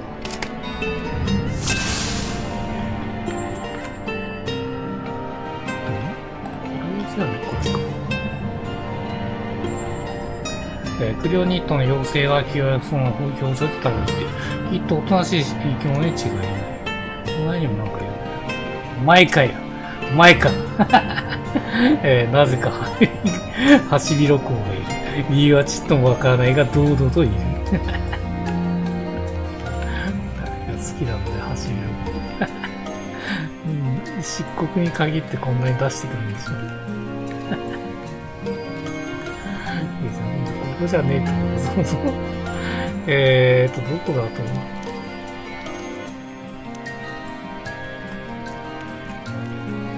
こういうのを調べるってことですか。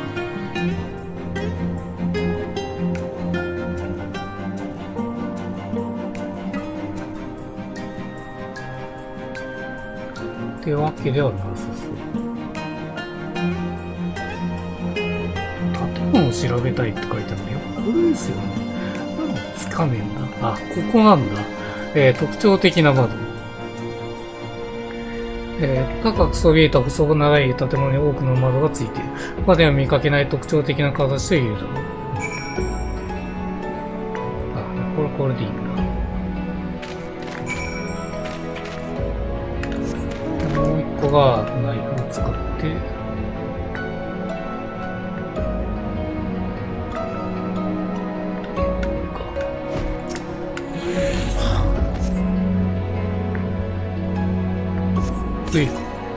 力いっぱい礼儀性のナイフを突き立てたが、壁やかけらすら剥がれなかった。傷つけることは難しいようだ。頑丈ってことですよ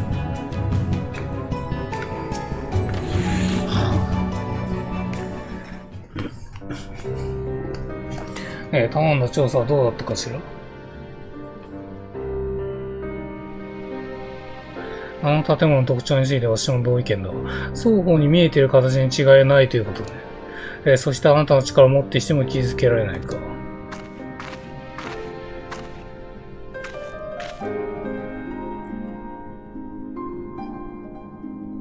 カーズ、私の目で見るとね、この海底の至るところに未知の物質があるように捉えられているの。調べてもらった建物はその、最たる例よ。ありふれた石造りに見えるかもしれないけれど、素材となる物質の、構造が全然違う。言うなれば複数の石の特性を掛け合わせて類を見ないほど優れた物質にしているといったところね。ノルグラント随一の大国だったロンカ帝国にさえこんな完璧な物質を生み出した形跡はなかった。すごいですね。では、この建物を作った温度族の言うところの陰のものが誰なのかということだけど、私はエメトセリカがこの地に拠点を選んだ、ことこそがその答えになると推測しているのね。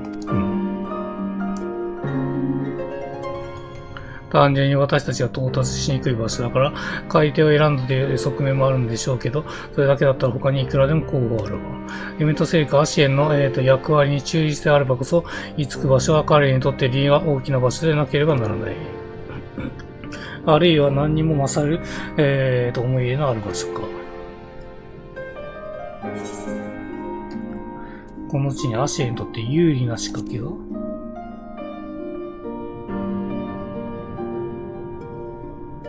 私も最初はその線を考えたけれど、いかに優れた物質で作られていても廃墟は廃墟。宣教さえする要素ではないわ。逆に言えば、それでもなお彼にはこの地を選ぶ動機がある。ここにある建物が14に分かれる前の世界、いわば戦死時代の遺物であるとしたらどう？すごいね。ここまで思いついてんだ、ヤシトロ。現象世界においては、度重なる霊災によって生じてしまった、それも霊災を経験しようとない大世界ならあり得る。作り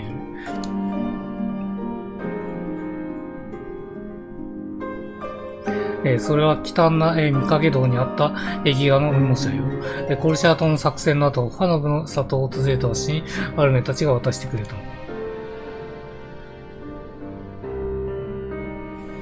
一つ目の駅が最悪に見舞われる戦死時代の都市だとエメトセリカが言っていたよね。なるほど。まさにこの都市が、あれですかね、今の建物になってるって感じですかね。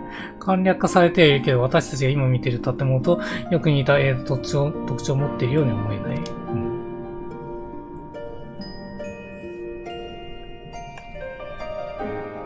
きっと確信は近いわ。その絵を見ながら断定できるほど形を残した遺構がないか、周辺を探ってみましょう。先んじて見てきた限り、東には砂地が広がるだけだったし、南側にはそれらしき場所はなかった。つまりここから北西を探してみるのが良さそうね。ヤシトラの件はまだ続くんだ。イベンタイム北の複製画は、いつでも閲覧できますよと。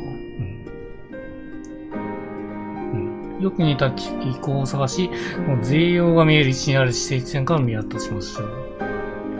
指定地点があるんだよね。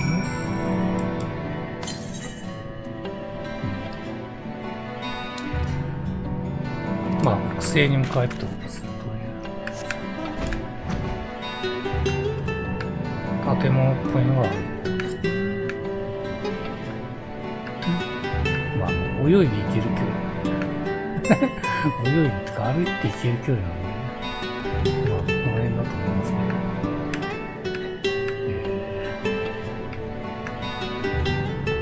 パッと見えないです。これ厄介ですね、マークつかんで。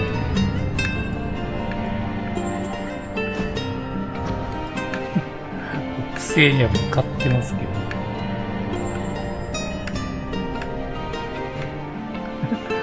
無駄に飛べちゃうから余計わかんないんですよ。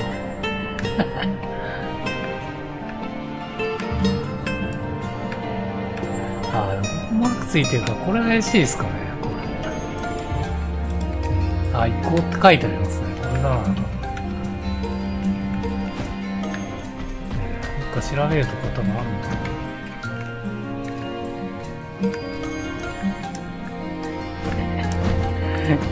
調べるところがないそう。付近の指定地点っていうのはないんですけど。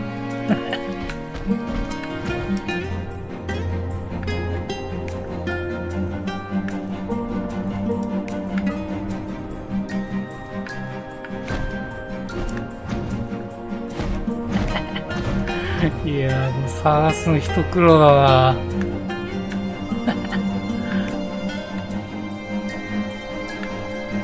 いや、こっちは違うもんな、どう見ても。一旦降りて使ってみるか。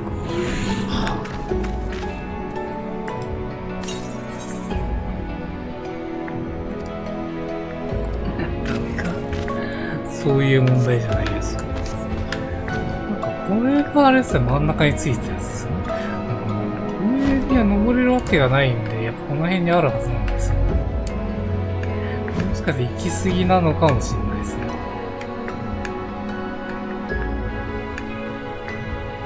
あったあったあった。ありました。こ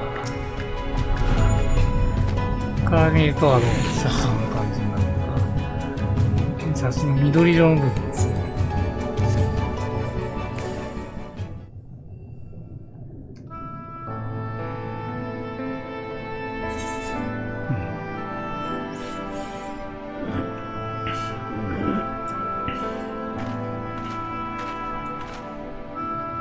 ああ、これは間違いないわ。あの壁画に描かれていた。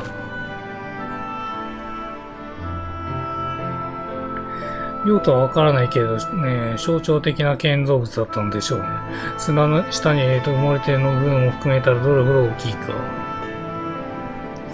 遠い昔の上に、私たちの築いてきた歴史が、檻のように降り積もっている。だからもう、ほんの数名の足を除いて、すべての人に忘れ去られてしまったんだろうけど、ここにあったんだ。彼らの暮らした、彼らの都。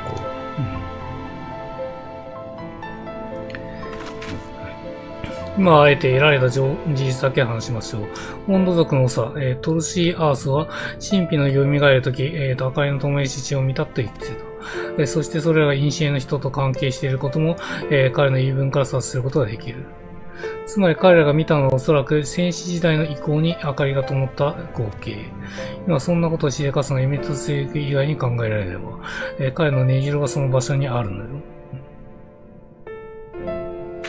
14に分かたれる前と繋がってるってことですもんね。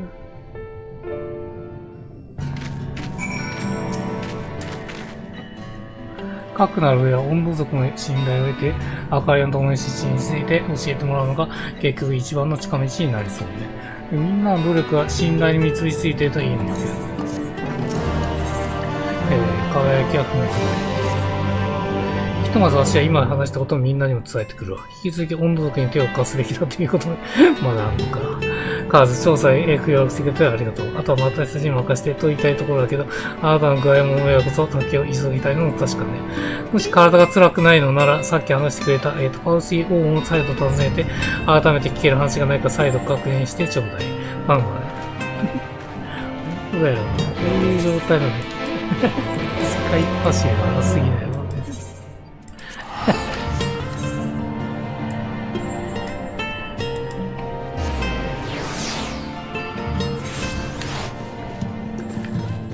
パウシー王。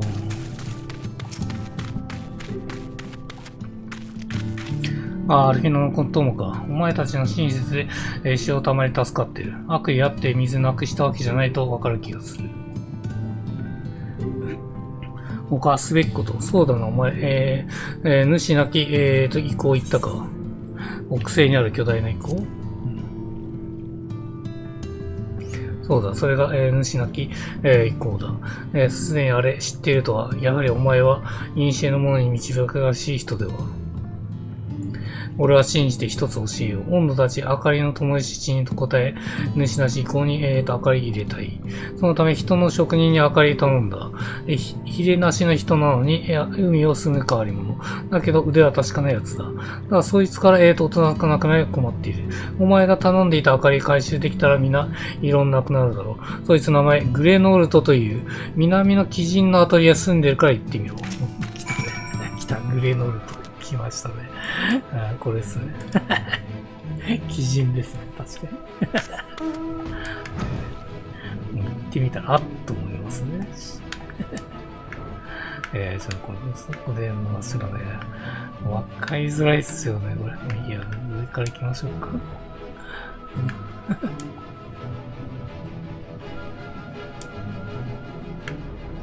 まあ、ここですね。この辺に多分出る、この下のあたりに多分出口があるんですよ。これですね。建物がありますね、そこに。鬼人のアトリエって書いてますね。いた。グレノルト。もうついに幻まで見れるようになったか。かような海底に、余人が訪ねてこまいのか。普通に人間ですもんね。幻よ。いや、亡霊よ。我の、命、食いたくは食っていけ。我は今、スランプの最中か。働くことのできる我の、木図以下の存在よ。いや、比べるだけ木図が姿勢かもしれぬ。グレノと何や意気消沈してる様子だ。カツを入れてみよう。カツを入れる。何やらマットに励まされている。もしや貴殿、幻は亡霊ではない。さあ、来ましたね。来た来た。上半身裸ですね。来た。はい、来ました。はい、ゲロルトさん。しかも毛が生えてるバージョンですね。そうきたかー。そうきたかー。いかがなされたか。わしのように、容姿に何か気に食わぬところすべて気に合う。だが多少の不正は許されたし、何せここは余人の入らざる海底のアトリエ。このグレノルトが属性を離れ仕事に打ち込む場なれば、して客人をわざわざかのような場所に訪れたのに我に何を、なんで毛が生えてるんだよ。お前はハゲだろうん。温度族から発注された明かりと。うわぁ、まだ何も浮かんでない。この世は一緒だ。この世は性格一緒です。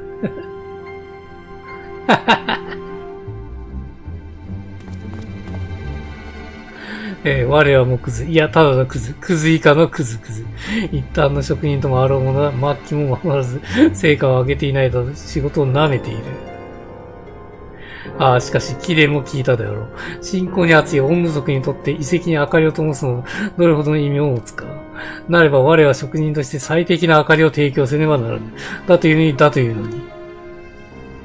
どんな明かりがいいかちっとも浮かばない。ひらめきが全然足りない。またかよ。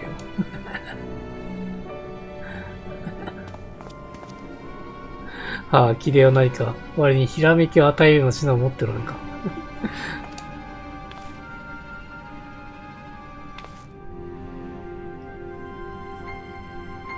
温度族が因子の存在に応えようとしてくれるなら、友さ明かりもまた歴史に火にして輝くようなそんな品でなければならぬ。例えならそう、命の輝きを結晶にしたクリスタル。だが、輝かしいばかりではなく、こもごもの、動乱の歴史を歩んできたかのような、そんな感じの何か。大世界の光の戦士の、足跡を旅で見つけた抜け殻のような光のクリスタルはどうだろうか。もう一度上ので声かけにして。これロールプレイ必須じゃねえかよ。ロールプレイやって進めないっぽいね。そうだね。そんなあったような気がするわ。確かに。ジョブがちょっとこれになっちゃってるけど、いいかな。何も思い浮かばない。もはや夜間を打ち直す仕事なので出した方がいいのではなかろうか。アルバートの仲間たちの抜け殻となって光のクリスタルを見せますか。全部持ってます。それは、そのクリスタルは、美しさのみならず、悲哀の無情な断りなりも使ってくる。まさにそう、激動の歴史を体現していると言っても過言ではない一品。見えるクリスタルを伝えし、意志の輝きが見える。望めども決して集められぬ輝きが。制作意欲は、きらめきが取り除く溢れてくる。いけるぞ、今なら。赤いの灯し。客人よ、見事な品を拝見させていただき感謝いたす。早速赤い作りに取り掛かるよ。しばしそこで待たれよ。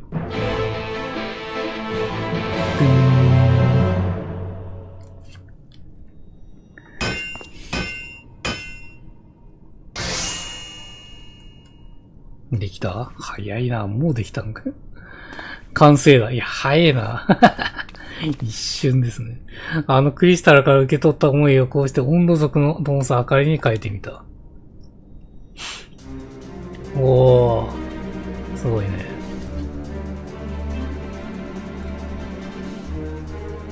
我ながら会心の出来と言える。これならば意向にも似合うはずだ。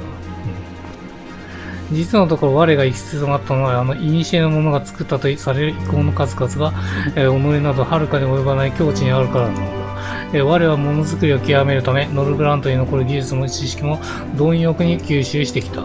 が、いずれもってしてもあれほどに至らず、いかにしてあれらの建造物を、生成したのかされ、見当がつかんだ。まさに、ロストテクノロジーを、ひらがなで言うね。あれに見せられて、当地に、今日構えた身であるが、いざ、そういう道具を作るに至って、尻込みをしてしまった。しかし、貴殿の持ち込んだクリスタルのおかげで作りたいという気概が臆病風に勝ったわけだ。詳しい由来はあえて聞かぬがおそらく、多くの思いを連れた旅をしてきた代物なのだ。見る者の心に言葉はなくしても訴えてくる。我のひらめきもまだまだ途絶えることはなさそうだ。そうです。この、クリスタルから感じ取れる物語を貴殿の装備として慕っても信じようではないか。おっと、温度族の納品も済まさねえかな。つまりは属相のトルシーアースのところへこの明かりを運んでほしい。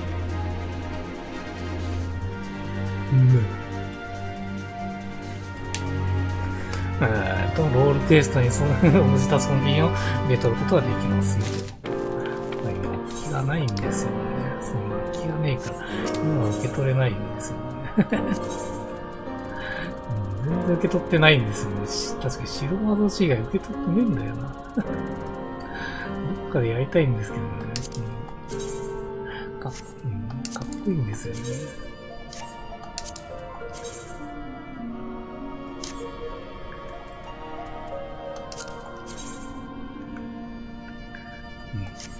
もう忍者か。で、侍がこんな感じで。文句か。消えちゃった。いや、これ結構多いっすね。リースだけどこんだけあるってことですもんね。で、リーパーがあって、竜騎士か。ヒーラーが、骨打つか。おっと待って、賢者あんのかよ。うわ、まさかの賢者あるわ。いやー、これ賢者受け取っとくかな。賢者だけね。白は、受け取ってるはずなんだけど、あれちょっと待って、なんだこれ。持ってるはずなんですけど、受け取り可能になってますね。これ何回でも受け取れるってことなのかな。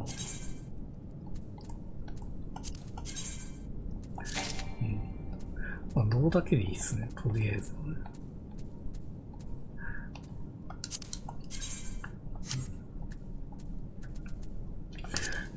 賢者あるんですね。面白いっすね。あとは、賢者があるってことは、これ全部あるってことですよね。ガンブレーカー、タンクは全部揃ってますね。なるほどね。政治か。ナイト。ソーサラーが、さすがにあれか。黄金のやつはいないっすね。黄金のはいねえけど、行月まではいるんだよね。っていう感じですかね。ピクトマーサーとかはいないっていう感じですね。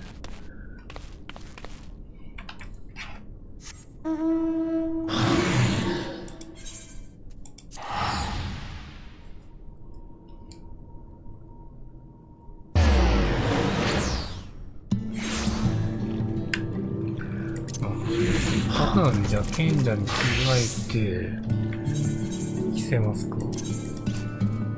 下がるけど。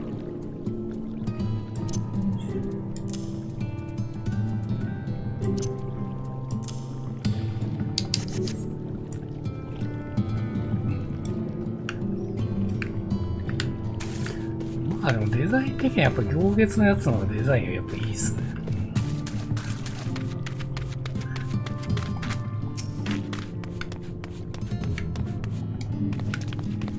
我に何をか。これは主だけ、意向に置くべき人の職人に頼んだあかりか。つい、汝と汝の仲間、潮だまりのために尽力してくれたと次々に報告を受けている。しまいに遅れていたあかりまで得てくるとは。もはや疑いようもない。汝ら敵ではなく、叱るべき視点に導かれた人である。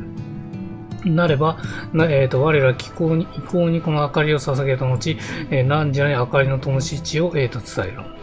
汝の仲間には告げておくゆえ。主なき意向に、つごい、黙祷の、終わり、末がいい。祈祷の、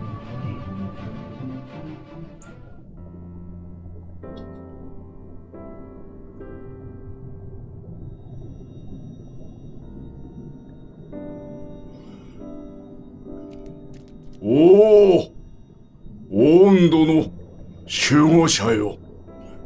我らも明かり灯し、汝らに答えん。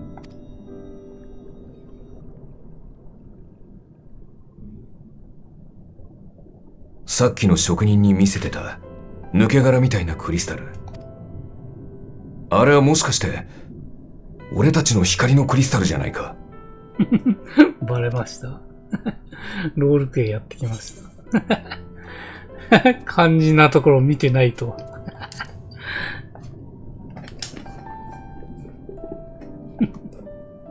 なんだよ。俺だって多少は遠慮して。四六時中お前について回ってるわけじゃない。遠慮するとこじゃねえよ、そこ。そこは見とくんですよ。それで、あのクリスタル、どうしたんだ？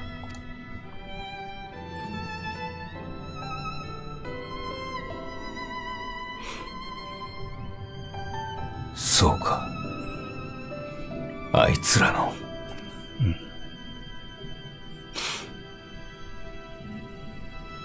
今になって、そんな本音が聞けるとはな。あいつらと来たら、本当に、最後まで、死んだ後に、こんなに多くのことを知るなんて思わなかった。お前のことも、瀬戸のことも、俺たちの世界が、どれほどしぶとくて、希望に溢れてたかも。いつかあいつらと、また巡り合うことができたとしたら、話のうまくない俺だが、どうにか伝えてやりたいと思うよ。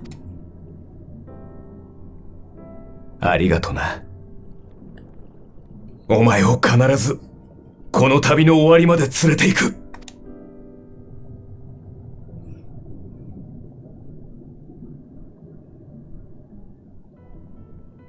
すまない。集まるのが遅くなった。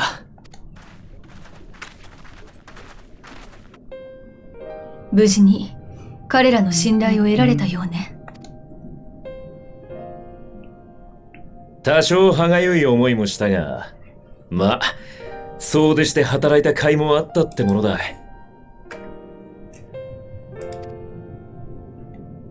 特にお前の念押しが効いたそうじゃないか。さすがだな。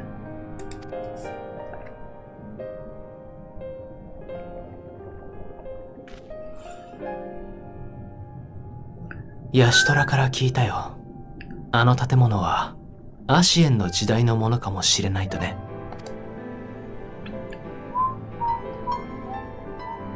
あいつらの故郷か。エメトセルクから昔の話を聞いたときはなんだかあまり実感がなかったけれど。そうだね。こうして目にしてみると改めて立派な都市だったのだろうとわかる。それは彼らにとってどれほどの時を経たとしても取り戻したい大事な世界なのだろう。バカよね。仮に全ての世界を統合できたとしてもいなくなった人までは取り戻せないじゃない。でもそうね、私だったらどうしたかな。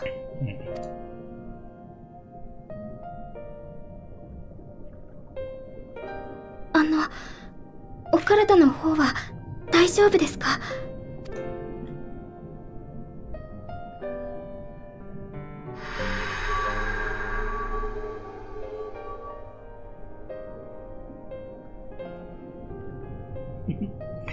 あんな幼児の手なんだ。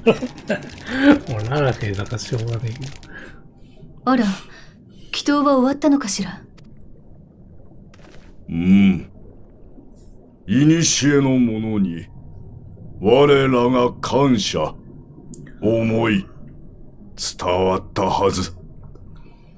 汝らにも感謝する。ならば教えていただけるでしょうか。あなたのおっしゃった明かりの灯りし地について。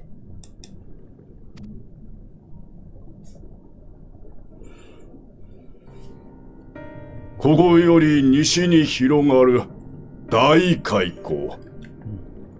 常は漆黒のその裂け目に先日明かりが灯った。我らすぐに向かい確認した。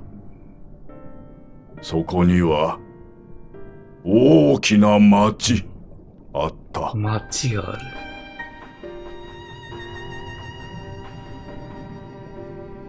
その町と我らの住む口の家、とてもよく似ている。エメトセークですね。エメトセークが再現したってことですよね。間違いない。古の者、にわかに目覚めたのだ。我らは恐れ、潮だまり、戻った。以来、導きあるまで、かの地を犯すべからずと決めた。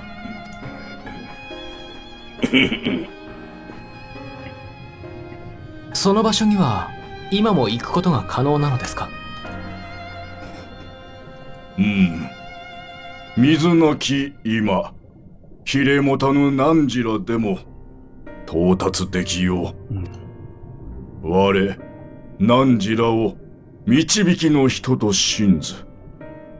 故に仲間に案内をさせよう。まあ、連れてってくれるんだ。行ってみよう。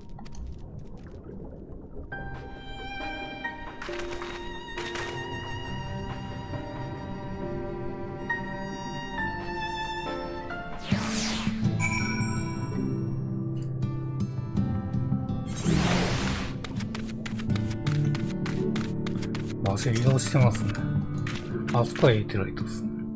我らがさ、トルティアースの命令にてあなた方を明かりの灯りし地へとお連れする。どうぞこちら、岩場とサンゴを伝って下まで降りてきてほしい。あなたの仲間も集まっている。そっちのゲットです。いや、マウントねえじゃねえかよ、賢者。やっぱ戻しますか。ちょっと待って。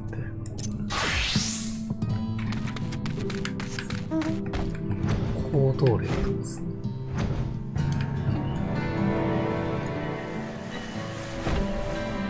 もっと、いや、ちょっと待って、そっか。あれ踏むと元に戻っちゃうのか。ショートカットですね。ここにいるってことか。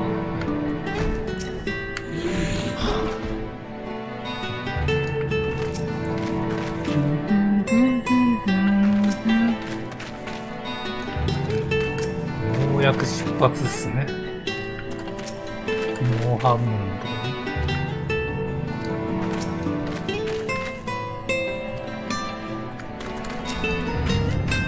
全員いるな。では彼女への行き方を伝えよう。この先にある洞窟を壁伝いに下へ下へ。そこに着いたら北西の方向道がある。それに沿って西へ西へ。歩いていくとかなり複雑だ。迷ったりはべれたりしないように仲間と声を掛け合いながら進むといい。最後、キャリバンの古巣穴の前に我らが張った結界がある。手をかざしてくれれば解けるようにしてる。その先は明かりの灯りしというわけだね。分かって案内あげる。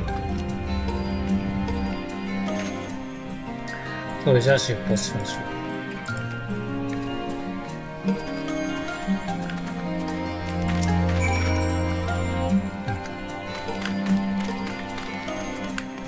ありがとうございます。上々会話してる感じっぽいな。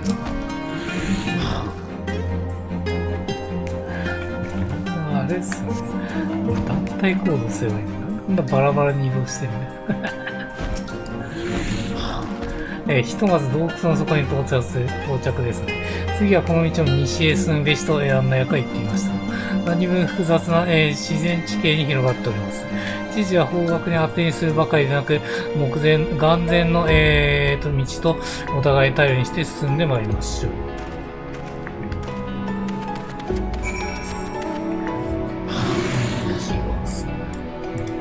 次はあそこらしいです。どういうルートなんだろうね。ちょっとしか歩いてないじゃん。この先にヤシトラはいます。ここを渡るってことですね。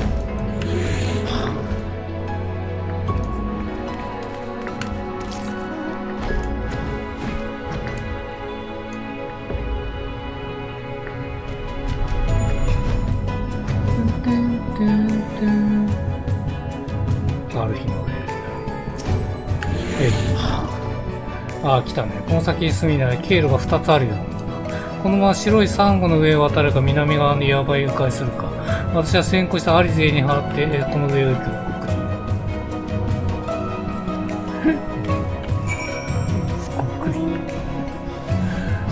いや、次あそこなんだ。ここ通って行けるかな。帰りづらいっすね。これで行けるってことか。こう行ける。いた。待ってたわよ。少し先まで見てきたんだけど、それらしい結界を見つけたの。こっちに来て。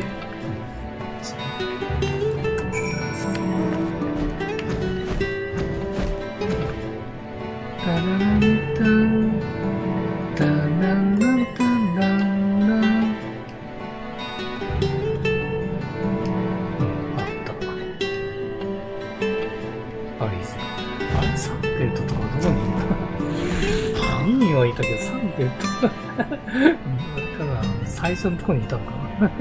これが温度族に言っていた結果よね。全く移動するだけで難儀だったわ。地上の自然を開いて歩きやすい道を作った先人たちに改めて感謝したのだよ。だが、どうにかここへ到達できた。その結果へ手をかざせば、届かれると案内役が言っていたね。カーズは代表してぜひ君が。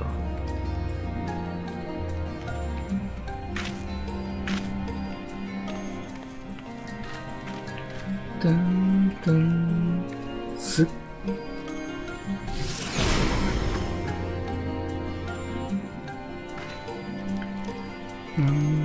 結界消えました。これ先へ進めますね。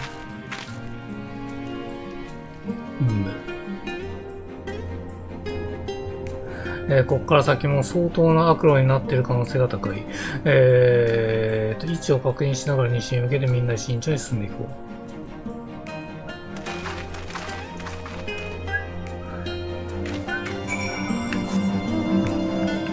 はい。マップ的にはあそこっぽい。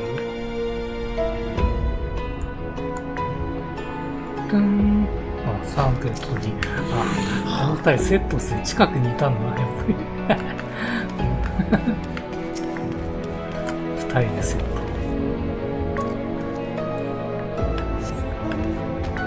北側だと、そんなの関係ない。まっすぐ。ちょっと奥の道どうやって行くかと思うか。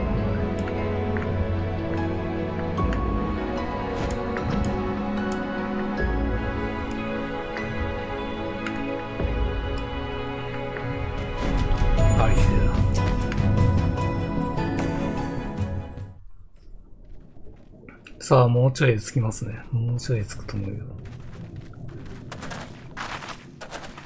あ、もう着いたかな？着いたね。嘘。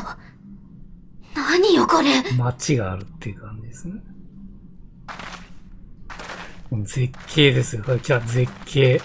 いやー、これ初めて来た時びっくりしましたね。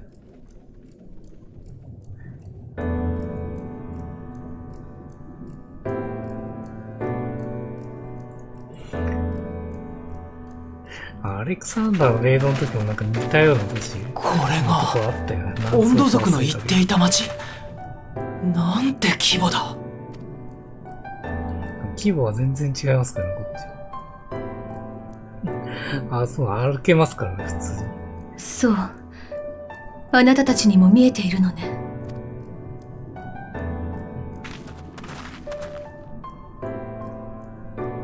温度の潮だまりにあった建物は実在する遺構だった。けれど、この町はわけが違う。いわば大規模な魔法なのよ。海溝の上に築かれた幻影都市だわ。幻影都市って言ってますね。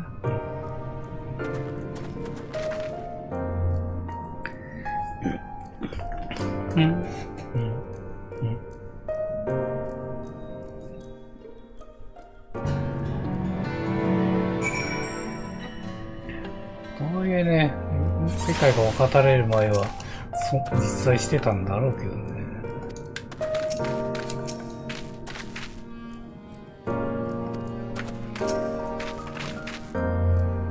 まあその頃ね、やっぱオリジナルが作った街とかのやっぱ発達してたってことですね。発展してたってことですね。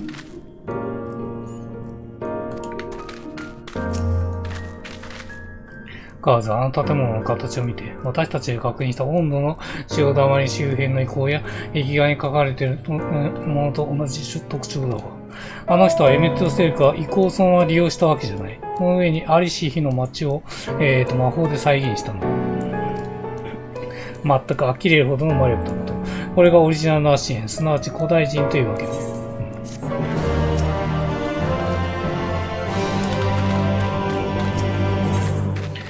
ある世界の週末。巨大な幻影都市ね。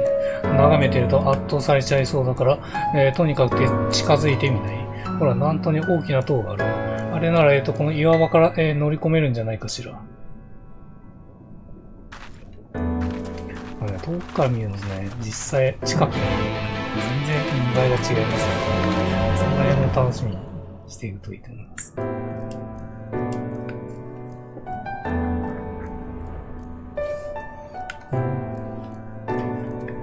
マップがね、もうエイテライト復活してますね。復活してるわ。なかったのね。とはいえシナリオ通りに進んだら、いきなりに行くしかないんですけど、ここですかね。巨大な扉。開くのかな？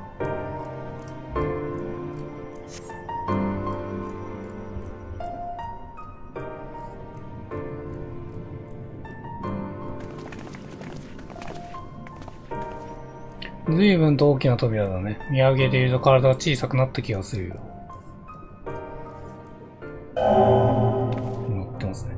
ガージアン様を認証。ようこそ星の中心、アーモロート、艦長の外へ。アーモロートですね。エレベーターご利用になられますか？なんであっさり歓迎されてるの？やっぱり関連してるんですよね。エメトロセイカなんか知ってたような感じでしたもん、オリジナルのこと。母さんにこの地に訪ねようと言ったのもかなりエメトセイカだ。それで反応したってことですかね。同伴する我々ともかくあなたのことを迎え入れる意思があるのだよ。そのエレベーターというのはここ、アコラの塔の各階をつなぐ、装置です。ただいまの時間は地下への直通運転となっております。ですってよ。ここで立ち往生しても仕方がないし、乗ってみるしかないと思うんだけど。あなた以外は関係されなくたって一緒に行くからね。こんなところで一人なんてさせるもんですか？そうですか。地下へ連れて行け。了解いたしました。地下へ行きのエレベーターまもなく参ります。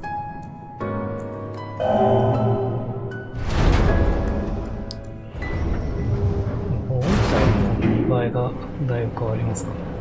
この建物やっぱありましたもんね。まもなく近いです。人民管理局、創造物管理局、カピトル、議事堂などにご用の方はお降りください。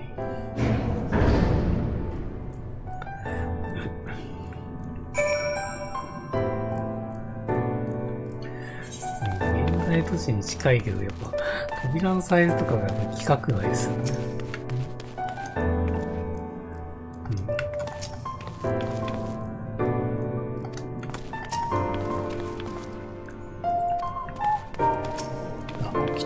起きやがったな。起きた。すっす。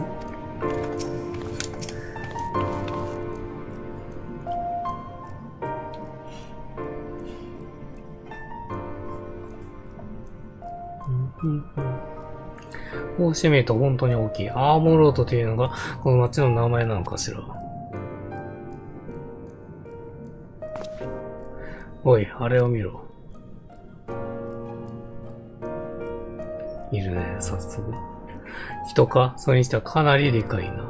こちらを警戒している様子はないが。この町の住民か何かだろうか。だとすれば話を聞かせてもらえるかもしれないな。行ってみよう。ちょっとある日の、もう、あのサイズがデフォルトです。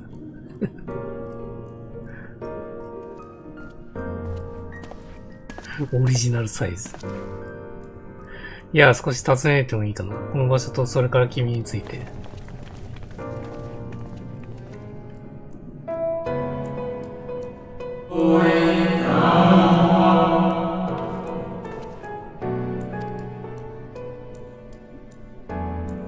今の声ですか？音はうまく聞き取れなかったのにどうしてか言ってる内容はわかります。ひとまずは言葉が通じているだけ考えましょう。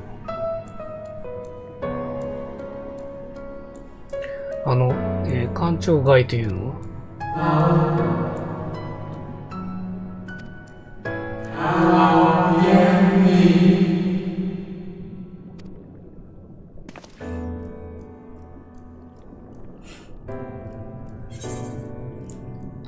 ここで一番偉い人は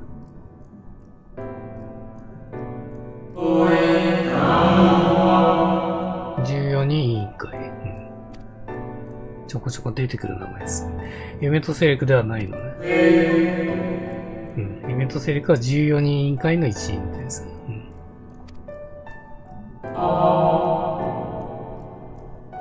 終末案と呼ばれる最悪とその対策を進める14人委員会の話で持ちきり。終末ってワードも書い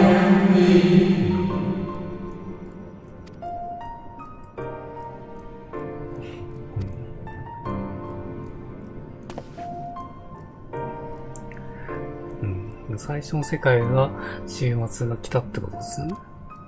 いえ、大丈夫です。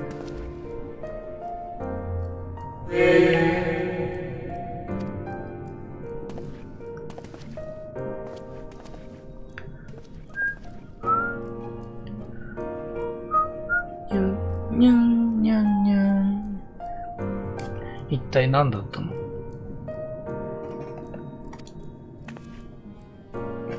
私の目には彼らが魔法生物のように見えた。おそらくこの街並みと同様に、エメトス力によって作られた存在だと思うんだけど。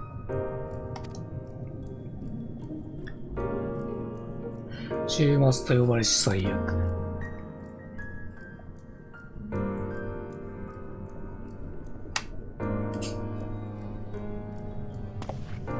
その言葉が指し示すのは以前エメトセルが語った星の未曾有の危機となった最悪ではないでしょうか。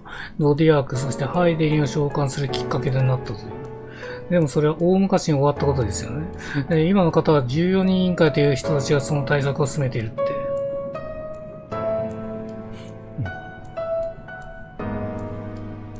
そうか、彼らにとって最悪は未来の出来事なんだ。最後とアーモロートの街並みの底に生きる人々もここにあるのはまだ終末を迎える前の一幕。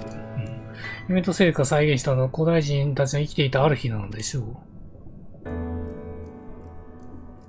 直前とかですかね。なんとも不思議な状況ではあるが、幸い古代人たちと意思疎通ができるようだ。加えて俺たちと敵対する様子もない。だったら手分けをしてエメトセルクの居場所について探ってみないか。さっきの奴の言ってた14人委員会や最悪を取っかかりにすれば有益な情報の一つも得られるかもしれない。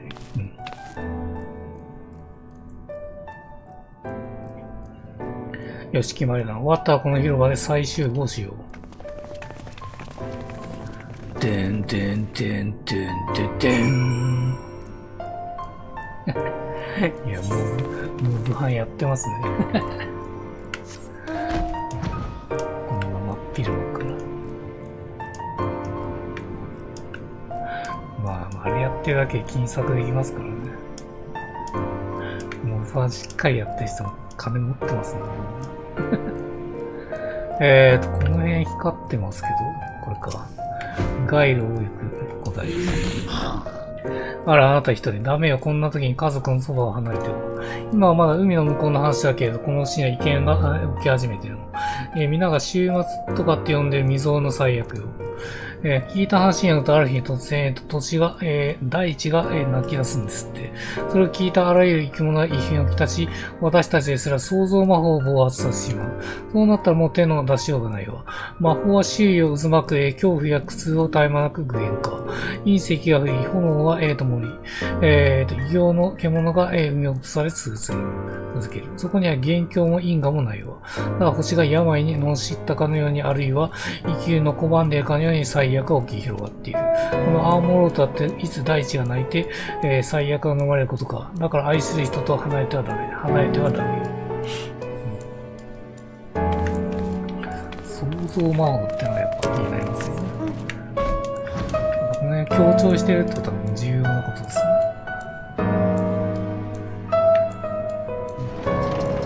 あそこになんかビッグマークついてるのなんでしょうね。エメトセルクに会いたいだって。残念ながらここじゃ、窓口違いかな。それにいくら子供のお願いでも今は難しいと思うよ。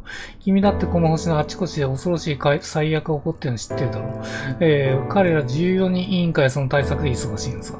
まあ正式な発表があったわけじゃないけれど、最悪を鎮めるために星の石を作るという、かつてない規模の計画を立ててるとか。私たちの得意とする創造魔法の応用というのがやっぱ出てきましたね。星全体を滑る究極の存在を作り出して、秩序を再現するんだ。これがあれからね、ゾディアースとか、ですね、ハイデンとかの流れですかね。その規模の創造とはさすがに簡単にはいかないし、最悪を及ぶ前にイデアを確立する必要もある。だから面会は叶わないと思う。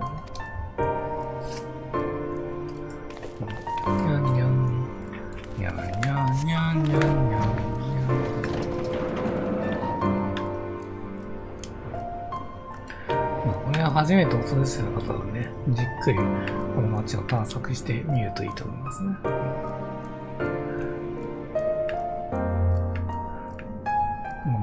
プで出てるとこまでしか移動できないですけど。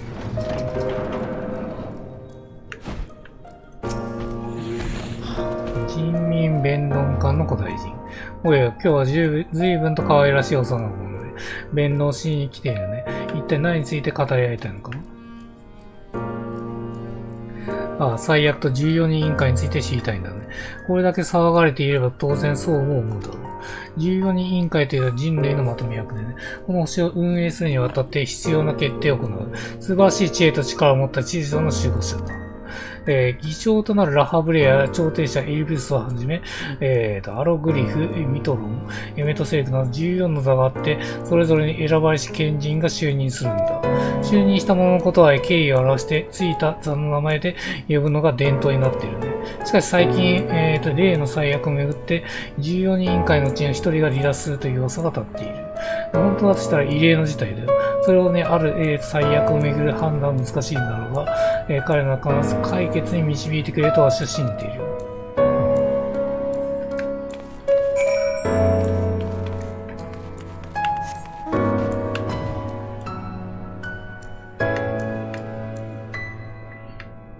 で、そこに行くって感じですか。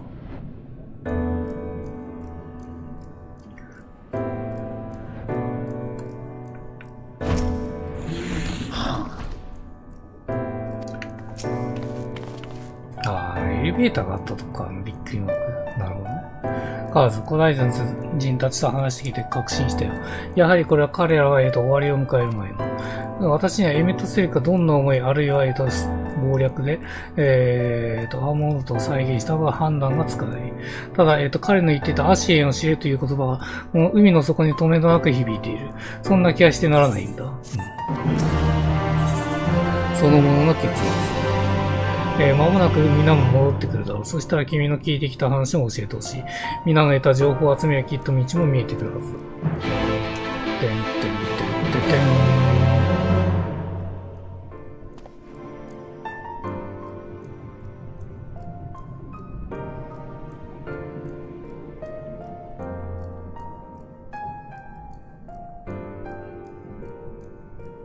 やっぱりあなたの方も大体同じ話を聞いたよね。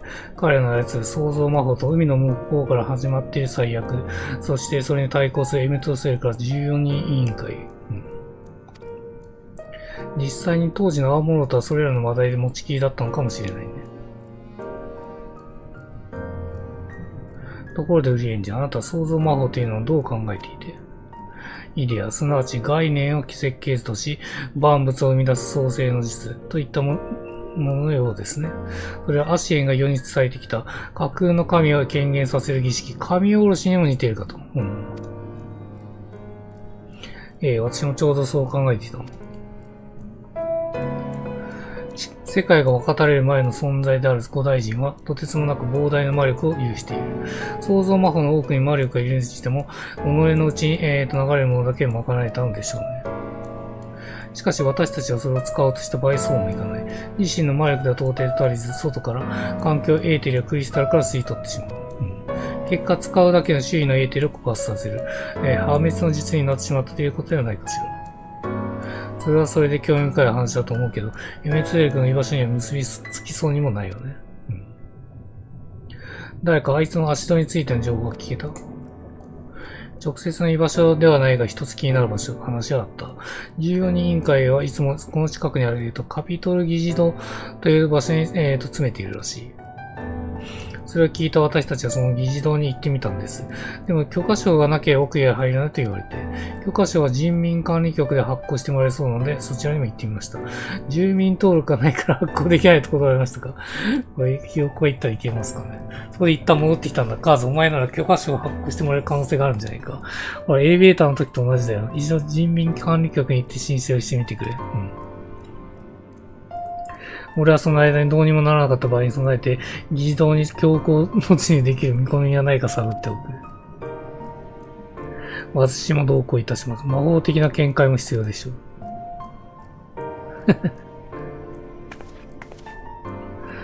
私はその間、古代人の皆さんに母さんを治す方法がないか聞いて回ってみたいんです。ここには私たちの知らない知識もありそうだから、その力を貸していただけませんか？なるほど。それは妙案ですね。うん。もちろんいいに決まってるし、一緒に行きましょうよ。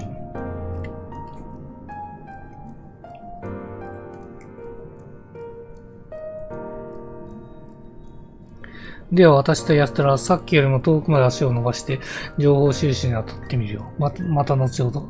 今度は議事堂の前あたりで会おう。うん。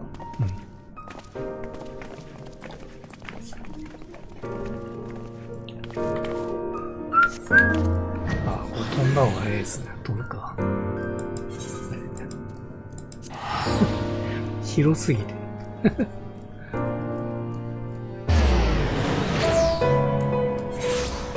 ここがエーテライトですね。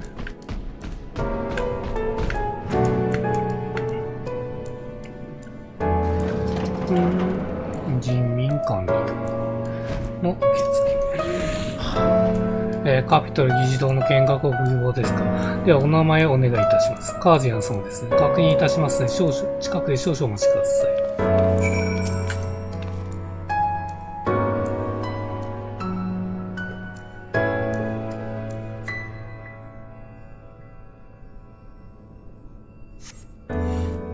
議事堂見学の申請のお待ちのカージアン様、お待たせいたしました。やっぱいけんだ。カージアン様、エメトセーク様の要請で住民登録が完了しておりましたので、許可証の発行に必要な書類を作成いたしました。エメトセークの要請になってますね、やっぱり。こちらをもって人民事務局へ行き、受付に提出していただければ許可証が発行されるでしょう。回りくどいやり方さえもやらされる。いや、しかもあそこなんだ。遠いな。めちゃくちゃ遠いやんけ。飛べるからいいんですけどね。確かに敵が普通にいるんですよね。そう、敵がいるんで。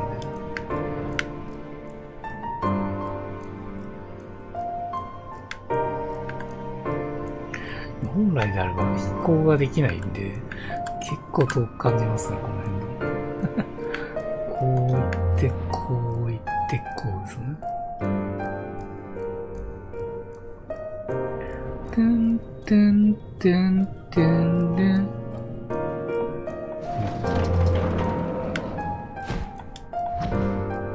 なんか重要なイベントあったような気がするんだよな。ご用を受けたまります。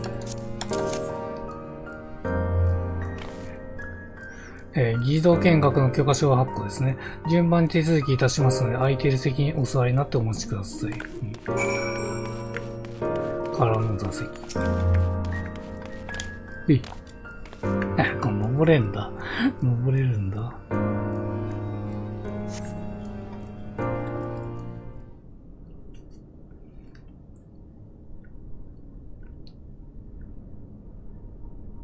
座ってる。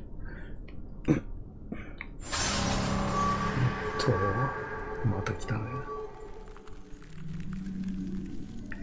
いや、もう誰もいないときは危険ですね。隣いいかなって言ってますね。これは結構重要キャラだった気がするな。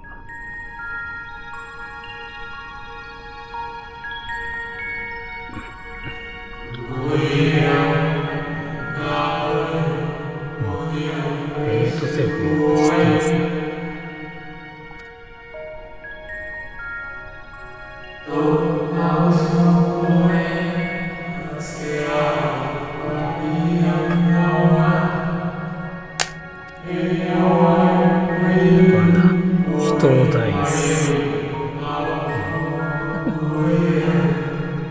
この名前覚えておいた方がいいですね。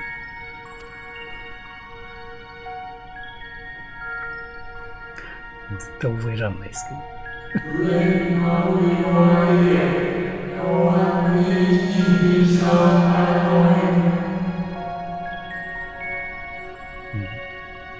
14委員会の一人じゃないか。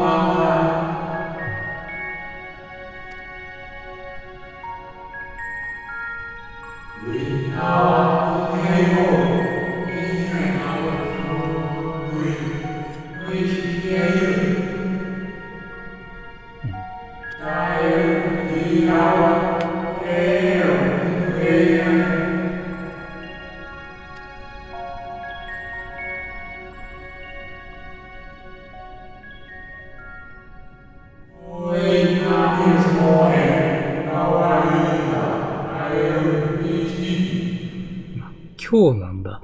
なるほどね。本当にやっぱ直前なんだ。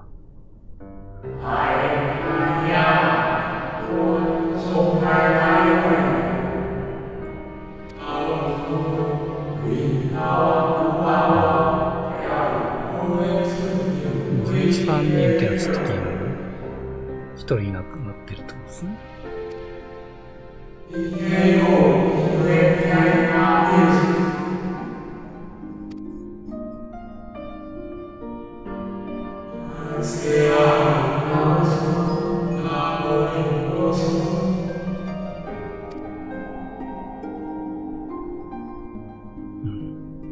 命を注いでゾデ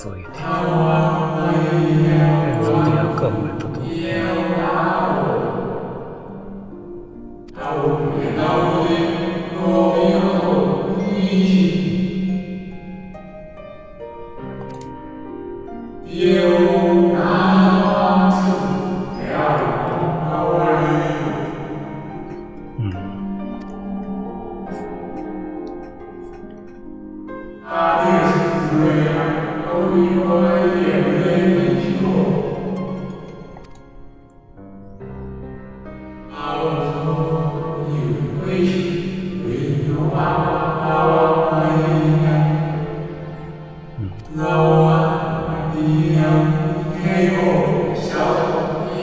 地上に浮かさせみならまた世界を管理する。なるほどね。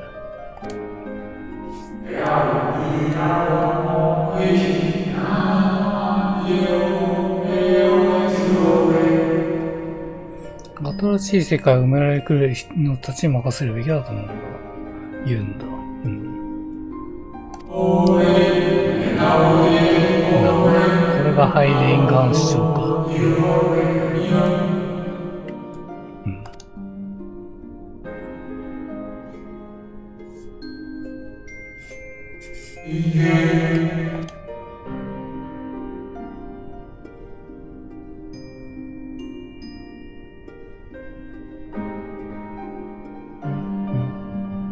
お、夢とせていますね。よ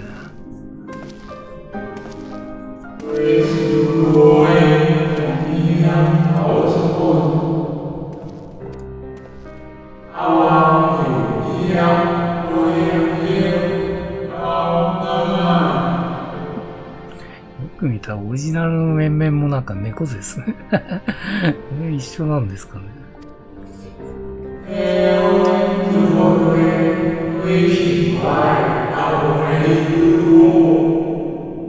嫌だ嫌だ。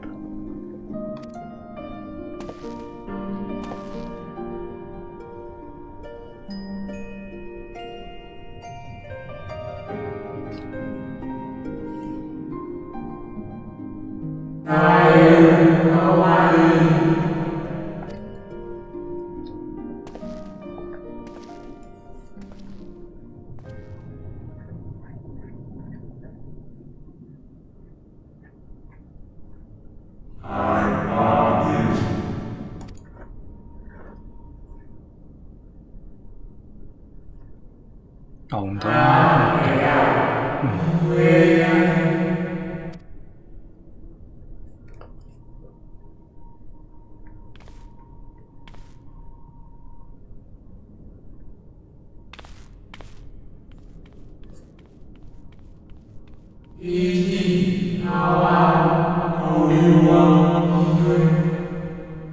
君のそばには多分もう一人いるだろう。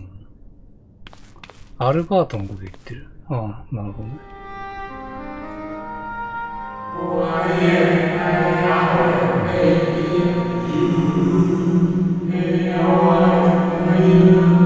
すごいね、ストーンダイス。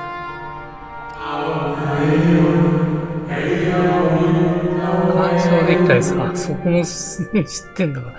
すごいね。エムトセイクでも知らなかったっすもんね。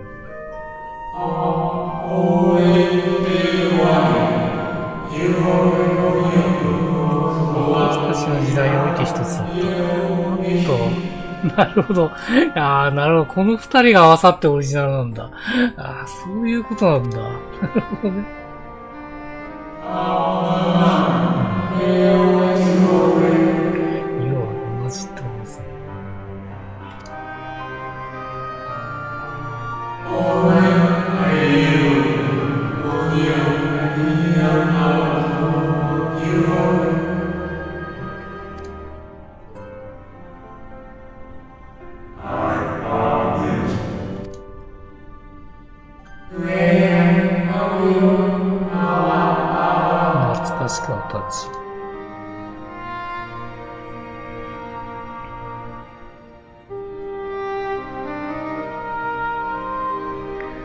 アルバートと合体したらオリジナルになれるってことなんですかね。普通のやり方で無理だと思いますけど。大変お待たせいたしました。手続きができましたので、議事堂の見学書をお渡しいたします。カピトル議事堂に入る際に、こちらの入り口にいる管理官にお見せください。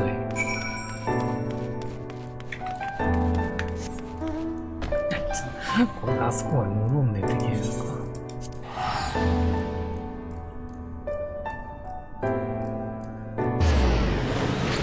そろそろ次回にしちゃっても良さそうですね。結構いい感じに進んだな。次回確実に終わらせられそうですね。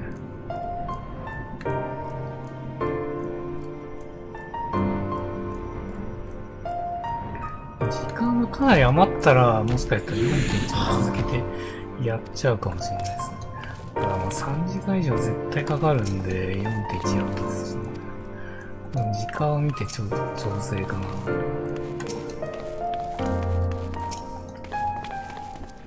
もうたか、痛く時間かかっているようだから心配したんだ。議事堂の見学申請はどうだった？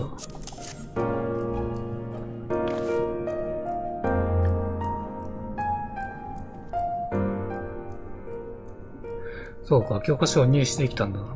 俺とウリエンジェも議事堂への強行突入は避けるべきだと見ているな。堂々といけるのであればそれに越したことはない。議事堂には衛兵の一人もおりませんでした。もしかしたら彼らの時代においては、あえて守る必要すらなかったのかもしれません。一方で、窓や扉が形閉じられ、物理的にも魔法的にも力を尽くせど、開くには構わず、あるいは最初から開かないように再現されているんでしょう。もちろんもっと試せる手がないわけではない。が、状態の不安定なお前は特にここで時間も力も浪費すべきではないだろう。あなたの治療法についてはごめんなさい。収穫がなかったわ。この古代人たちは今日の、先には生きていない。話を聞く分にはいいけど、私たちの状況を伝えようとすると、途端に会話がおかしくなってしまって。あなたの方は教科書を得るにあたって何か言われたりしなかった。人を大事にするのか。では、育った、生命を土手悪に捧げて、その召喚に携わった古代人たちを蘇らせる。それが彼らの真になる計画だったと。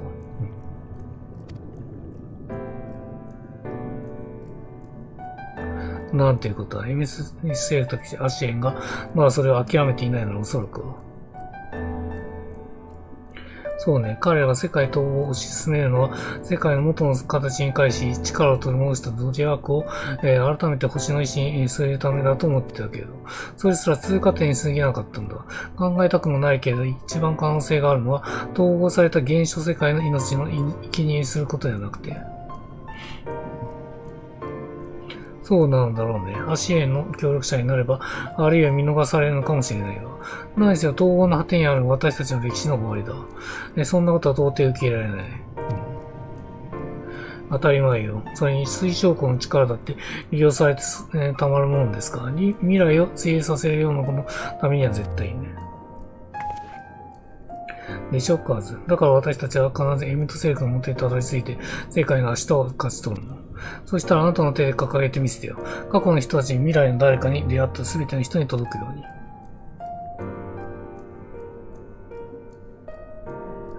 第8零歳で死んだどっかの歴史の私だってその時は信じたってきっと笑うわ。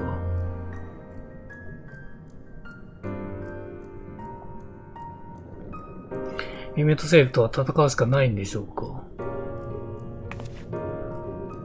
これだけの都市を作るような存在です。簡単に勝てるとは思いません。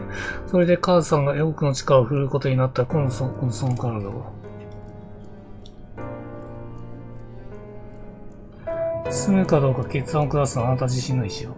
そして私たちそれぞれの意志でもある。心が決まったら声をかけて。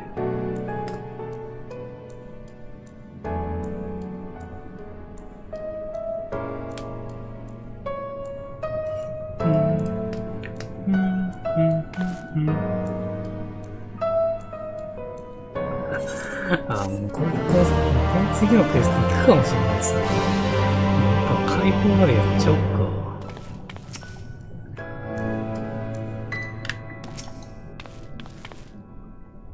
言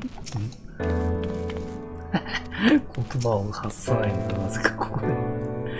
雪の家で見たような弱々しさは何？いつの間にか大きく成長したよ。なんでここだけ言葉じゃねえんだよ。漆黒のヴィランズ、最後のクエスト来たわ。いや、来ましたね。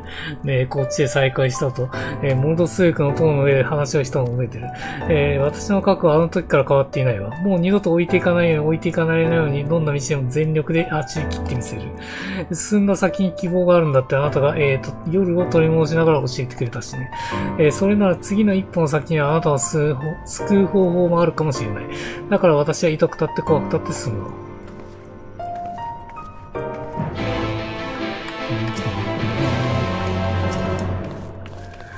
ドンバースで言ってたね。自分を倒してもその先にあるのは生きるための永劫なき、終わりなき戦いのみだと。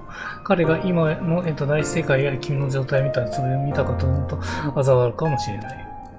だが君が続けていた旅は確かに人の心に火をつけた。かつての私が自走と理屈をたまに損ねた人の心をこの旅で一つに繋げてみせたんだ。そうでなければあのタロスは立ち上がらなかった。私はあんな奇跡を決めとめまだまだ見たい。ここはまだ旅の途中に過ぎないんだ。さあ乗り越えて次に進もう。いつもの君らしく、私を引っ張ってきてくれた君らしく、私も未熟ながら精一杯に力を貸すよ。全員と会話する流れですね。無理エンジェ。エメトセリクを完全に止めるならば、彼の魂を拘束し、大きな力で打ち砕けないようになりません。拘束のための白成績は、用意ができております。それは私の務めであり、推奨校から依頼されたことになりました。なるほどね。今回は確実に封印するって流れですね。彼がいた第8例最後の未来は、言い換えればアシエンの無形に、陥った世界ですので、今度こそするものかという思いもあったのでしょう。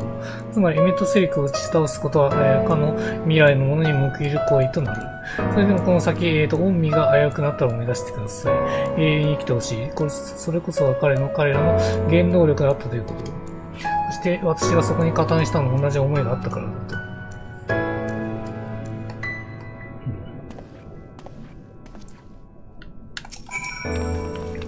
思えば現象世界にいた時ですら大変だったのに、大世界に来てからなおさら、苦難の連続だったわね。それでも私はあの深い森で、あなたたちの旅でもまっすぐに信念を貫くさせてもらった。だからあなただって望む前にして進めばいい。後悔だけはしないようにしましょう。私からそれだけを。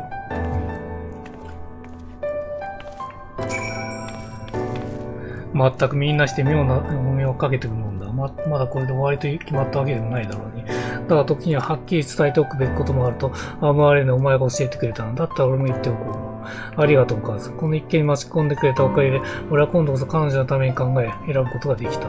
それが俺の人生にとってどれだけ意味のあることか、言いつけさえ本当に感謝している。だからお前が行くと言うならば、俺もそこに命をかけよう。たまには背中の一つも預けてくれ。いや、いいこと言うね。リーン。最後はリーンなんだ。唯一の大世界の住民ですからね。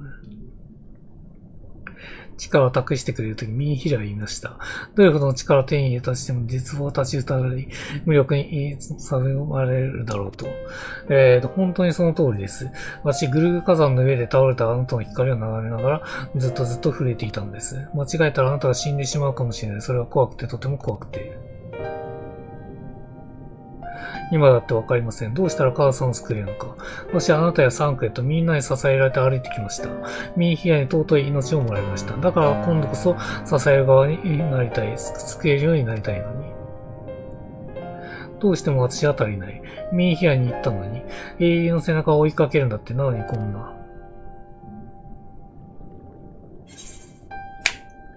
自分は救ってほしいわけじゃない。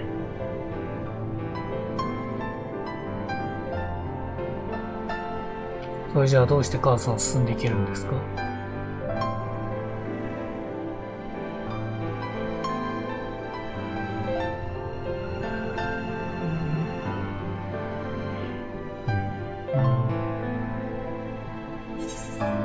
れ選択肢2つ来るんだ。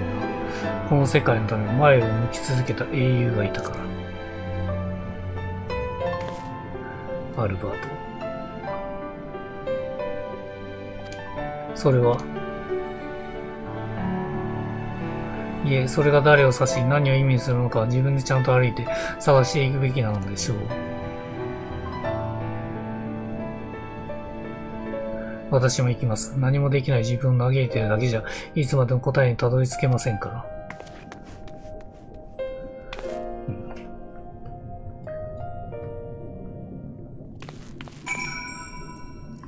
ああ、もうこれでもう入り口になってますね。じゃあ開口まで行っちゃいますか。最後に多分ね、イベントあると思いますね。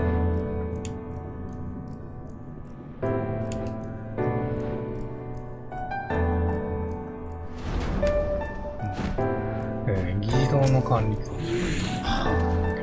官。ここはカピトル議事堂です。関係者以外の方は場所を提示してください。確かに確認いたしました。同伴者がいる場合は皆さんでご一緒に奥へとお進みください。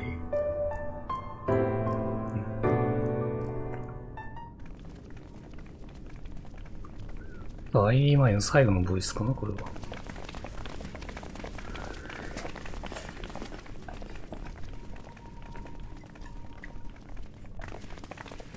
困りますね、見学者様。来ましたね。厳粛な場だ。規約は守っていただかないと。エメトセルク。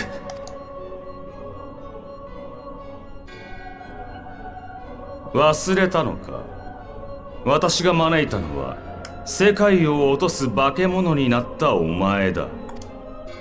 そんな半端な水際で力を抑え込んでいる状態では何の役にも立ちやしない。しかもまだそいつらとつるんでいるとは。どうせ敵になると忠告しただろう。そんなに寂しいかね。あら、寂しがりはあなたの方ではなくてこんな街を作ってもまだ足りず、ゾディアークの煮えになった当時の人々を蘇らせようとしているとか。なるほど。調子に乗っていろいろと作りすぎたらしい。余計な泡でも混じっていたか。まあ今さら隠すまでもない。私たちの本懐はまさにその通りだ。全ての世界を統合することで力を取り戻したゾディアークが封印を破って復活する。私たちは統合された原初世界の命を煮えとして差し出し、引き換えにかつてゾディアークに身を捧げた同胞たちを取り戻すのだ。それでお前は一体何をしに来た？水晶湖に決まってんの。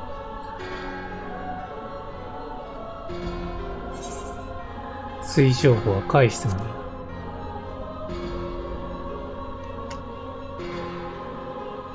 う。嫌だね。あれの有している知識と術はともすれば私たちにも確信をもたらすかもしれない。世界とおそらく時間の跳躍、なり損ないの身でよくもまあ形にできたものだ。せいぜい使わせてもらうぞ。アシエンの新たな力として世界統合のために。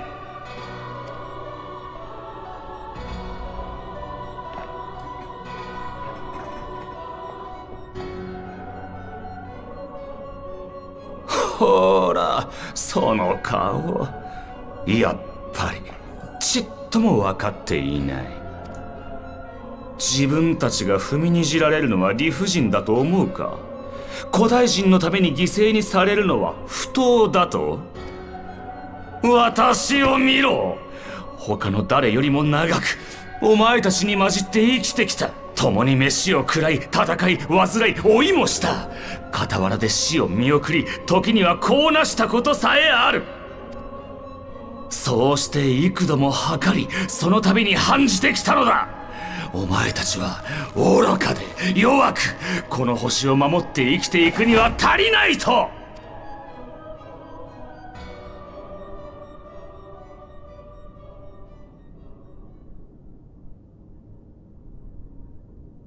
前たち自身、積み食いやバウスリーとの戦いで散々思い知ったばかりだろ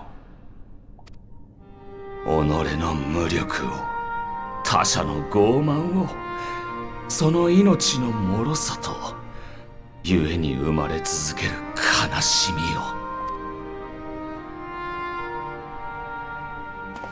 を。なあ、本当にいつまでそんなことをしている。どれだけうんざりさせたら気が済むんだ。仮に世界の断りが再びほころび、終末の最悪が起きたとして、今の人類は半数が進んで自らを犠牲にできるのか？いや、できるわけがない。お前たちだって世界を見てきたならできるだなんて言えないはずだ。熱いな。そんななり損ないどもに任せておけるものか。私は必ず同胞を、友を、良き人々をよみがえらせる。世界は私たちのものだ。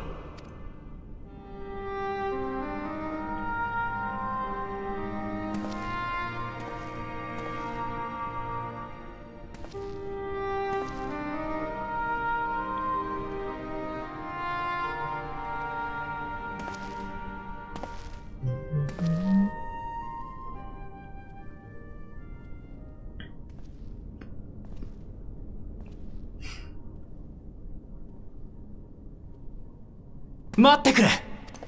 お、アルヒンは止めたぞ。エメトセルク、君と私たちは本質的に同じものを守ろうとしている。君は過去の友と愛すべきものを、私たちは今と未来にいる友と愛すべきものを。そこに違いなどありはしない。だからこそ君にはわかるはずだ。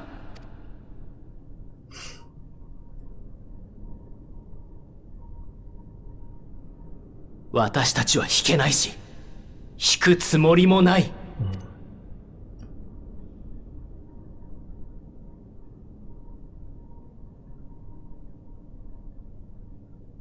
同じでなどあるものか。お前たちのようななり損ないより、生きるべきは完全なるものだ。違うというなら証明してみろ。お前たちが私たちよりも強く残るべき存在であると。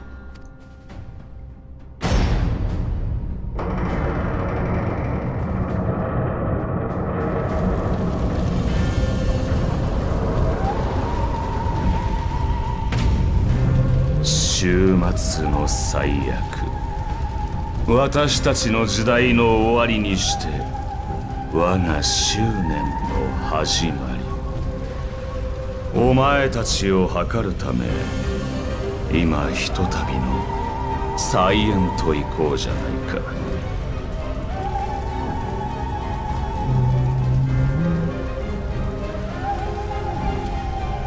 私は最奥で待つ。預かっている強情なお友達が苦痛で壊れる前に来いよ。